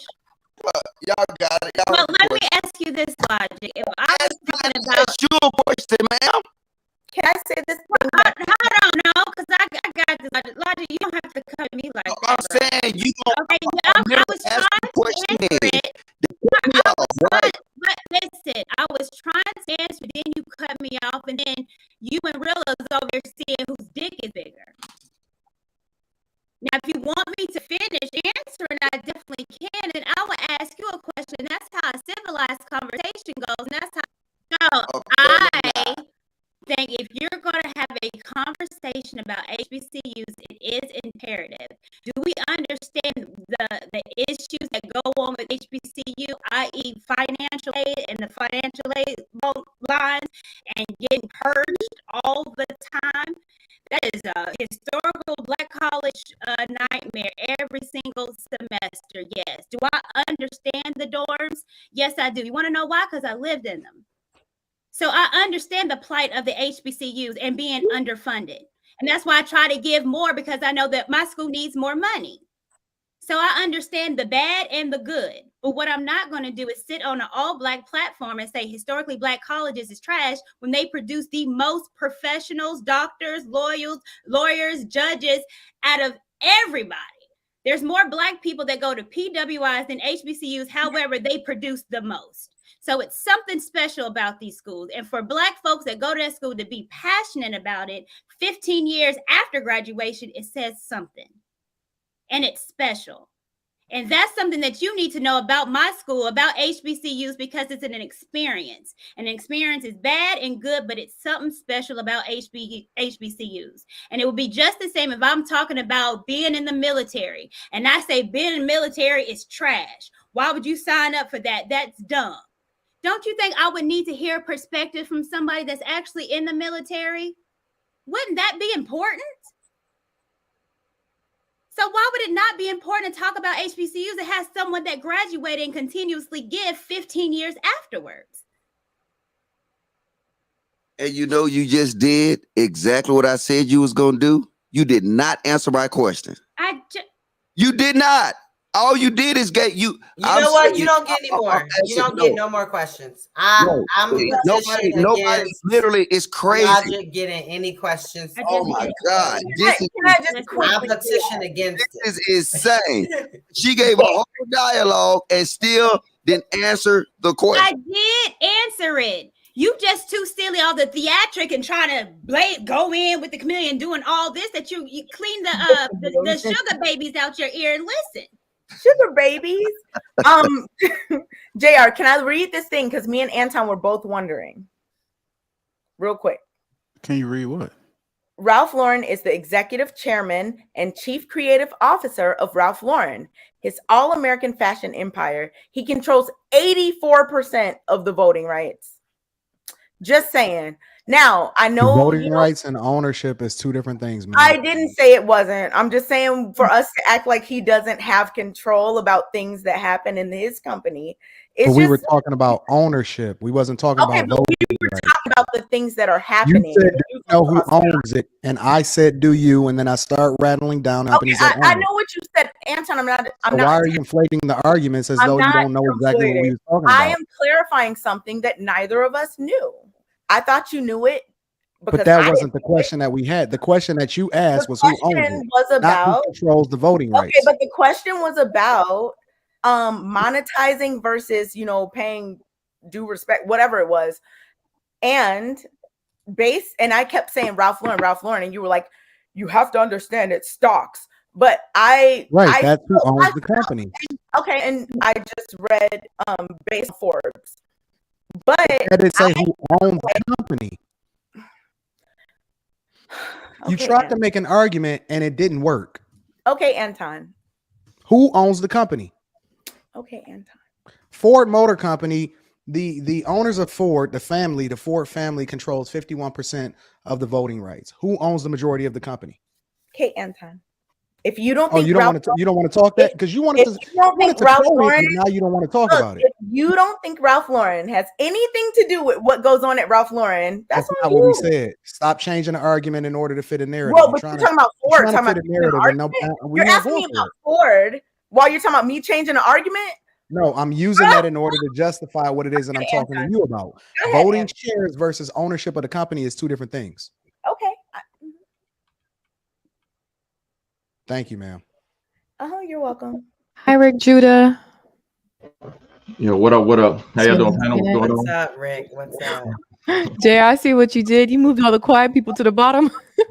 No, he went off camera. He trying to mirror me. He funny. Rick Judah, before What's up, Louisville?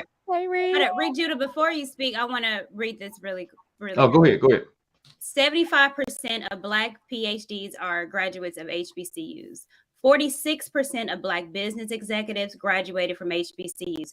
50% of Black engineers, 80% of Black federal judges, 85% of Black doctors, 50% of Black attorneys, 75% of Black military officers, 40% of Black dentists, 50% of Black pharmacists, and 75% of Black veterinarians are all from HBCUs, and they only represent 107 out of 6,000 schools. It's something special about an HBCU. Go ahead, Rick. And you can tell she compromised. Man, you don't get logic. What's up, Rick? What's up? Hey, I just want to go ahead and shout out to TSU. Since one of my neighborhoods, when I first came up, when I was born in Nashville, so I lived like right by there, Dodge City, right next to TSU. You from Dodge City? Hey, I got my people's over there. Yeah, so yeah. Okay, you might get some hood. Okay, wait a minute. But I was raised mostly in Louisville, so we moved to Louisville. Oh, you know about Dodge City? Okay. Yeah. So and plus I went to HBCU, so I didn't stay law transferred in. But anyways, like I said, spirited conversation. I think it's good to be able to talk about the colleges and shout out to Deion Sanders, one of my childhood heroes. Got Jackson State coming up. So, and we have Eddie George. Eddie George is our head coach at Tennessee State University. Shout out Eddie George. Ohio State, Tennessee State University. Yeah, they doing it. My cousin won a running backs there at TSU, so he's out there right now.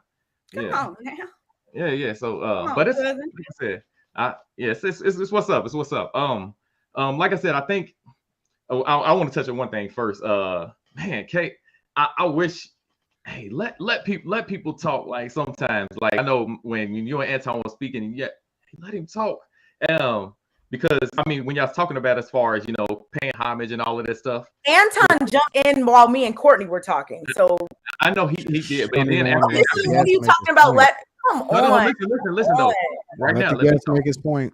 Yeah, right now, I was gonna say, hey, some of the stuff you could have got to, I was agreeing with, but again, it's hard to really follow when you ain't letting the other side, come out, and you can actually use ready to argue instead of have a discussion. Because I actually agree with a lot of the stuff, especially when it comes to the whole capitalism. Because I don't really think Ralph. I think they're more so trying to appease Black people. I ain't gonna really say they're trying to do that. They're like, here you go, take a piece of candy and start smiling. All right, go away. You know what I'm saying?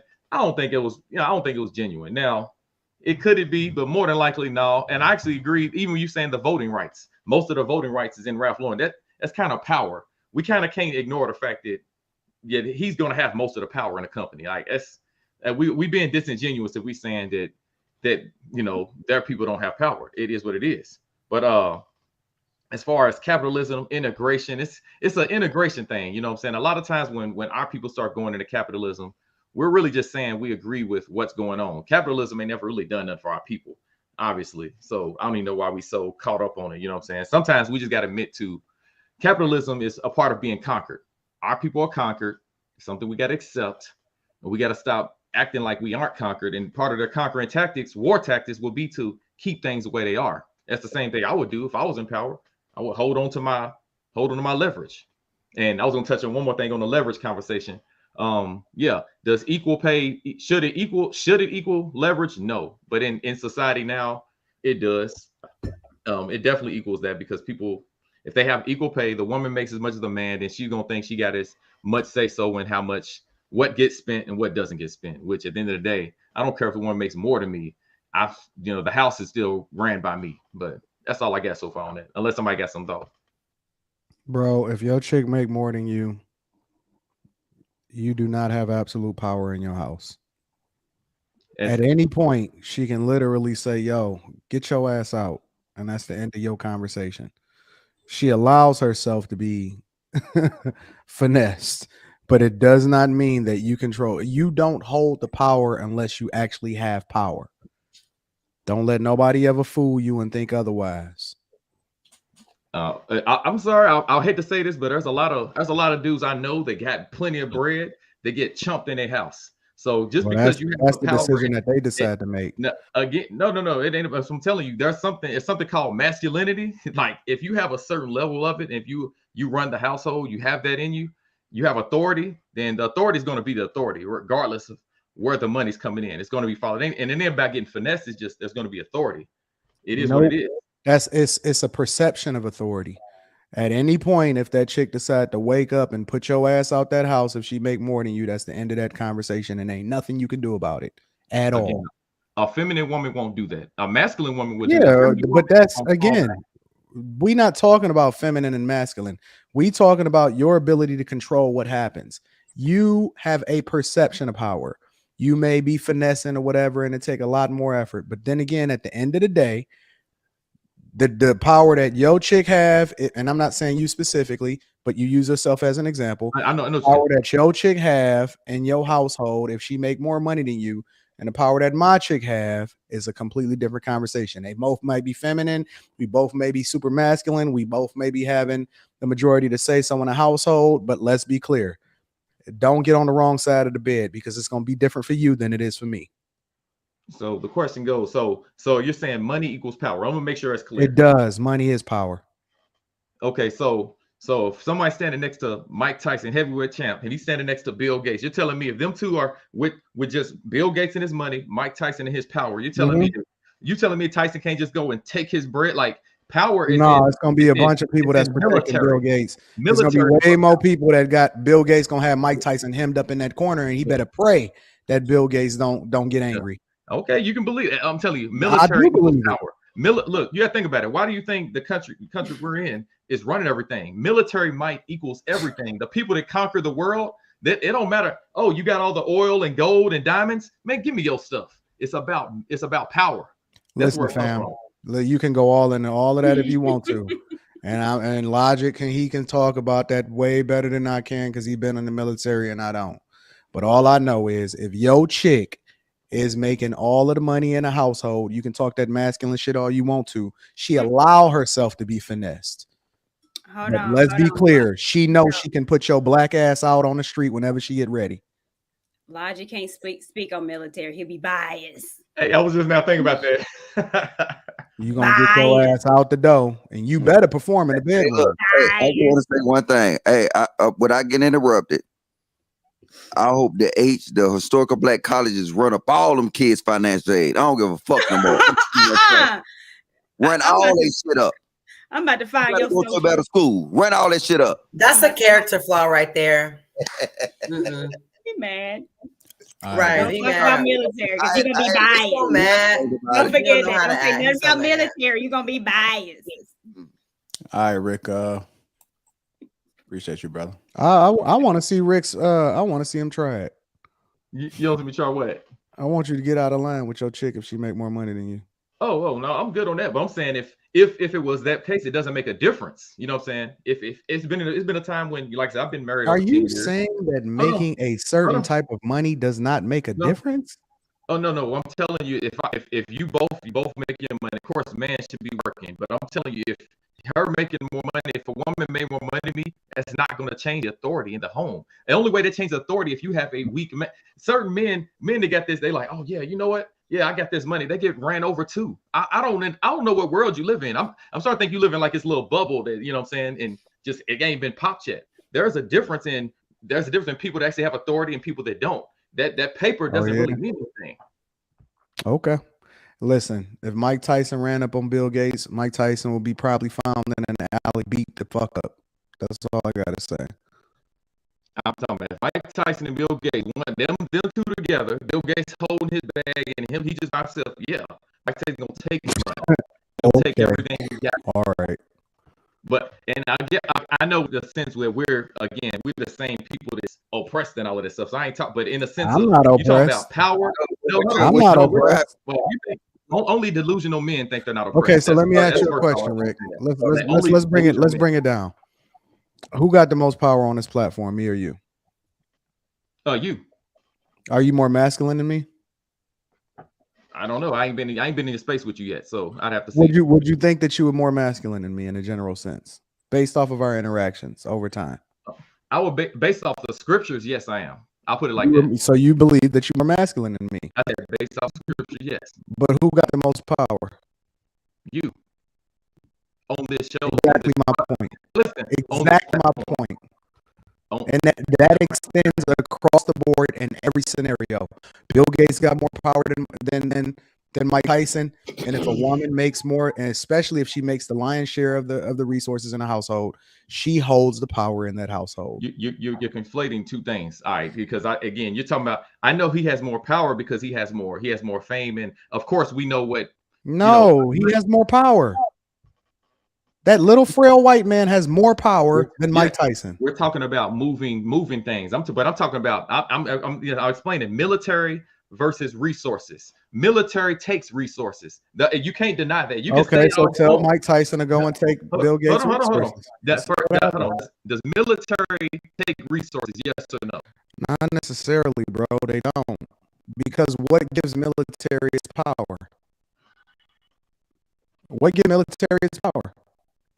Their ability to fight, their skill, their combat. And see, that's where your argument falls short. Is because you nowhere near. Isn't it You're talking about information that they have there and the power that they have to be able to enforce? What gives the military their might? Is it just and they're wanting to fight? Honestly, I'm honestly God, but that's another conversation. You know, now we gotta go with the God. It's the government. That's usually what happens when people start, they can't really start to substantiate their argument. They start to move over to God. My parents used to do that. Listen, I'm not gonna when they start to lose the argument, they will say, "But God said." See, hold on. I mean, I'm not gonna get to the scoffing. I'm not even trying to say. But God said. Hold on, listen what I'm saying. What I'm telling you is the ones that have the tactics to move in position to take things or whatever. Yes. They're going. Somebody can have somebody holding all this gold and resources. We know that people with the resources can pay off mercenaries. We understand that, but just because somebody can pay off people does not mean they're always going to be a better military. And if you go back in history, historically, Greece took over the whole world quickly, and it wasn't just about resources. About they was a great military power. They took it over, one of the fastest conquering times ever with Alexander the Great. So it ain't about just how much you got. It's about what you can take over. Cool. All right. Got you. Well, who did Alexander the Great lose to? He lost to dude. I mean, I'm trying to. How can I say this nicely? He lost being a fruitcake. He died because dude, we got early. No. I'm not saying how Alexander the Great. Well, he never lost. What I'm saying, he died. Damn, I'm having a bad day today. I can't ask shit. Okay, my bad. Okay, let me say this. Y'all good, man. I'm chilling. So, okay, who did he lose to? Because I don't remember him losing. I remember him coming back with his army after he went to out to India and all of that stuff. So, who did he lose to? You don't remember Alexander the Great losing to a northern army, even though his flanks was compromised due to other situations, but Alexander the Great was defeated. Okay, hey, send me that. You know what? And I'll be educated. I'm open to being wrong at any time. I'm cool with that. So yeah, let me see it. But I remember Alexander the Great they took over everything. They had control of the world until the Romans came, obviously after which is another history part. All right, y'all. We're gonna move it on. What's going on, Polo? Move to the show. All right, Rick. Appreciate you, brother. Hey, Polo. Peace. Hello, hey JR, Rella, Anton, Logic, Kayla K. Where you been, man? We ain't seen you in a minute. Where you been, man? Mm-hmm. Went on vacation down to the DR for 2 weeks with my daughter. Oh, not the daughter. Nice. I love DR. Let me tell you, Polo, if I can, your daughter is beautiful. Oh, well, thank you. Thank you. Pictures, like model beautiful. Wait, Polo. You didn't go to Sasua, did you? I did. But I was on good behavior because it was a family vacation. He was with his daughter. Mm-hmm. Yeah. That don't mean he can't slip away.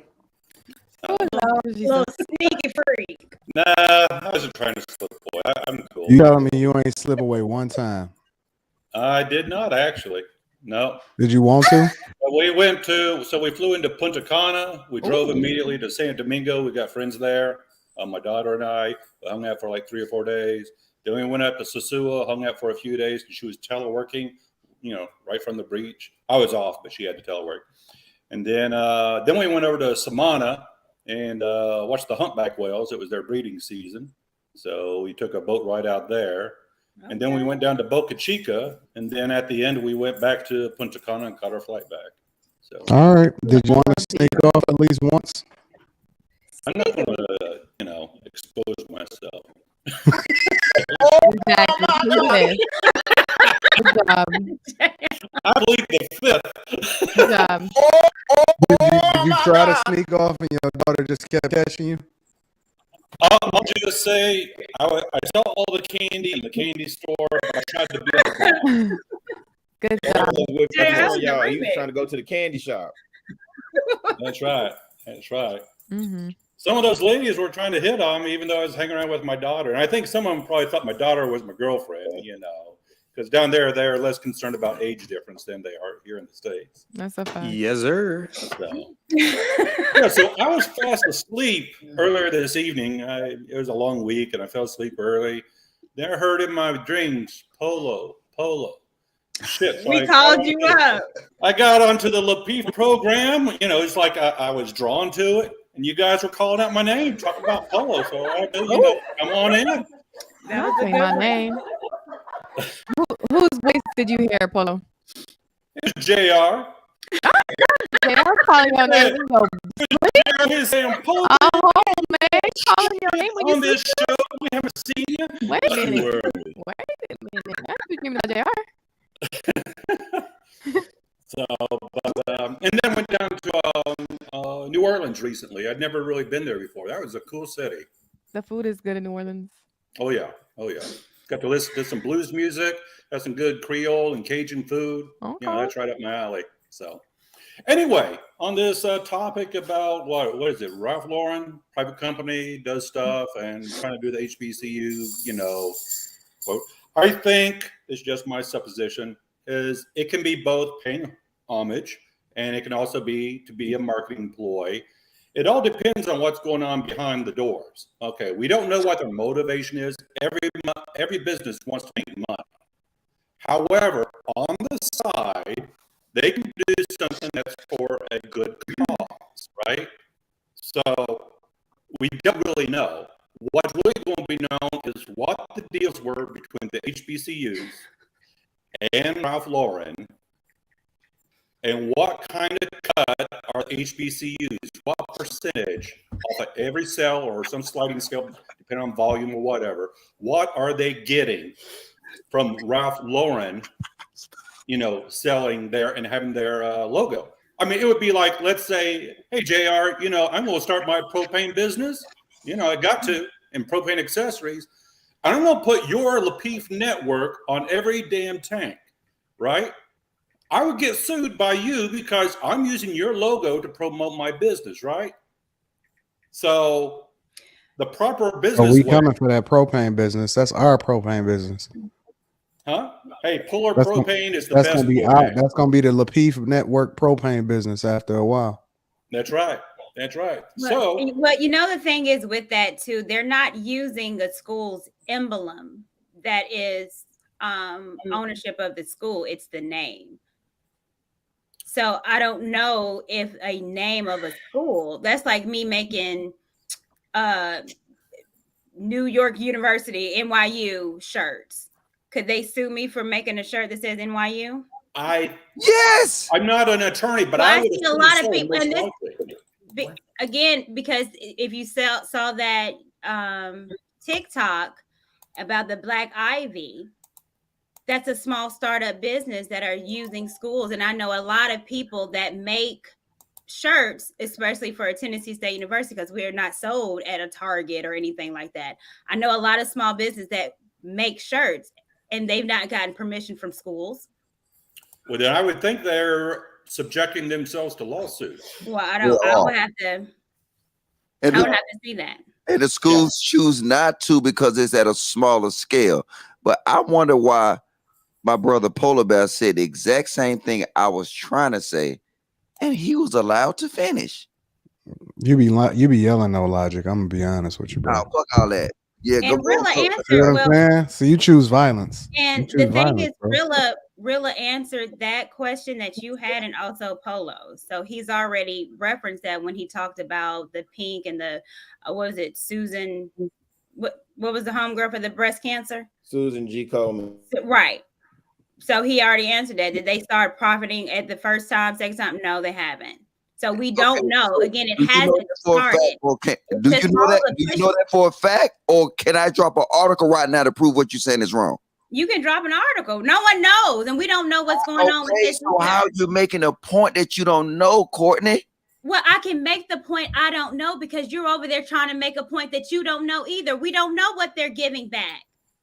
You're pushing back on shit you don't know. So I'm not pushing back on anything. It's a possibility that it's a whole lot of money that could go back or a percentage. We don't know because I don't know the specifics. So you push back on something that you don't know either. Logic, stop. Little lizard. That's all right. Logic is so petty. Y'all ladies, ain't logic petty. No, he's not. He's something, but it ain't petty. Oh, I still love you, Courtney. I just want to speak.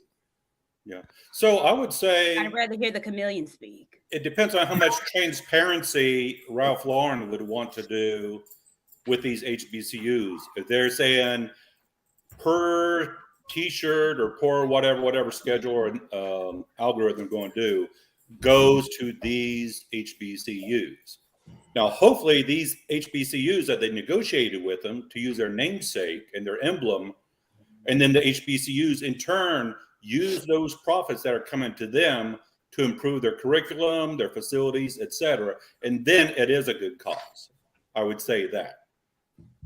Okay. But now I would say, Courtney, getting to your thing about, are they allowed to do that? If they were just saying HBCUs in a what you call it, generic sense, not an actual name and their logo, if it just said HBCUs, then it's a generic thing. Just like I could say, engineers. I'm going to Google that. If I said the William Smith College of Engineering in Charlotte, North Carolina, then I'd be infringing upon them. They could sue me if they wanted to.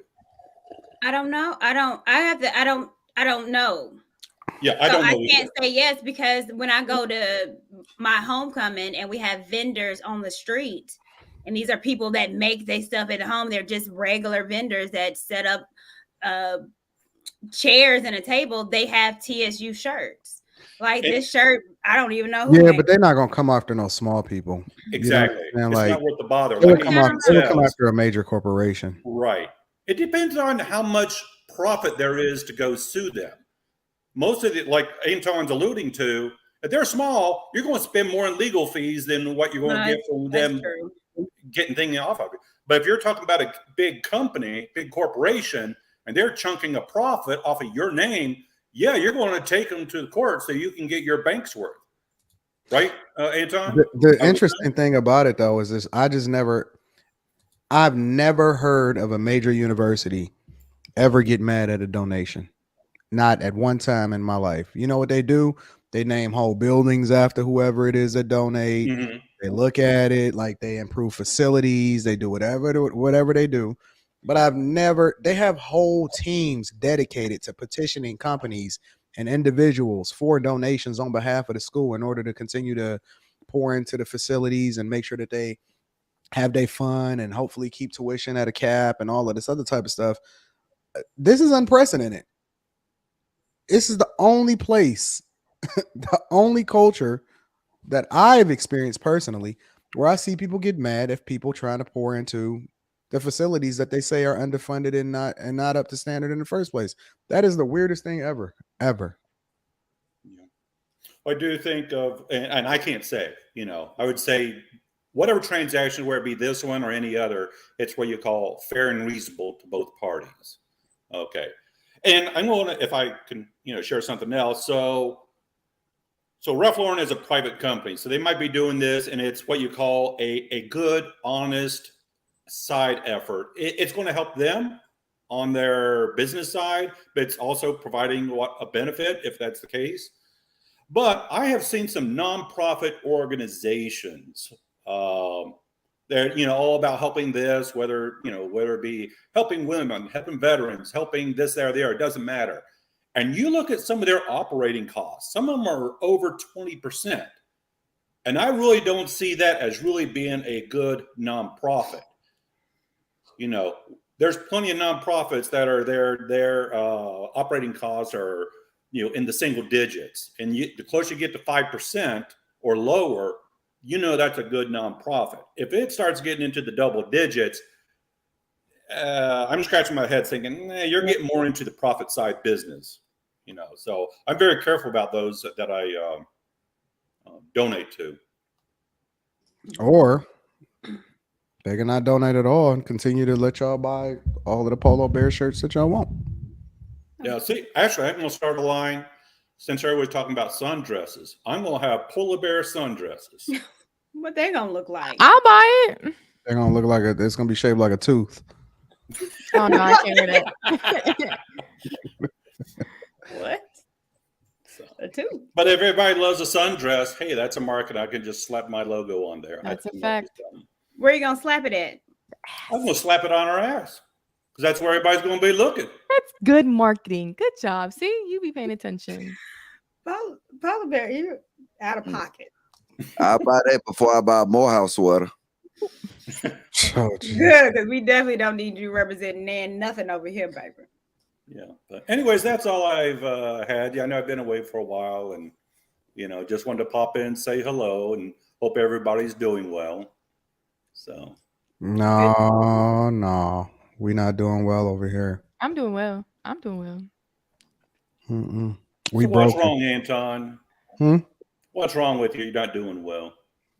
Cause I want my HBCUs to do well, and I want them to be. Now, don't start it capping, because that's a whole you gotta let me finish saying it. No, listen. Okay, because I'm about. I want my HBCUs to do well because I've seen how much it means to Courtney, and Courtney is the thing that means the most to me, not the HBCU. So if it makes her happy, then that's why I want it to do well. You are so foolish. And you know what, Courtney, though, for you and Kayla, I'm going on right now, and I'm trying to I'm on a polo because I like polo. So I will order the Morehouse, and then I buy some Spellman stuff, and I give it away at the live show. What? Oh, that's so nice, JP Daddy. All right, please, Ollie girl, we don't need no wingman. No, that is nice. That's nice of you. Oh yeah, I'm a nice guy. That's what they tell me. That's nice. Logic. Can you pull up that Nike link? We should do a raffle, JR, because I could buy some hoodies from your friend Logic. We should do a raffle, JR. You want to do that? For what? For HBCU hoodies? No, I was talking about another no, not that. I mean, we can, but I was talking about wait, you pushing it too far now. Another we can get Logic's friend is a black designer, so I could buy some hoodies and we can do a raffle. Now I know for a fact. Look, I went to the website. They finna make the bag. Look. Don't they look good? They look amazing. Who is that? Hold on, wait. It's the photography that they did for. No, wait, though. They got a timer on the lunch. They finna make the bag. You can't even order this now. Wait, I gotta wait 10 days, 24 hours, and 47 minutes. And they finna make a bag off of this. Oh, that's pretty hot. Looks good. Don't they look handsome and beautiful? No, it's still put it back up, Logic. Let me see. Put it back up. We couldn't see it. You was off. Can you pop it up, JR? I can show it on my. He ain't doing no free promo unless they send him some. Since he's gonna pull it up, you guys get your Houston tickets April 23rd. The link is in the bio. It's going down the whole weekend. Make sure you subscribe to the Instagram because we have events planned Saturday night and Sunday. There is only the limited amount of tickets for the live show, so get it now before it runs out. It's gonna be live. I'm only coming if Rilla gonna have that same type of energy that he had when he was going back and forth with Mr. Logic. No, I'm gonna be in my vagina. You know, I'm sassy now since I done got married. I'm super sassy. So no, we Rilla gonna wearing the ring. Rilla, let me see that ring. Let me see that ring, bro. I see you, fam. I see you, fam. You better get that Jared, little can you beard. make it bigger Make it so we can see it? and zoom in if you can. Cause I can't. That's the website. Is your Is it still the okay. pictures? Yeah, that's better. Now scroll down a little bit. Well, go up. Ain't that up? That's it. Oh, well, it should. That's the They don't have polos a right there? catalog of the pictures because there were men in suits and women in white. No, this the actual. This the site. That's it. That's the okay. Yeah, this is the actual Ralph Lauren site. Of it. Yeah. All right. Hmm. Yeah, Well, I that just wasn't showing. This wasn't showing what I wanted y'all to see. They finna make a bag off of polo. Oh yeah. Something else, man. If y'all coming to Houston, make sure you leave Monday. Do not leave on Sunday. What's happening on Sunday? If you're flying in, fly through Bush. Fly through Hobby. Hobby is closer, but Bush is probably going to be cheaper. Flights are cheaper on Tuesdays and Wednesdays. Get the tickets. You can go on Hopper. Man, them flights is expensive as hell. Dude, what's your 1-800 number so they can just call you, 1-800. get all this information? Call your daddy. Them flights was expensive. Some flights went up because of the gas and stuff like that. But well, I got mine. I actually bought mine today, but I'm flying first class, so my flight was $1,200 round trip, something like that. That's why, because it's first class. But from Detroit, that shouldn't be that much. I'm riding my big wheel, getting a little exercise. Hey, Spirit, it's right there. I'm riding my power wheels. Q, you look like a whole librarian tonight. You look like a school teacher. I always got my glasses on. What are you talking about? Studious tonight. How? I always wear my glasses. I've worn big hair, but thank you. Y'all trying to get taught a lesson? What is Hobby? What is Hobby? Hobby is closer than Bush. Well, it's a smaller airport. Yeah, it is. It's smaller, but they have like Southwest and stuff. But Bush is far, kind of, especially if you're staying by the Galleria area. I want to say it's a good 45 minutes. So, definitely get Hobby. But yeah, leave on Monday because Sunday Fun Day is a thing in Houston. So, and we're doing like a brunch thing. On Sunday. I'm organizing a brunch thing. Yeah. My flight is gonna be gone. Is it gonna be Sunday or Sunday? Yes, in Houston, they already been partying. Like Houston don't stop. It's party city. Is this after hours? Okay. Hey, hold on. Wait. But Rilla, how's married life? It's funny. A lot of people have been asking me that, Anton. Not much has changed. The sex is better. And I'm sorry. Ow! I'll do it. Sex is better. Is it really? Yeah. Wow, that's impressive. I'm gonna tell you why. Because for me, one of the biggest things, and I said this on the platform, one of the biggest things that concerned me was making sure she had the proper covering. And so that weight of it is off my shoulders. So everything is everything. We still formalizing stuff and switching stuff over and name changes and all that other stuff. But we still moving. Everything is everything. Shout out to Rilla. I'm gonna need you to do married filing jointly though. We gonna talk tomorrow, bro. We will, but it's just not gonna be this year. But yeah, that's cool. This after hours. Which one of y'all? You finna give us the 16? Anton, you finna give it to us now? I don't even got a 16.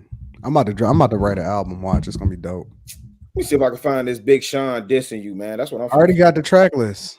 Written out. No, it need to be after hours. I like Courtney better at after hours. Hey, is you gonna that, why is that? In Heaven Studios, you gonna record at Heaven Studios? Why is that? Royce is Logic. No, I do I am kicking it with Helava and my boy B Mill. So let me see, Big Sean. Where my track listening? Anton diss. Oh, JR. Some people are asking regarding the live. Can you give them an example of what to wear? Because I know you said like cocktail and then you said formal. Can you give an example of what men should wear and women so they can kind of know? Because a couple of people have been asking me and I said I don't know. Sundress and basketball shorts. No, don't wear no dang basketball shorts. No, she talking about the hard bottoms. JR was adamant about making sure everybody's suited and booted for at least one of them days. No, JR, you muted. You're muted, sir. Really, they saying I can't rap, man. They want the women coming sexy. Q. Okay, what about the men? Like it was men. I mean, like the men got to come. If the women coming sexy, the men got to come sexy too. I'm gonna do my debut song at in Houston. JR said we got to spit. Everybody's supposed to come out on stage. Be a background dancer. Yeah, like it's gonna be a cipher. Yeah, and is Chicago gonna be dancing, Anton? So like everybody gonna be rapping. I said like everybody rapping. I'll be the judge. Nah, you gotta rap too. It's a cipher. Nope. It's a cipher. Q gonna do what? Q, you gonna do some reggae or something? No, I'm gonna be a judge. I'm gonna hand y'all liquor. I'm great at doing that. I'm so good at doing that. Wait. Are you still saying you don't know what bogle means? You no.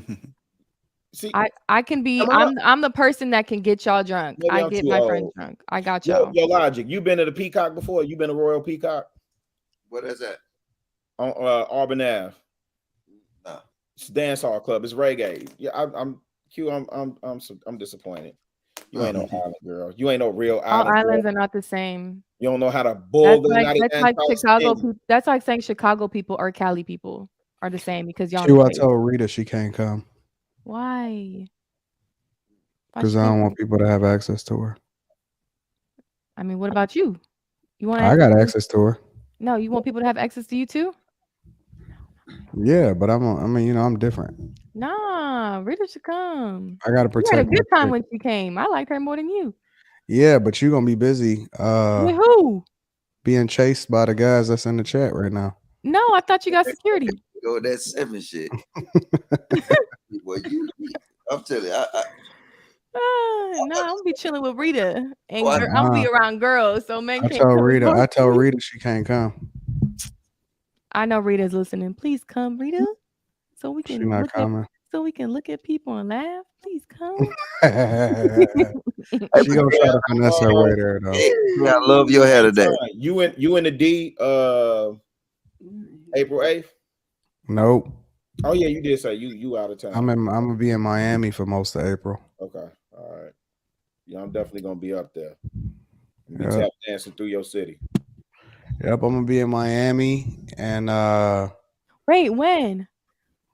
April. I'm flying into Miami on the 5th of April. Why, you coming through? No, I saw it on the Patreon. Huh? I'll for sure come through because I need a tan anyways. I'm looking pale. We got the whole crib, so. Oh my bad. You can't come to the crib because you can't come to no man's hotel room. Shoot, I get a hotels in Miami are cheap. That's a cheap flight too. They are. Well, it depends on where you get it at though. All of my hotels be Marriott, so. Kay, are you gonna have you got your 16 ready right now? No. She could have just nodded for that. You can't give us a birthday 16 real quick? Birthday. No. Birthday. Okay, 8 bars. There you go, Kay. I don't even listen to rap, but Hey, your hair looking too good now to sing, baby. Thank you. Thank you. I love your hair. Logic, we've been mending our online relationship. I think we're cool now. Thank you. Do you think I should bring Rita for real? Your hair looking good. You only want her for your own. You only want me to bring her for your own selfish hanging out reasons. Yes, I will take full accountability. You're right. Oh my God, you're gonna make me get this girl a plane ticket. It's the first live show. How can she miss that? Hey, hold on, man. What's been going on with you tonight, man? Why is you in your pimp voice tonight, man? I'm just chilling because Logic got enough energy for all of us. All of us. Come on, y'all. Been yarning about 5-6 times. I've been wide open. He over there like that's a fact. I yarned again 8 times. Hey man, it seemed like the later it get, like Anton just like, yeah, you gonna make me buy this. I'm just chilling, bro. You got that operator Go voice. ahead, pull them gators out, man. Let me see the more gators, man. I don't wear gators, but I wear ballies. Nah, you got some gators, man. You got them in now. I wear ballies, bro. I really do like that ballies. hoodie though. Huh? Jared, can we get that hoodie, Jared? I don't have that. That's Anton got that. Talking about these? Okay. Yeah. I don't really wear white, but it looks really nice. Yeah, I like that. What's that? Was that Bob Marley? Go back. I love him. Chicago. I love it. Is that my birthday present? Those are my birthday presents. Thank you. She's trying to swindle you. I'll tell you. You know what? We can meet up. Thank you. Thanks, Chicago. I knew He you said you gotta do that 16 bar first, Kay. There you go, Q. There you go. Hey, what's that? That's good. I like the white. I like the white one. The white one just looks so clean. I'll probably wear that white one just once. I got you. You already know Chicago. Yeah, now I gotta go. Hopefully they got another. Hold up. Now you gotta go. I like that. You already know. Hold up. That's all me. Wait, what? This is so nice. No. Hey, Rilla, you got a VCR also? I already told y'all. I told you I got the Betamax. You don't know what Betamax is?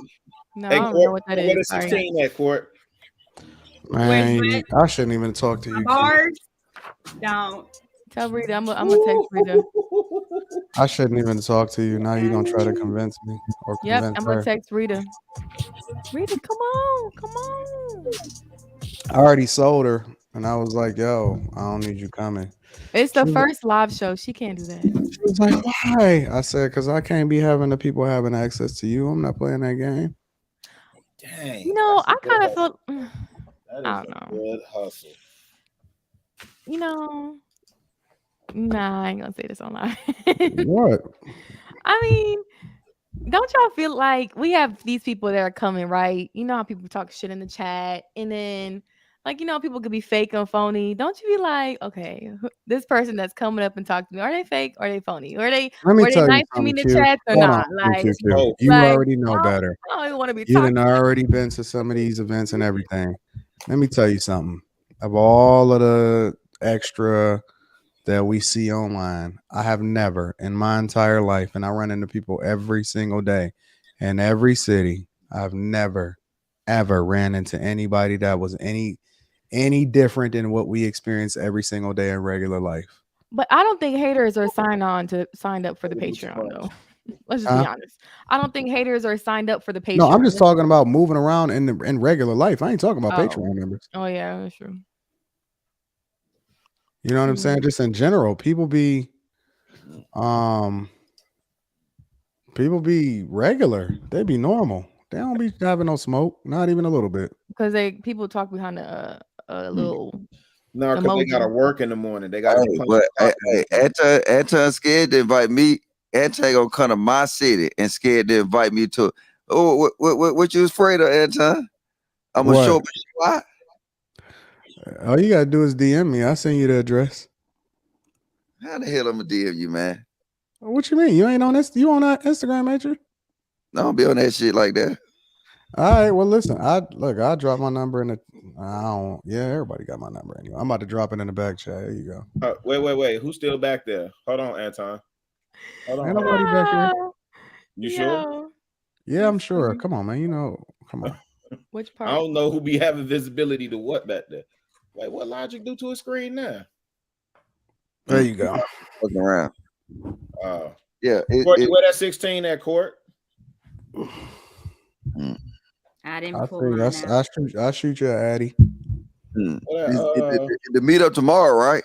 I was just saying, it's on Saturday night. And it better not be a nice place compared to Houston. All the other places that you picked, Anton, has been better than Houston. Like, Houston need a redo. So what you think? You want me to do a redo in Houston? Yes, because you really hold us for real. All right. We can redo Houston. I mean, we were doing Houston on the live show, so. Nah, my meetups is different. Yeah. But it's not hard to find a good place in DC. I got a spot already. Well, I mean, you know, the spot that we at it's gonna be dope. It's dope. I feel like I'm on tour. You is on tour. What you talking about? All right, y'all. We're about to ready to end this show. Talk to him. JR, where your 16 at? I ain't doing no 16, man. I'm What? tired. You not finna do the you are here, we are there? You not finna give us that Jollof? MC Jollof? Nah, not tonight. Not tonight. I think you gotta talk to what's his name? CBN. Like David. Yeah, Canadian born Nigerian. Talk to him. My Nigerian brother. What days are y'all since we here? What days are y'all flying in? Damn, I'm flying in. They are saying Friday. Friday. I'll text you. Yeah. So y'all can go to a good place like a brunch. I'll refer a good brunch spot. If you and Rita come in Friday morning, like there's a good brunch spot. Well, y'all love brunching. Y'all love. You don't like brunching? Hey man, y'all really don't be in the streets, man. I ain't. I'm gonna be. I mean, I just like food. I'm be in bed until it's time for me to show up. Really don't be in the streets. You going Chicago? Is this gonna be your first time in Houston? Nah, this be like my second, but the first time I went, it was on business, so I ain't really get to experience the city like that. Exactly. You and Anton on the same ish. I think I hit Papa's though. I did hit Papa though. Q, I've been there. I was there before. Rita, see, Anton, Rita. I've been there before, but the first time that I went there for a wedding. Mm-hmm. And then the second time was when I had, when we did our thing, with the people and all of that. And then I need the turkey leg hut. Nah, turkey leg hut line about to be ridiculous. It's overrated. I live 7 minutes from turkey leg hut. Hey, Q, you was summoning the ghost of Erykah Badu tonight, huh? Yes, I had to bring my incense out because that motherfucker lasted for a long time too. Mr. Logic, yeah, it burnt. It was sage. I think I'm gonna burn some every show. That was sage. It's a incense for it's sage. I mean, it wore off. When it wore off, then Logic and Rilla was like, so next time I'm gonna burn 2 incense for y'all. What happened? We was doing what? Y'all were like, I was like. Next time I got y'all though, I will burn 2 incense sticks for y'all so it can just woosah and calm down. You should probably label it. Yeah. You should probably put an L on one of them and an R. You should probably go full throttle with it. So I could put 2 of them at the same time. Y'all are funny. Y'all are funny. Kay, let me know when we can meet up so I can get you what I'm supposed to be getting to you. Really ain't gonna meet up. Really only gonna show up for the show. No, I'm talking about this weekend. I'm gonna get up with her. I was trying to get up with her last weekend, and she was too busy for the kid. Kay was Miami or what, fam? He was in the city. We be in the city. Hollywood. Q, you coming to Miami? Yeah, I'll come to Miami. Bet. Sure. You ain't gonna bust a great. You ain't going to no Miami, man. How you gonna tell me? I told him let's go. We can do Miami. Not Vegas. I need a tan. I look really pale right now. So I might just tell me what dates you I might just go for a whole week and just chill out there. I could be at the beach. That's exactly my laptop. Hey Q, do you wash your hair in a mop bucket? No, I don't. I don't. But I'll try it out. Them motherfuckers work wonders, man. I'll try it out. Things right there. Hey, JR, can you blow up my screen? I got Q next to the trophy. Q, look at that. Thank you. There you go. You the number one. Thank you, sir. I'm always number one in somebody. Troll number one. I'm cool. All right, y'all. Hit that like button on y'all way out, y'all. Yeah.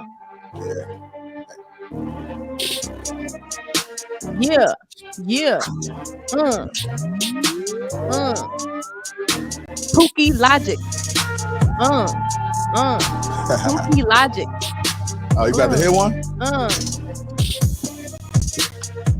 I just can't quit. never get married. Always talking shit.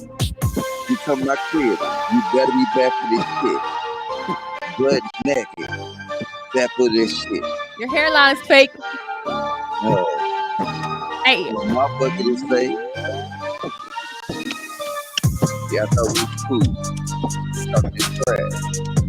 Keep on. I'm gonna get on her ass. Her name is Q. I think that was her name. I don't know. Make sure y'all get y'all tickets for the Houston Live Show. It's going down. Logic is bringing his hairline out. Weeds coming out. Wigs and weeds come out, ladies. Bring your bonnets and all. Hey. I like that. But if you pull up in Houston, then you chill with the kid.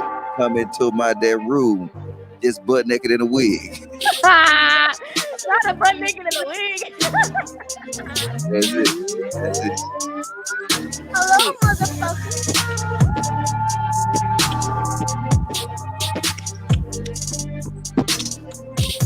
Courtney get tapped out on us tonight. She ain't doing no bang, head bound, and about to fight.